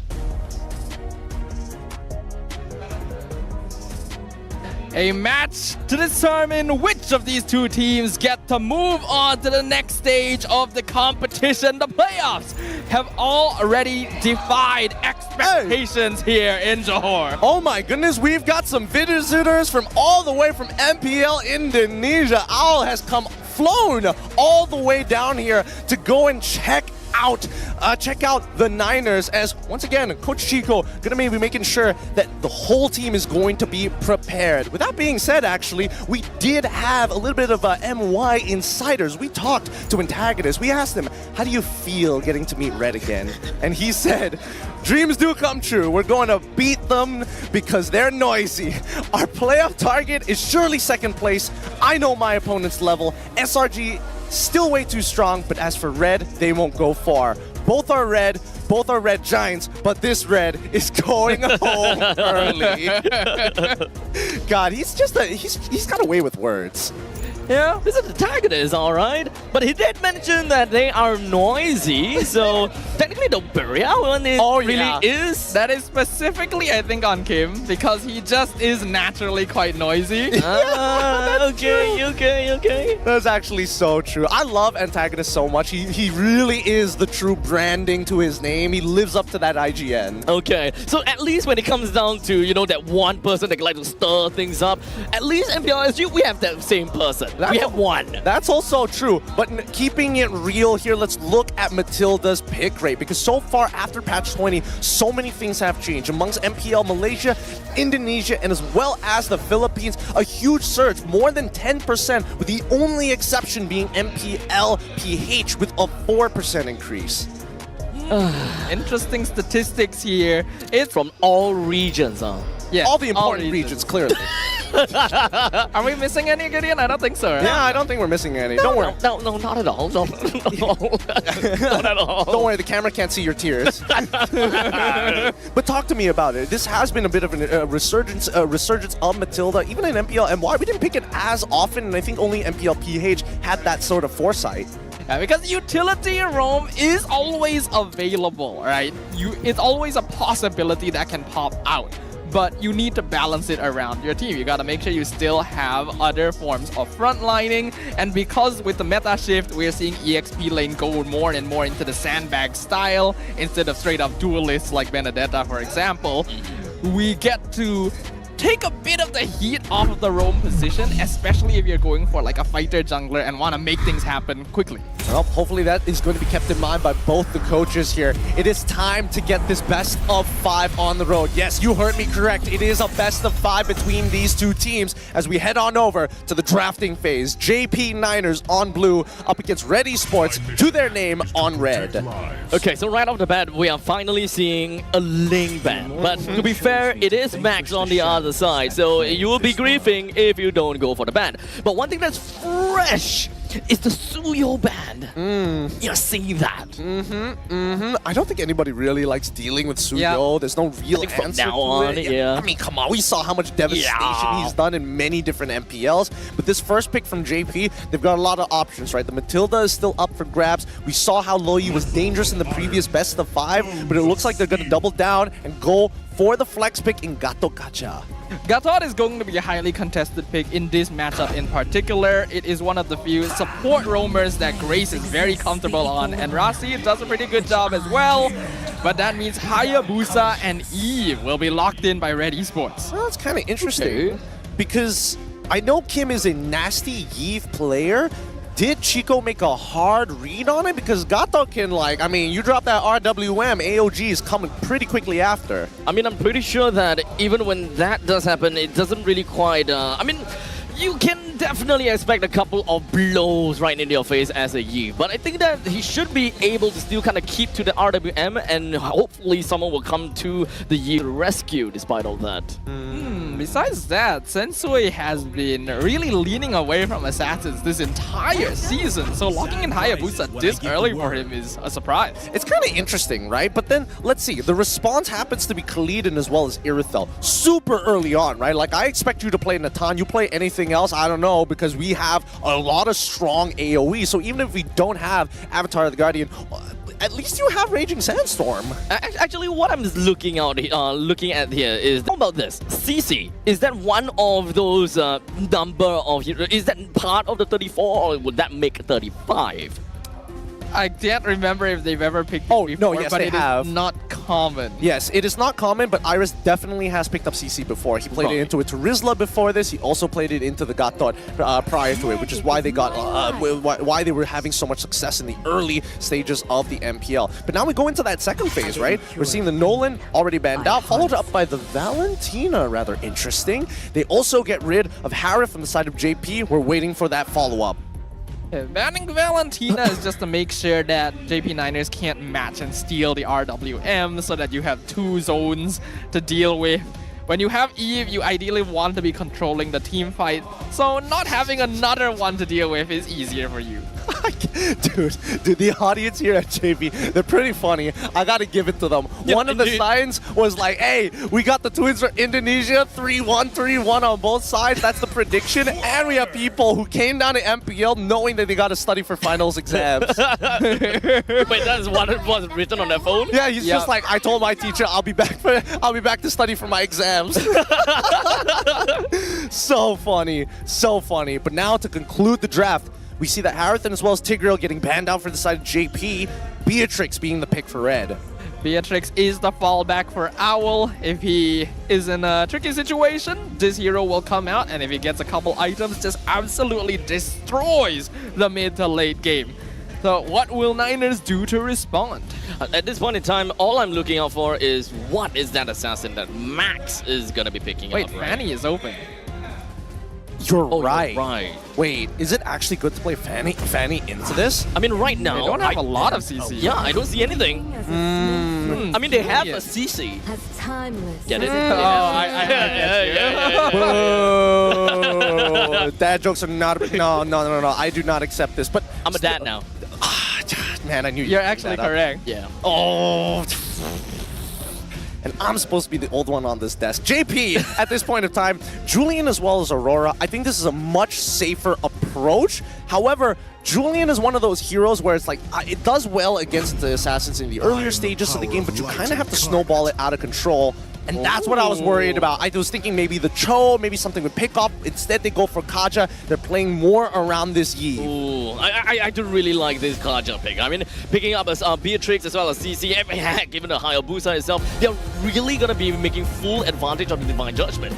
I mean, I hope they do. Again, it's very tempo-based, and the worst part is whoever gets hit by the Divine Judgment, expect to see Gatot flying at you, expect to see Khalid jumping at you too. Like, it could force a fight very, very quickly, so execution is going to be key. I kind of like Red Esports' overall composition, but hopefully Iris is able to make an impact in this game, because running alongside Loliels is not going to be easy. Definitely not. But if anything's gonna happen, you can be sure that these players are going to make it. So we return to the Land of Dawn once again, but this time it's for our second match of day one here in the MPL Malaysia Season 14 playoffs. JP Niners versus Red Esports. Who's gonna kick things off with a bang? We're gonna be starting things off, of course, with this game, and JP Niners, at least for me, I'm not a massive fan of their drop, but I can talk about that in a short bit. But JP Niners starting with the blue and red on the red, of course, with both starting off on the orange buff as well, so they're gonna be kind of like gonna be opposite of one another. They're definitely gonna be on the opposite side of each other, but it looks like Rasi once again going to go on his own signature pick, with 3 actually being the one being forced to play the Khalid, both of which don't do very well into the CC anyways, which is totally fine. This is what I was expecting. Both Beatrix and Irithel both going for Master Assassin, so therefore Owl should be able to outdamage Loliels at level 1. Now, of course, right off the bat, I mean, I'm kind of looking at JP Niners. Their early game heroes are mostly magic damage, and even when it comes down to Kadokacha, he does do pretty good damage, but it's also magical damage. So I can only see that Red Esports want to prioritize a lot on magical defense and just kind of build up the silence ropes real early, and they kind of mitigate quite a bit of damage from JP Niners right off the bat. The thing is, if you're pointing that out, Red Esports' draft is actually not that tanky in general, right? They're completely depending on Iris with Vengeance to take the front line. Even their roamer on the Kaja will be pretty squishy once the going gets tough. No, that's fair. And that's why you see they literally just walk up. They're like, what are you gonna do, Grace? You have no influence over the map as of right now. You can open it up, sure, but you also don't want to lose your flicker pre-level 4. So at this point of time, very independent for Iris to stay on his side of the map, and I'm expecting a gang to go there real soon, or if not, waiting for Kaja to hit level 4. I mean, aside from the fact that there is a single suppression from the side of Red Esports as well, but when it comes down to other form of crowd control, which Sadafa didn't point out, it's the lack of from the side of Red Esports. So controlling the midst of the battle on the side of JP Niners is yet again another problem. Yeah, I think at this point they're just looking to drag. Oh, wait. Iris is trying to harass Max. Already paused the Vengeance. Raging Sandstorm flickers in, catches out Grace. The turtle is still dropping very, very low. Iris buying a lot of time. He'll eventually fall. First blood going over to Max, but he bought time for the turtle to be taken by Red Esports. And here comes Shadow Kill with Sensui landing the last hit to take out Max himself. Great trade here. Iris doesn't lose anything, doesn't lose too much. The most he loses is like 1, maybe even 2 minions here, but they've got so much by taking down Max. Oh, wait, hold on. Guardian catches out perfectly into the ton. A beautiful setup for a kill. Man, that's what I want. That is what I want. But Owl, I think that he got a little bit confident in his lane, which is definitely one of the main things that is kind of scary, right? Because as a Kaja, you don't really have that strong of a control over the river lines, but in the meantime, you're playing as a Beatrix, you have the Master Assassin, and you want to dominate in your lane. That will naturally kind of get you pretty far into the lane, which puts you very susceptible to these kind of ganks. Yeah, but Owl just didn't react fast enough to it. I mean, the positioning was like really, really good for the Sky Guardian's avatar at this point. Oh, looks like our very first pause. All right, let's get this out of the way. Our very first pause of the playoffs here. I don't think the audience knows about it just yet. Knows about what? Don't worry about it. Don't worry about it. Because if we were back in Selangor, this crowd would be going wild. We have a special feature for pauses in MPL Malaysia. I hate how you phrase that, special feature. Special feature? Yes. What, like cosplayers going up on stage to kind of perform or what? I honestly, I wish that were the case, to be honest. Actually. So it's not that special. That's a good idea. I mean, well, you'll see in a little bit. It's a different kind of special. Yeah, it's a different kind of special. We'll let you in on it. You'll figure it out very, very quickly once we get back into game. But in the meantime, at least we can kind of talk about the compositions a little bit more. Because so far, being on that Hayabusa seems to be actually working out very well for Sensui, right? I was expecting maybe JP Niners to have a bit of an advantage with this Julian. Just expect to be able to fight on a dime's notice. Yeah, I'm surprised that this early game hasn't gone quite as smoothly for the Niners as expected. There was really nice zoning initially by Iris, willing to give up that first blood, but I feel like the Niners may have overreacted to him. They could have easily let 1 or 2 players deal with him and then Max walk a bit more forward to maybe retry the turtle. I mean, when it comes down to CC, he did manage to really do a pretty good zoning move coming in from there. But the problem is, CC is kind of like a single target guy, right? And just kind of push people away, but you have no way to really lock their opponents down. So I agree, they have been kind of defensive a little bit. In fact, with their current composition in the early stages of the game, I really thought that they can be a lot more oppressive and really play right in the face of Kaja, because pre-level 4, what can the Kaja realistically be able to do to you as a Gano Kaja? I agree. And I think that's why, you know, when we saw Red actually start off Sensui on the orange side, on his orange buff instead of that purple, they knew for a fact, okay, Turtle's going to be spawning here. I am going to get distracted if I take my purple first. I don't think Julian is walking in at level 2 of all time, so I might as well just take my time, hit level 4, and then look for an opportunity later down the line. They were probably trying to delay Sensui with Tree on the Khalid, because that's usually his job. Leave the lane at level 1, then harass, but I think he actually took a lot more damage than expected from the Hayabusa, and because he's already having a lower priority in his lane due to the CC matchup, Niners weren't as confident to do what they want to do. Well, that's the thing. Here's the trade-off, right? As much as Khalid is able to outpush the CC, at a certain point, when your life gets a little too low, you kind of don't want to walk up any longer because CC can chase you down as soon as she hits level 2. Right. Oh, wait. Are we going back in? What? Oh, I hear the cheering. Oh, already. it's gonna happen. It's gonna happen. What's this cheering? Welcome to MPL Malaysia. You're glad you're a married man, huh? Oh, okay. Don't worry. It's not that big a deal for you as a married man, but let's jump right back into this. Thank God it was a Type 1 issue, and thank you once again to our marshals for handling it this quick. Now let's jump back into this because Turtle is spawning in about 15 seconds. Oh, is this a dive?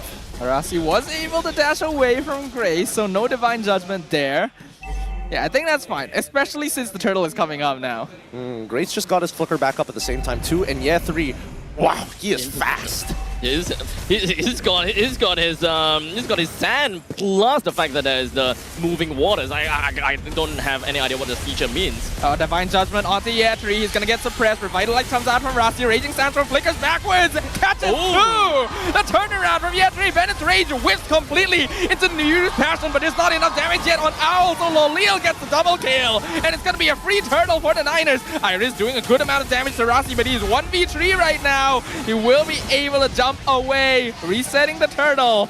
And Niners actually not able to continue with taking it too. Yeah.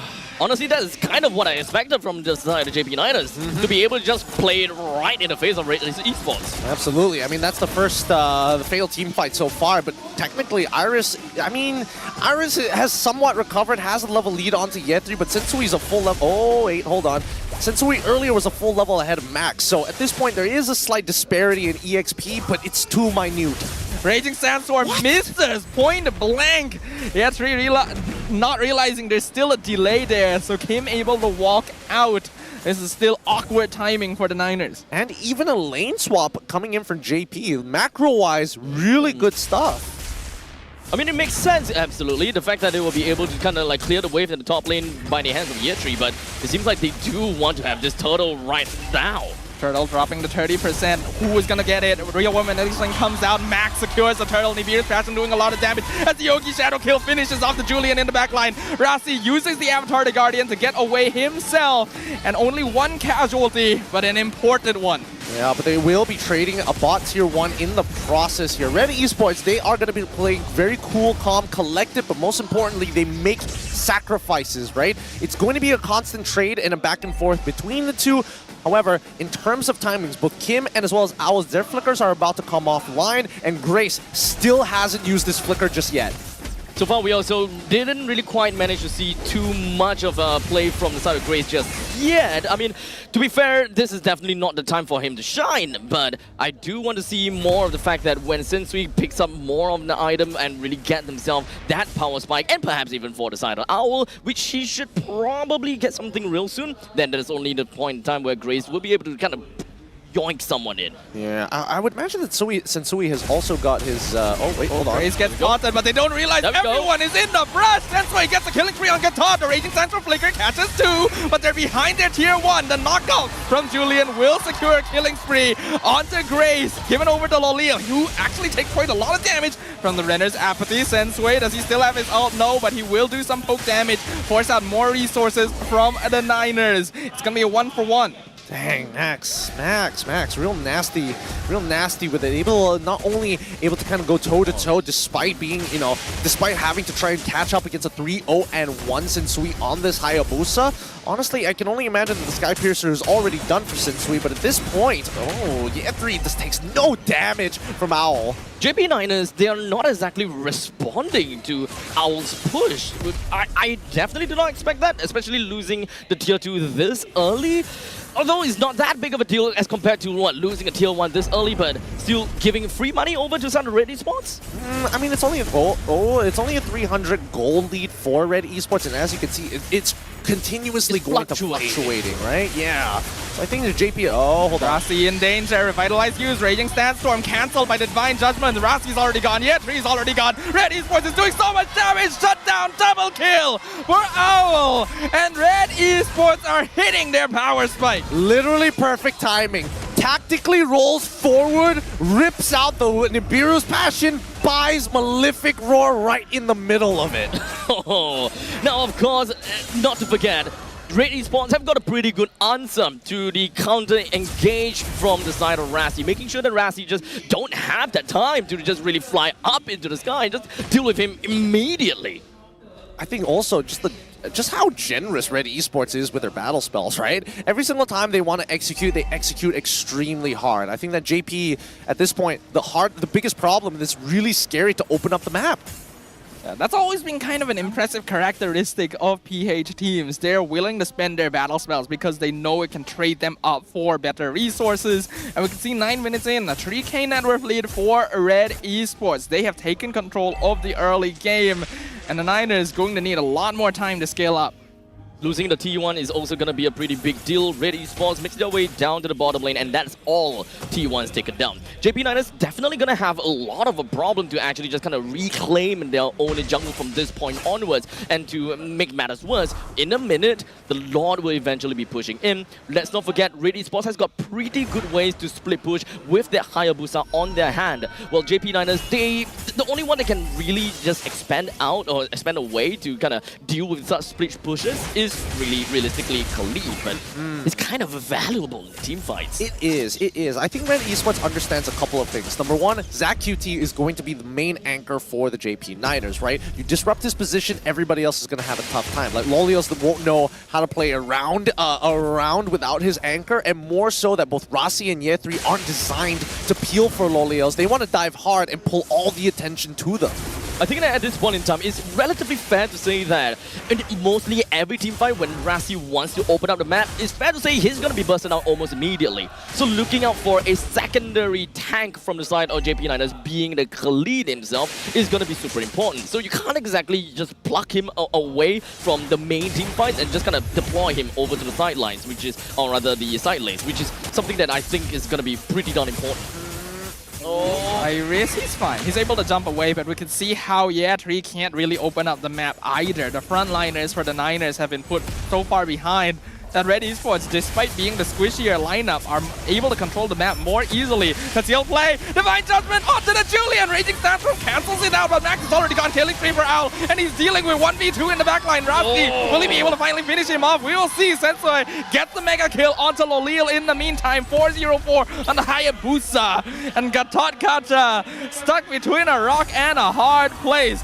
Will he be able to get out? Probably not, but he's just gonna waste as much time as he can. Yep, and Rassi's just like, nah, just take me. And Sensui doesn't mind farming up the Sky Piercer. Now, I'm not gonna lie, Red Esports is kind of looking kind of hot there. Like, whoa, the execution was clean. Clean one from Grace, just went in. Oh, I see Max, I'm pulling him, and they got it. Just as simple as that. And now even picking up a fleeting time. Oh boy, we are looking at Divine Judgment for time and time again from this point onwards. It's gonna be rough. It's gonna be really, really rough, because now Red Esports is at this point, they're at their strongest, right? 5K gold lead ahead of JP Niners. At this point, they should start invading, taking all the gold off that map, and if they can break open an inhibitor, that would be the most ideal scenario for Red. Pretty sure that they should be able to kind of... Okay, the main thing is Holy Defense gotta go down. I mean, the fact that it is currently 12 minutes, so they don't even have the Holy Defense that can clear out every single one of these waves, which is super important for them. Divine Judgment, they found Rassi. Raging Sandstorm misses entirely. Already a mega kill for Owl,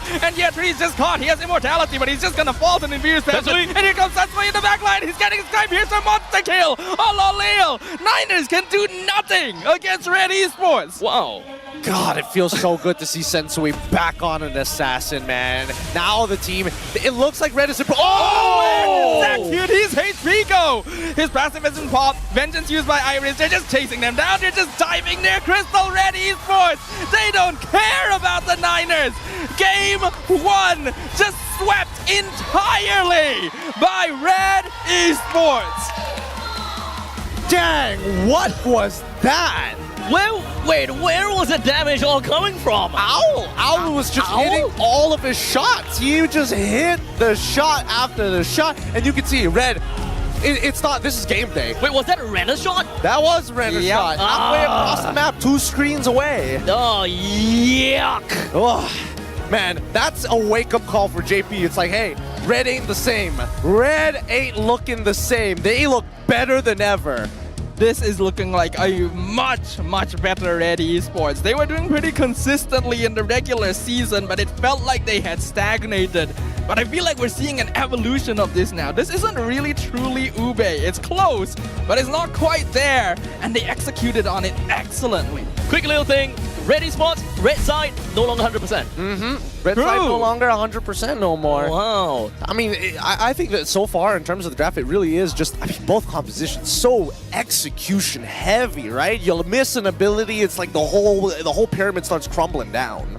But what really surprised me was that we know Red Esports traditionally has always played a very defensive early game, right? They tend to be passive, and since we just want to farm, but I don't think we were seeing that this game. They were making things happen, and it didn't feel like the Niners were prepared for it. I mean, I think Max was pretty happy just continuously power farming, right? But even so, this very first fight, I wasn't expecting Red Esports to get such a huge swing in terms of gold. Because JP Niners, they had like small incremental leads. You can see here that it's like, it's 20 gold, it's like 700 gold.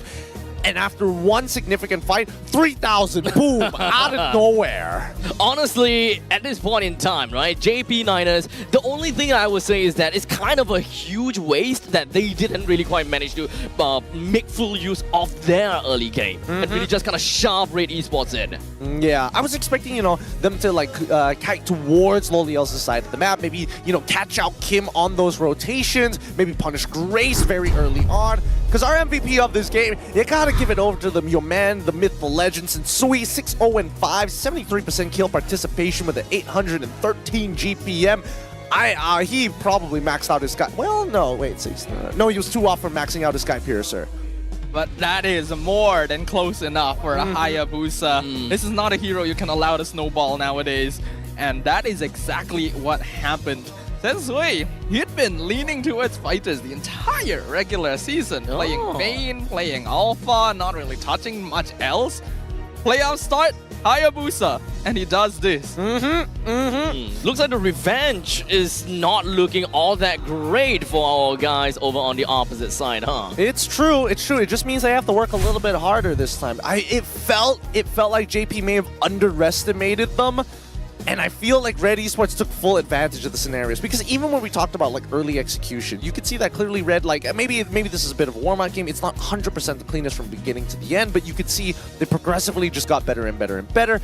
Although I will say it's kind of interesting, right? Because the first death on Iris, it felt like there was a disconnect between the front and the back line. But towards the mid-game where we saw those big plays and Iris coming a little bit later, it felt like Red Esports, their communication was tip-top.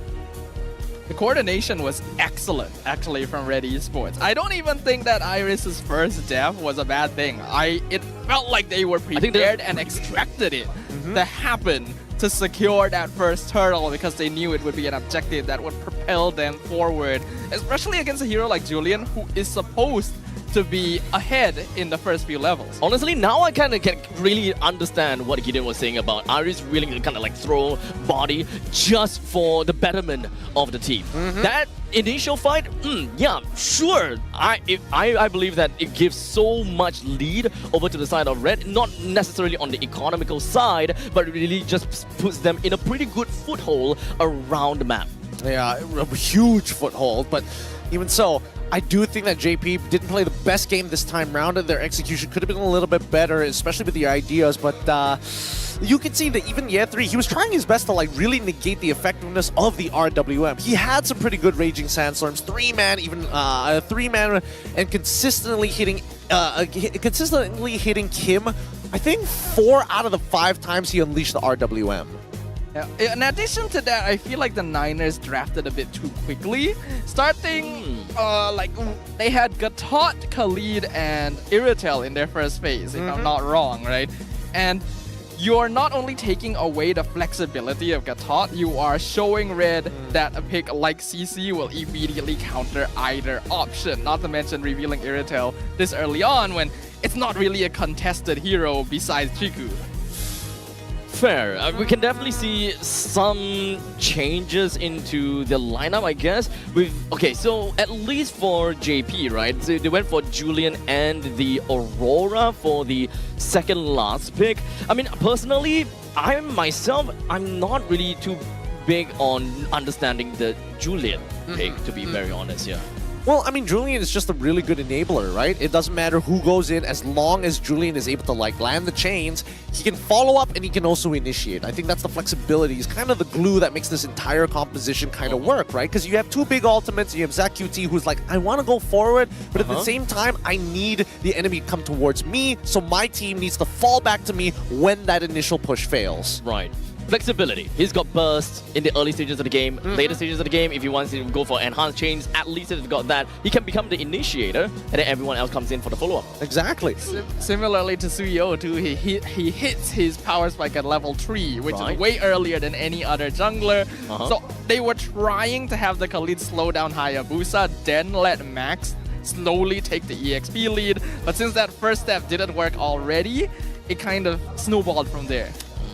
Let's also not forget about our man Kim here. That was the big initiation. I mean, you know they're going to fight when you see that RWM, and I think right now, Yves is a little bit of a problem here. I think that teams need to be aware that Yves, so far across the regions, have been doing extremely well, with or without the Jushin. So what exactly is the answer to Yves at this point in time? Like, since you can't knock her away from, or knock her out of the RWM anymore, so what's the main thing? You gotta have to kind of like high mobility, get yourself out of the box without being immobilized? Number one, I do think that you have to have high mobility. Or number two, you take away their pick-off options. You basically hurt their tools instead of, you know, if you get past somebody your gun, you take out the ammunition and then the gun doesn't feel so bad, right? Or you take out, better yet, if you don't take out the animation, take out the spring. Oh, what are you going to shoot? You're going to shoot nothing? Exactly. So they should have focused specifically on Grace. I think that was the big issue here. Besides that as well, if you're able to kind of out macro an Eve or keep vigil over their rotation, maybe pressure them in lane somewhat and play around the map to make sure that they're not around for the big team fights with the RWM, that can be an option as well. So there are plenty of ways to play around it. I just think that in this case, JP not feeling like themselves right now, I would expect the games to get closer as this best of 5 continues to progress. Honestly, I haven't really been looking too much on the Red Esports. So coming in, looking at today's games, it kind of seems as though like this is the benchmark of what Red Esports has always been doing. And it kind of feels very synonymous to many of the other teams out there. It doesn't seem like what you guys said, oh, they always play very defensive, they're waiting for Owl to come on with a power spike, those kind of stuff. So honestly, I do like what I'm seeing right now. Instead of the super hard control, wait for Owl to pop up, they have been very engaging and they have been very initiative, right on their toes. I mean, I personally feel because the Singaporeans are around Red Esports, it's like, hey, we can't make us look bad. Right? we gotta put on a show, we gotta boys. look good for our neighbors. Yeah, we gotta look good for our neighbors here. Not to mention our Indonesian brethren who are actually sitting in the crowd right now. Some of them actually flew on over, so it's pretty crazy how much attention MPLMY is getting recently. But it is a surprise for all of us, and I think for the Niners as well, because as we mentioned to you, this is not quite the style that Red Esports were doing in the regular season. It feels a lot more interactive and controlled. Check it out. If you come over to Educity, you're going to really experience the full, how do I say it? I don't even say it's a fad or a trend, but the culture, the esports culture of MLBB here. We have a festival outside, in a matter of fact, where you can, even if you're not into MLBB, there's plenty of things for you to do here. Basically to park your loved ones while you check out those games. Honestly, the main thing why I actually entered into esports is because of offline events. I love the entire atmosphere, I love the audience, I love how the places roar with anticipation throughout the entire game. It's just fantastic to be part of the community. It is. We're catching up to Indonesia. I mean, I was there not too long ago. Their crowds, it's a different experience altogether. But I feel like Malaysia is catching up there with, you know, the slow progressions and things, sizes of venues and even activities. Well, let's go ahead and switch on over to a WhatsApp message that we had with Iris from Red Esports. And we asked him, any message to Ancha, aka antagonist, for what he said about Red? And he said, don't underestimate us, Anja. Even though both our mid players are local, their potential is actually huge. Bigger than your import roamer. Oh, that final line though. That final line. Dang, these guys honestly, let's make it a thing. Just a rivalry between JP and Red Esports. They are at each other's throats. They throw shade with, they throw shade like it's nothing. Oh my goodness. This makes me really want to know like what is like the main history behind these two. Or is it just the fact that yeah, they both just love to trash talk and boom, rivalry? They just both love to trash I guess talk. there is a lot of trash talk. There's just so much trash talk. But honestly, let's talk about the player head-to-head, specifically the EXP laners. I love both of these EXP laners here. Iris, one of my favorites, of course. Ye3 was an up and rising star when Iris had already kind of gone past his glory days. But even so, the stats do not lie. Huh. It's pretty neck and neck. They have the exact same 3 top picks. Oh. Huh. And now that I see it, where the heck is Edith? That's what I was wondering earlier We haven't today. Not a single pick. Yeah. I mean, to be fair, yes, I understand that Phobias, Khalid, they are like top 2. And so far for the entire game, we never seen those 2 being banned out in the previous series. So I think that's fair. But coming into today's game, we haven't, we didn't see Phobias. So where the heck is Edith? I don't know. Personally, I really don't know. It feels like Edith has not been too popular here in MY specifically. But then again, I do hope like we do. But I love Edith. I know, but the one thing that I love about Ye3 and as well as Iris is the way they play Paquito specifically. I miss those days, man. Those days. Paquito, when he used to be so meta. I've been trying to play Paquito recently and it just doesn't feel the same. Really? Because of the, 4 bar to 3 bar? Or he what? just feels so squishy. Feels squishy. There's no effective way to build him now. Unless you put him in the jungle and your name's Mobazane. Then I think you have like that, you know, the underdog champion of NA buff. Somehow. Honestly, it's all about your aura, dude. It literally is. It's crazy. It's crazy the things that he gets away with. But it's still respect is given over because he is one heck of a player. Don't forget, M6 happening in Malaysia. I cannot remind you enough. Don't forget, there's also a redeem code. Scan the QR. Save yourself some time. Now, coming back into this, do you think that JP is going to kind of shift up the draft a little bit? I would assume that they would want blue side against Alpha, but like then again, Red Esports has kind of shown their hand. Yeah, who knew that you could overcome the blue side advantage a little bit by banning out Suyo, right? It gives you one less thing to worry about. With hands down just saying you want to win on red, yeah, just ban Suyo. That's what we said for Chip. But to be fair though, I mean JP Liners, they themselves did ban the Jusin. So honestly, even if they do have the priority on the B1, they don't have the Jusin, they don't have the Suyo to prior pick, so they resorted to a Gattaca. To be fair, Gattaca is still a pretty good pick. But in this game, being completely yoinked out by that Kaja, definitely not a good feeling. I have no problem with the Gatot first pick. I have problems with the Khalid and Iritel follow-up. Yeah, yeah.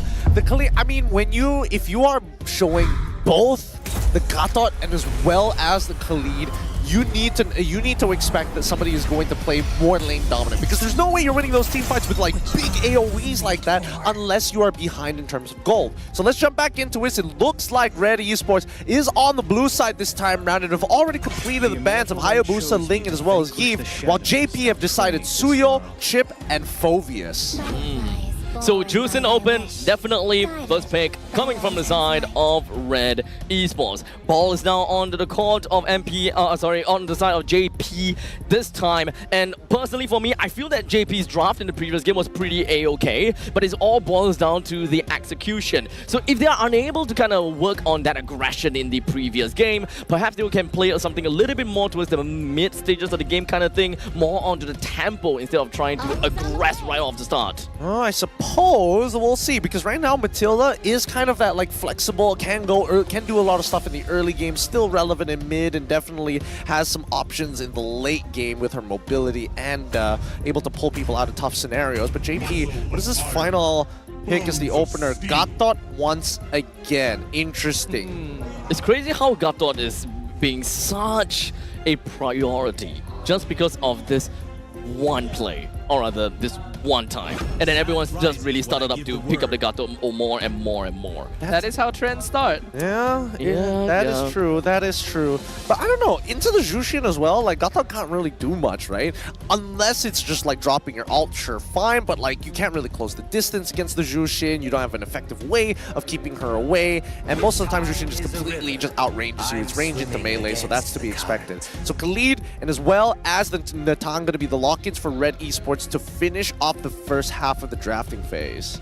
Yeah, it makes much more sense for Red Esports to lock in Khalid now because they already know this Gatot is in the EXP lane. That's also another thing I was thinking, right? If you're locking in Matilda or Gatot, it makes sense, but both at once, again, locks you in. It doesn't give you the flexible option of keeping your opponent guessing on where the Gatot Kacha is going. Yeah, good point. It kind of slipped out of my mind, the fact that they have been picked together as well. So, honestly, now JP losing that. Oh! Okay. Yes, this is what I was waiting for. Ah, man. Okay, so Bane is in a very interesting position, especially with Matilda as well, right? No matter who engages, you have a guaranteed counter-engage in this Bane. And I can only assume that this Bane is going to go into the jungle. I don't think it's going to go into the EXP. And most likely, it really deters Red Esports from picking up, like, assassins and including the Alpha as well. Yeah, Bane is very good against dive compositions because of the way Deadly Catch works. If they jump at you, you just push them back. So it does work against the Khalid somewhat too, so it does feel weird that they lock it in now. I don't really feel like they need to worry too much about it being banned. Yeah, I do like the fact that Bane is being picked on R5 just for the X factor, and people will be just been thinking, what's gonna be next kind of thing, right? So at least for JP, what we are lacking right now is gonna be the gold laner as well as the mid laner. So I think that it really opens up to quite a bit of suggestions since JP's lineup, it doesn't really quite fixate them onto what do we have to play and what works for us. Because at least for Red, it is rather telegraphic. You pick up a Nathan, you pick up a Khalid, you kind of want to play together, you want to land big ultimates and let Nathan just kind of pierce through everyone with your basic attack. Well, that's fair. I do. That's actually a pretty good point here. But I think that at this point, JP are looking to pick up something like along the lines of maybe Valentina. Never mind. I take that back. Good job, Bam. Got me right there. Okay, now that I see the Niners bans, I can see where they're going for actually. By banning out Suyo and then Alpha and Nolan, they're getting rid of the few heroes that can somewhat match up against Bane early on and forcing Sensui onto an assassin that would give Max a bit more freedom to control the jungle. This is a very heavy disengage / counter-engage comp from the side of JP. Even picking up a Bruno just so that they will be able to pick up a fight pretty darn early. I do kind of like that. But the Xborg, tell me more about this. Why specifically Xborg here? Well, I think because Xborg has iframes when he loses his Faraga armor and does really well into tanks in general. Okay. That feels a little weird. That's very different. Grace has not played a hero like this before. This could honestly, this could go over the EXP, right? It could be Hilda EXP as well. That's why we need to see what this final pick is going to be. Okay. So at least for the side of Red, Khalid can still flex over to Roam, Xbox to the jungle, and Hilda over to the EXP. Yeah. That seems to be the case here, but we'll see. I want to see what Chico has in mind. Goes for the Loyi. All right. So very team fight oriented, has a lot of mobility, but I think this Hilda might just be a bit of a problem, right? Where is he going? Yeah, 3 picks up the Gatot here. Ooh, it does look like it's a Khalid roam. I don't think we've seen that yet this season, right? We have seen one Khalid roam match. It's the Hilda EXP, which doesn't, again, not very popular here in MY, was shown off in ID. But still, I feel like even an Edith would go pretty decent there. I'm not 100% on board with the idea, mainly because there's no assassins from the side of JP. So Iris is just going to show up in front of their face, get stunned up, and just get blasted. And I guess you can, like, force ZachQT in an awkward spot, but Max is going to be uninterrupted. We've got a lot of questions here, but only one way to have them answered, and that is by bearing witness to game number 2 between the Niners and Red Esports. Will this shift the momentum, or will the Red Esports be making the Niners dance to their tunes? Let's find out as we head straight into the game by the land of Dawn. Game number 2 underway. It's going to be Red Esports on a blue side with an early invade towards JP Niners on the red side. And it looks like Sensui, it's going to be an orange buff start for him. Same goes for Max. They're going to be ending up on different sides of the map. Gold is on bottom, but on top side. Interesting. Got a little bit of help with the Khalid to clear up that lane fast. I mean, this Hilda pick is something that I really want to talk about, right? Oh I mean, my god. just going into the opponent's jungle and all. That is quite literally what a Hilda would want to do. And specifically if the opponent is an assassin jungler, you really mess them up a lot. But we're talking about a Bane here. Wait, hold on. Has QT, he's not hit level 2 just yet. I think he's about to lose another minion. Just look at him just getting harassed here. He needs Rasi by his side. Kim completely outranges him. And Grace is doing an excellent job right now, forcing Rasi to stick next to Max the whole time and not allowing him to go for the Matilda-Bruno combo that automatically wins lane. Red Esports playing so much more aggressively than we've ever seen them. Yeah, this is a very different side of Red Esports. Looking at the emblems, nothing too out of the ordinary, just a lot more Wilderness Blessings. They just expect to be able to rotate around the map fast just to keep tempo against JP. Grace taking a lot of poke damage, but not quite enough to finish him off yet, and that is absolutely fine for Red. Sensui comes in, gonna do some damage, forces the flicker from Rasi. ZachQT should be able to fly out. Max, though, in some trouble as he gets picked up back into the last Insanity. Grace gets the first blood. Beautiful combination. Kim just jumping right in just so that he will be able to just solidify the knockup onto the side of Max, leaving Max currently at level 3. JP Nihilis now lose that opportunity to be able to take this turtle convincingly. Iris, he's in the buff. Look at how much damage he's doing to Max. He almost kills him. Max cannot contest the turtle. Red Esports is controlling the entirety of this half of the battlefield. They literally cannot walk up. Grace is too nearby and he just hit level... Oh, this could be a huge opportunity for them. He can force a flicker right now. Come on. You want to get onto Zach, right? Oh! Iris jumps on. Grace almost dies to the Yin-Yang reaction, but able to heal up again with the Quicksand Guard. Sensui steals the orange above. Max starting to fall behind at a rapid rate. I can see where this is coming to, right? AJP Niners, they gotta have to focus on, or rather, they only have got a Gadukacha to really be a realistic tank onto their side, while having an Enchanted support onto the side of JP Niners, that pretty much means that you don't really have a very strong foothold on just grabbing your own jungle. So having a Hilda plus a Khalid just pretty much means that we want to run right in your face, into your jungle. I'm gonna poke out your jungle. I'm gonna poke out everyone in the middle lane and keep you zoned right in. This Khalid Hilda combo is kind of gross. Their jungle just doesn't even belong to them. Yeah, this is kind of giving me like Team Ray vibes, where they just go in like Tigreal Khalid, walk on in, and then flicker out of there after messing with them. Except this is looking a lot cleaner, right? Because again, it's just consistent pressure time and time again. Both ZachQT and as well as Rasi have not hit level 4. How are they losing so much EXP, man? Is it just due to respect that they're given? Lolil in trouble, dashes away. Will he get picked up by the lantern? Yes, he does, but Grace not able to dive, so he will survive. But that's a bunch of gold shield going over the Owl, and the pressure isn't stopping. What the heck is going on? How did... I know diversion! Oh, I thought they were taking it. I was scared for a moment. Grace, a bit deep here, actually. His team's not behind him, gets knocked out. Raging Sandstorm to escape. Absolutely fine. Oh, Grace doesn't even have to use the Quicksand Guard now. Owl knows for a fact he doesn't have to worry about anything because Rasi has already used a majority of his abilities, and same goes for Loliel's. So he can just stand there with the entropy. But in the meantime, Iris, he's just got so much control over this side of the map. A full level ahead of Ye3. Wait, Ye3 is higher level than Max. Oh no, this is terrible. Deadly Cat comes out. Iris does not care. And in the bot lane, ZachQT almost dies. Kim flickers into the tower. Gets the kill. All the while, Sensui gets the turtle. Why? Gets the knockup. Lolil doing some damage, but Grace is right on top of him once again. Max is here to join the party with Quicksand Guard. Keeps Grace topped up. Iris in the back line. The Niners are not in control. Avatar the Guardian comes out, whiffs, but cuts off Grace. He flickers off to their jungle. Red Esports outplaying every facet of the Niners. Oh, Zipper, could you pull up that clip of Loliel's flickering in the middle of that fight? Like, what was that? Why, huh? Explain, what? I don't understand. He could have just walked 2 steps and it would have been fine. Why did he flicker for that? Oh, man.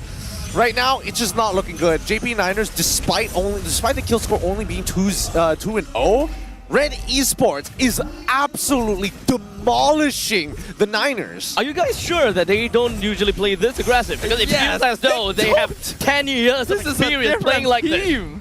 Look. It feels like Red Esports went into the hyperbolic time chamber right now. It looks like they've been playing for like years on end. They feel so comfortable. I mean, we're looking at the Khalid as well as Hilda. Both of them. Here's the diversion play. Avatar the Guardian going to miss on Owl though. He just gets out of his ult. Grace is here, scouting out the rest of the Niners. They can't get anything.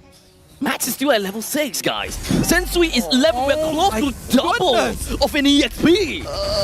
Talk about Raging famine. Sandstorm, point blank. Rasi able to flicker out, but they get the pick up on Yeti, and he is dead. Red Esports are taking no prisoners. How is this working? Dude, is this a war crime or what? This is... Look at him. Let Max play the game.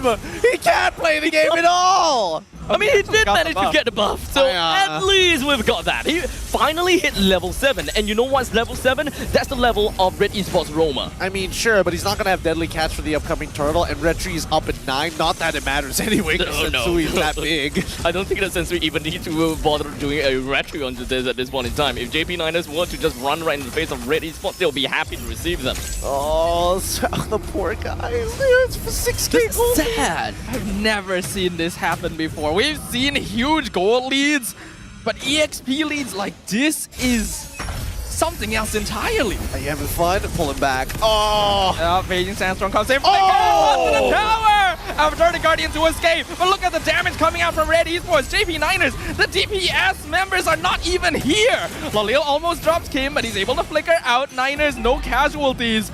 But the damage mentally is done.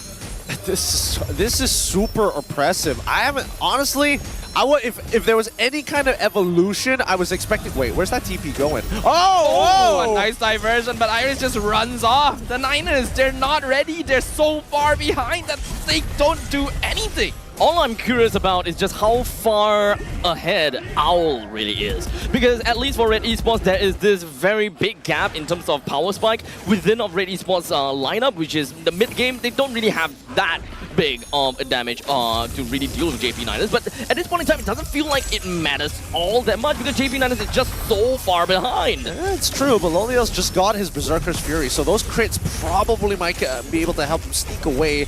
Maybe 1 or 2 kills here. I think at this point, I feel like even Sensui whoa! That's insanity under the tier 2.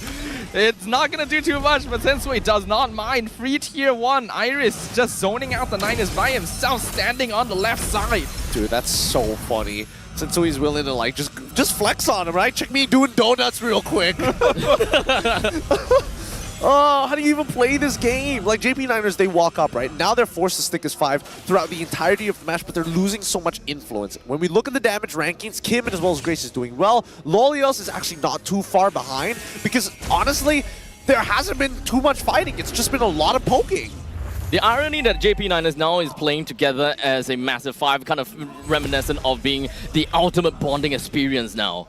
They're really just going to be playing together and ensuring that, yeah, we've got each other. We have to play as 5 and we have to get close together, or else we might very likely just be bursted down by a random Hilda. I don't know. It kind of looks like Red Esports is playing with just making sure that JP Niners experience the worst famine they've had in years.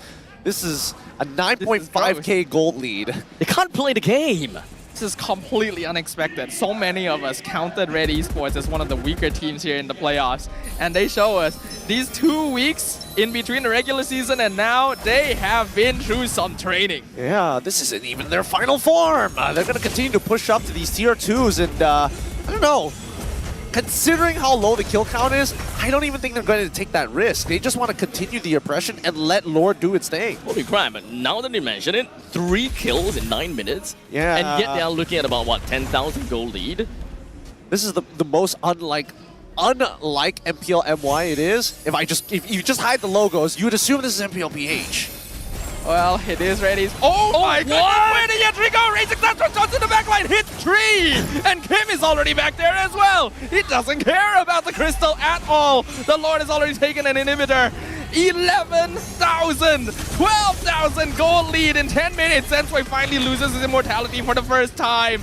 Walks away like nothing happened. Oh my goodness. I think that the game just forgot about the fact that the Year 3 is actually playing as a Gato-Kacha, a tank, to be just bursted down by Owl like that. And they're in once again. Iris buying a lot of space. Grace taking a lot of damage. Alas, Insanity with Sensor, even though he has no HP to speak of. Lolio finally gets a bit of vengeance there. Wow! A beautiful flicker timing from Owl to get away. Diversion, try and cut him off, but he already walked in the other direction. And the Niners will just have to settle for that. And Sensui unfortunately breaking their perfect game, giving that first kill over, but I think this game is pretty much done for, right? I've never seen, usually I would explain like it's a checkmate angle, you know, missing inhibitors, 11k gold lead, but this is, I think this is pretty done for JP, let's be real. Yeah, I think this is a point in time where you kind of just look at the game and be like, okay, GG, go next. Let's evaluate and understand what exactly went wrong in the early game, right? Because a lot of wave cuttings happened for Red Esports. I think like a majority of the goal was just stolen away from Max for the large majority of it, because their laners unfortunately want to win the lane, but at the same time unable to rotate for these fights. It's like they don't really even have any answer to Iris just proxying between the lanes, to the point that he can just casually just proxy between second and the inhibitor, and no one is realistically just saying, yeah, stop right here. I mean, JP Niners, when it comes down to crowd control, they have big ulti, but it doesn't necessarily mean that, yeah, I'm going to be stopping this one person. They don't have enough damage to threaten Red Esports. Yeah. I feel like Iris hasn't needed to use his Revitalize the whole game either. That's a good point! Make this stop! This is just, oh man. This is just Chinese torture, you know? You lay the guy on the bed, tie him down, and let just like this one little, the water dripping on the forehead. It's driving me crazy. If I was JP Niners, I would be losing my mind. But they're gonna have to give their absolute best and their all, right? Okay, this is just not right. Just giving it away to Juicin to last hit the Lord is just not right, guys. This is so cruel. I feel like we're watching like just war crimes being committed, like atrocities being committed in front of our eyes, and there's nothing we can do but just like keep our eyes open and watch it happen. I don't mean to talk smack about JP Niners in this game, but to be honest, this really just feels like MPL ISG versus a random team. A little bit. There is that huge disparity that I wouldn't expect. Yeah, for me it's Nafa. It looks like the quiet kid at the back of the room isn't happy about the class anymore. That's what it looks like.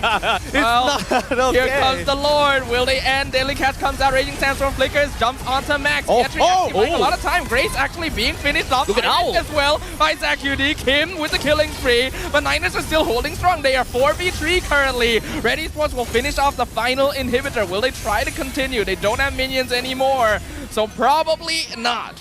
Hold on, wait a minute. JP Niners, they do fight back. They trade 2 for 1 here. Iris and Grace, as expected, go down, but they don't get anything back off of it. We look at the items. We see the Malefic Roar already complete for Loliel's. That's why he's dealing relevant damage. Very cost efficient with his itemization. Well done to Loliel. There is still definitely a chance now, considering the fact that Bruno has hit his power spike, and the very fact that we're looking at, 14 minutes into the game, and slowly but surely, Max will definitely eventually reach level 15, where he could actually try to contest with Sensui for the Lord. And only until then, I think that JP Niners would have a chance. But still, we're still talking about a completely barren wasteland coming from JP Niners, and there is definitely a timer just ticking on their heads. Better question. Why does Grace not want to go for the Thunderbelt this time round? He went Dom Ice, and then he went into Blade Armor, and I think he's building into Sky Guardian's helmet because he got 2 belts. I thought initially maybe he was going to go for the Thunderbelt this time, but I guess not. I guess he's just not greeting. He just wants as much bulkiness as possible. I mean, I don't think it's Thunderbelt is pretty bulky. That's true. It's strange. You start to build up to the late stages of the game to the point that it kind of rivals many of the items out there. It's infinite scaling. Yes. It's pre-changed Alice. I mean, we are talking about a Khalid as well. You have means to actually touch the opponents, and you actually have a reason to basic attack the opponents, because that is quite literally a passive. Yeah, it's so free. I can't piece it together. I can't piece it together just yet, but we'll see how this actually plays out, right? Because at the end of the day, despite having a 10k gold lead, JP Niners, this is going to be the final push for Red. If Red end up not closing out this game against the Niners off of this Lord push, JP are back in it. I think that, okay, so sorry, I just want to mention that his first item is Dom Ice, which I think is pretty fair to kind of put a Dom Ice priority over the Thunderbelt. But then Thunderbelt next would have been made more sense. I guess. I think no matter what, as long as you have an anti-heal source, and then if you are going to build Thunderbelt and you are going to build full tank, they just work perfectly in tandem with each other. So we'll just have to see the post game for now. 5-3 is the score. 15 minutes going into 16 minutes. This is the push where Red Esports have to invest everything. Yeah, if Niners are able to defend this and maybe get a couple of kills on top of it, it is possible for them to swing the gold around. But it is going to be difficult when they're still this far behind in items. Iris just walks into all 5 of them, eats all the damage, finally uses to revitalize. Raging Sandstorm jumps in the backline, all doing damage. Glolil is gone, and that means all of the Niners' damage is already gone. They're trying to buy as much time as possible, but the countdown is complete. Red Esports have found the window, and that is going to be another victory for Red Esports. Woo! Hot! Diggity dog! Red Esports now at match point against JP. This just might be a fast series for the boys. Put them in red, no problem. Put them in blue, no problem. At this point in time, statistics on which side you are taking as Red Esports makes absolutely no difference. They will take the game and they will crap on you. Oh man, this is not looking good. Like Rossi's trying to keep the attitudes wide. Kim, he's trying. He's trying. At his face. he wants the smack talk, and even Sick is like, no, bad boy, bad boy. That is a very cocky face. I'm not gonna lie, it is very funny. Oh, I love it. I love the boys. But even so, JP, man, what a brutal game that was. It was so surgical, so planned, so perfectly done. The Khalid Hilda combo, not letting Max or anyone else play the game at all. It's honestly kind of crazy, and it's a fun time for the boys. Honestly, I know we were doing prep telling you about Red Esports, but this is something that we were not expecting. Just throw all of that out the window. At this point in time, I'm just like, yeah, I can't trust you guys anymore. I don't trust myself with the information. I can't trust What kind of MPL have you been casting? Because this is MPLMY. This is the way, man. Hey, but thank you to our viewers out there. We've hit another PCU milestone, this time breaking season 11. So we passed 28,000. Sorry, well, 288,000. Man, I'm so dyslexic. You have problem with numbers. Stop it. Don't do that to me. The next goal we're looking to beat is 350K, and after that 450K, maybe. We're hoping by grand finals. What's that number? 631,000. Okay. Yeah, I was ready for that. I was very ready. Let's look at the highlights here and recap. Let's just recap this, right? Where did it all go wrong? I really just want an answer for that as well. Because even at this point in time, Max is 5, now Max is 6, a level every minute.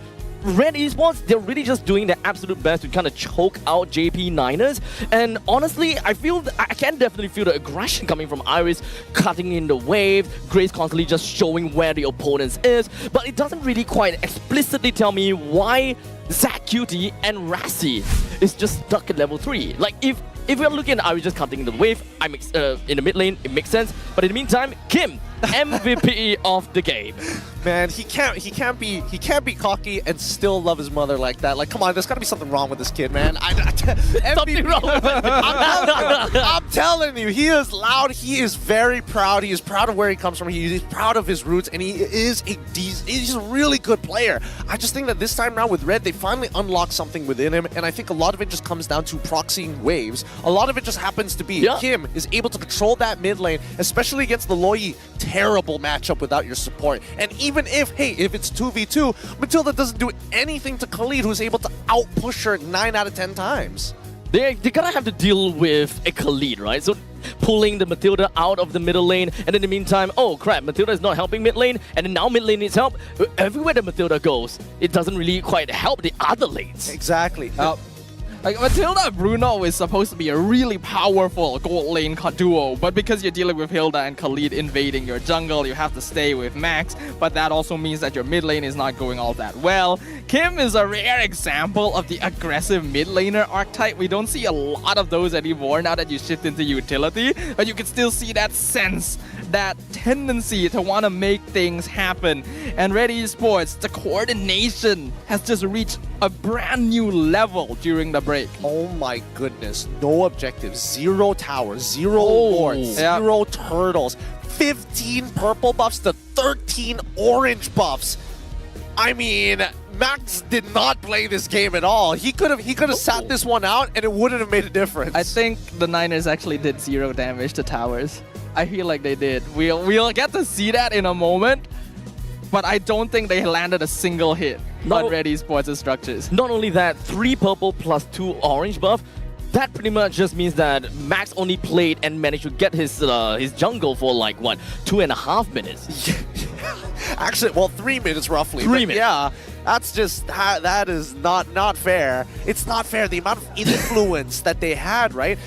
Honestly, we're looking at, I wish the highlights would go show the early game just a wee bit more, because that early opener of both Grace and as well as Iris walking into the EXP lane to instantly proxy, they happened to figure out that Max was there as well, and then they split off instantly, right? You gotta help that mid lane, quickly push it into the opposite side of the map, and now you've basically got a man-to-man defense. I think that this game is a very good case study, considering the fact that this is our first time seeing a Hilda coming in to, I believe, this season's MPLMY. Is it the first time? Have we had other Hildas? We have had another like Hilda in a before. roam, though. In the roam role specifically, yes. Not in the EXP. Not in the EXP. Untouched. Yep. Yeah. So the combination of both the Hilda plus the Khalid is what makes me very curious on that dynamic, on really flushing the people away.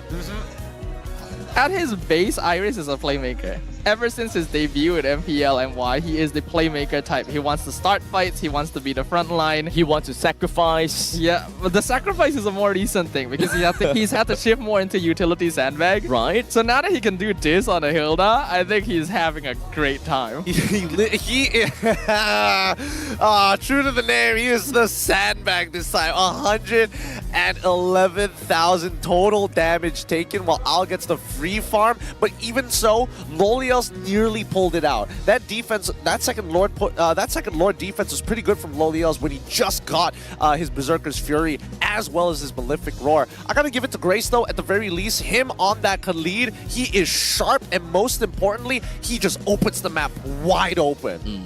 If Grace showed more of this during the regular season, I would have absolutely voted for him as most improved player. Oh, this is a huge leap forward from like his debut. That's a good point. That's a really good point. Man, I don't know. I feel like a lot of these teams are doing the mind games and like, we don't want to show you all of our strategies just yet. But okay, so at least for the first 2 games that we've seen, it seems like Red is very convincing with their games thus far.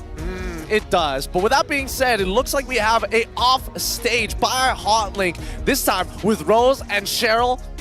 How you doing? Selamat kembali ke MPL Offstage yang dibahas oleh Hotlink. Dan sekarang ni bersama dengan Rose dan Cheryl, kita ada casters daripada region lain. Kita ada Al daripada MPL Indonesia dan juga Moman daripada MPL Singapore. Guys, bagi tepukan. Alright guys, now first of all, how is the vibes in MPL Malaysia? How are you guys liking the arena, the venue? Maybe we can start with Al because Al has watched MPL in KL, right? Yeah, ramai ya. It's very crowded. It's same, very lovely here. And I don't expect in the first day of the playoff will be this crazy crowd. Best ka? Best. Best, betul. Alright, what about Mo? You guys are crazy, man. This is a very, very big turnout from the entire Malaysia scene. And really, I didn't expect it on a Thursday. Because Thursday, I expected maybe half the hall, 1/4 of the hall, but it's a full blowout over here. So yes, I do have Mo. Now, the first question from Mo is, you have been casting in MPLSG as well as the Myanmar M6 qualifier as well. So what do you think of the teams who have made it to the M6 so far? Okay, so with the current storyline for Singapore and Myanmar, I really feel that none of the teams, they had an easy time to make it, to get the representation to be at M6. It was a very hard-fought battle. And this is what we're seeing here right now at MY playoffs. It's not easy for the teams to just even make it to the playoffs. It's not going to be an easy road there. Alright, so Cheryl tadi tanya Mo sebab Mo pernah cast untuk MPL Singapore dan juga M6 qualifier untuk Myanmar. Dan dia tanya apa beza dengan qualifier kali ini, dan Mo cakap that actually qualifier kali ini bukan satu hal yang mudah untuk nak dapatkan slot untuk M6. Kita pun boleh tengok daripada MPL Malaysia, susah sangat untuk pasukan-pasukan nak kunci slot ke playoff, apa lagi untuk M6.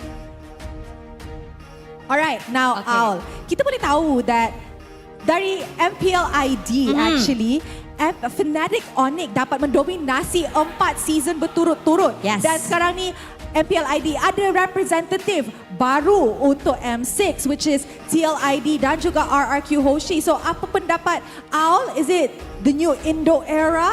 Will they dominate in M6? There's only one keyword here. It's a regeneration.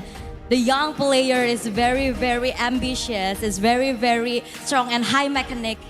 And that will be a new style in the M6, which is the Indonesia region. The playstyle is kind of different with Philippines and Malaysia. It's like similar. So it's gonna be so different in M6.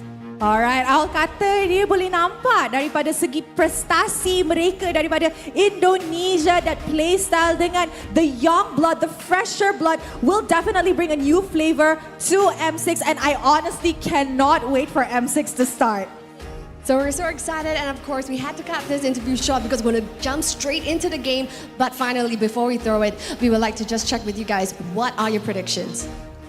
My predictions for this game? It's going to be a reverse sweep, right? JP Niners, they're going to pull out their final form, 3-2 out of nowhere. And yeah, JP Niners, they got something up their sleeves. Aul, prediction?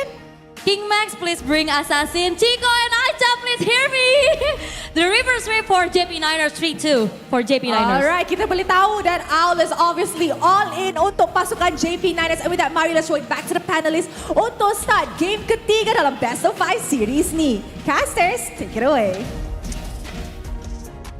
Thanks, bros. Thanks, Cheryl. Also, big shout out to both Al as well as Mo Man here. We've got the whole world watching right now. Honestly, it feels kind of good to be the last MPL to I finish. know, right? We don't get that honor very often. Everyone's watching us to see which teams go to M6. In the meantime, I was first. So technically, we've got eyes too, but people are like, oh wait, another MPL has started? Yeah, you're the first, we're the last. We form like a sandwich together. Yeah, man, we got to keep it in. This is, you know, everybody else is in between the causeway. But you know, I kind of want to address about those predictions that Al and Moman talked about, right? Because I think that they are giving a lot of respect to JP Niners. It's almost as though we forgot about that early gameplay.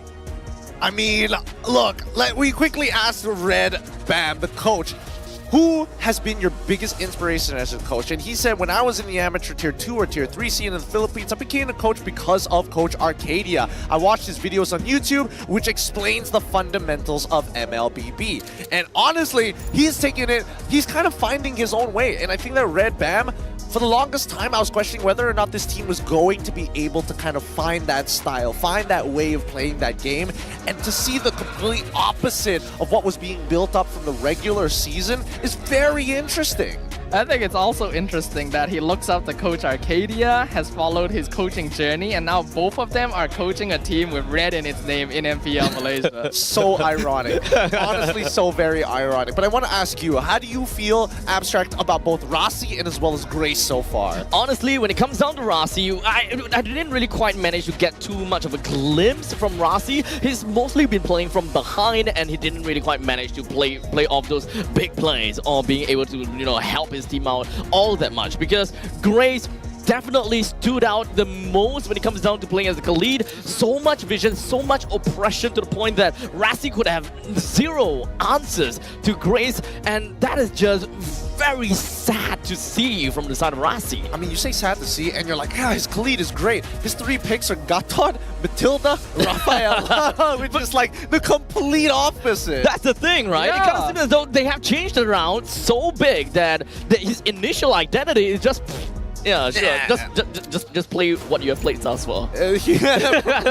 From Gracie has evolved to no Grace. Man, I'll tell you straight out right now, when Grace debuted as a roamer, I straight up didn't think he was a very good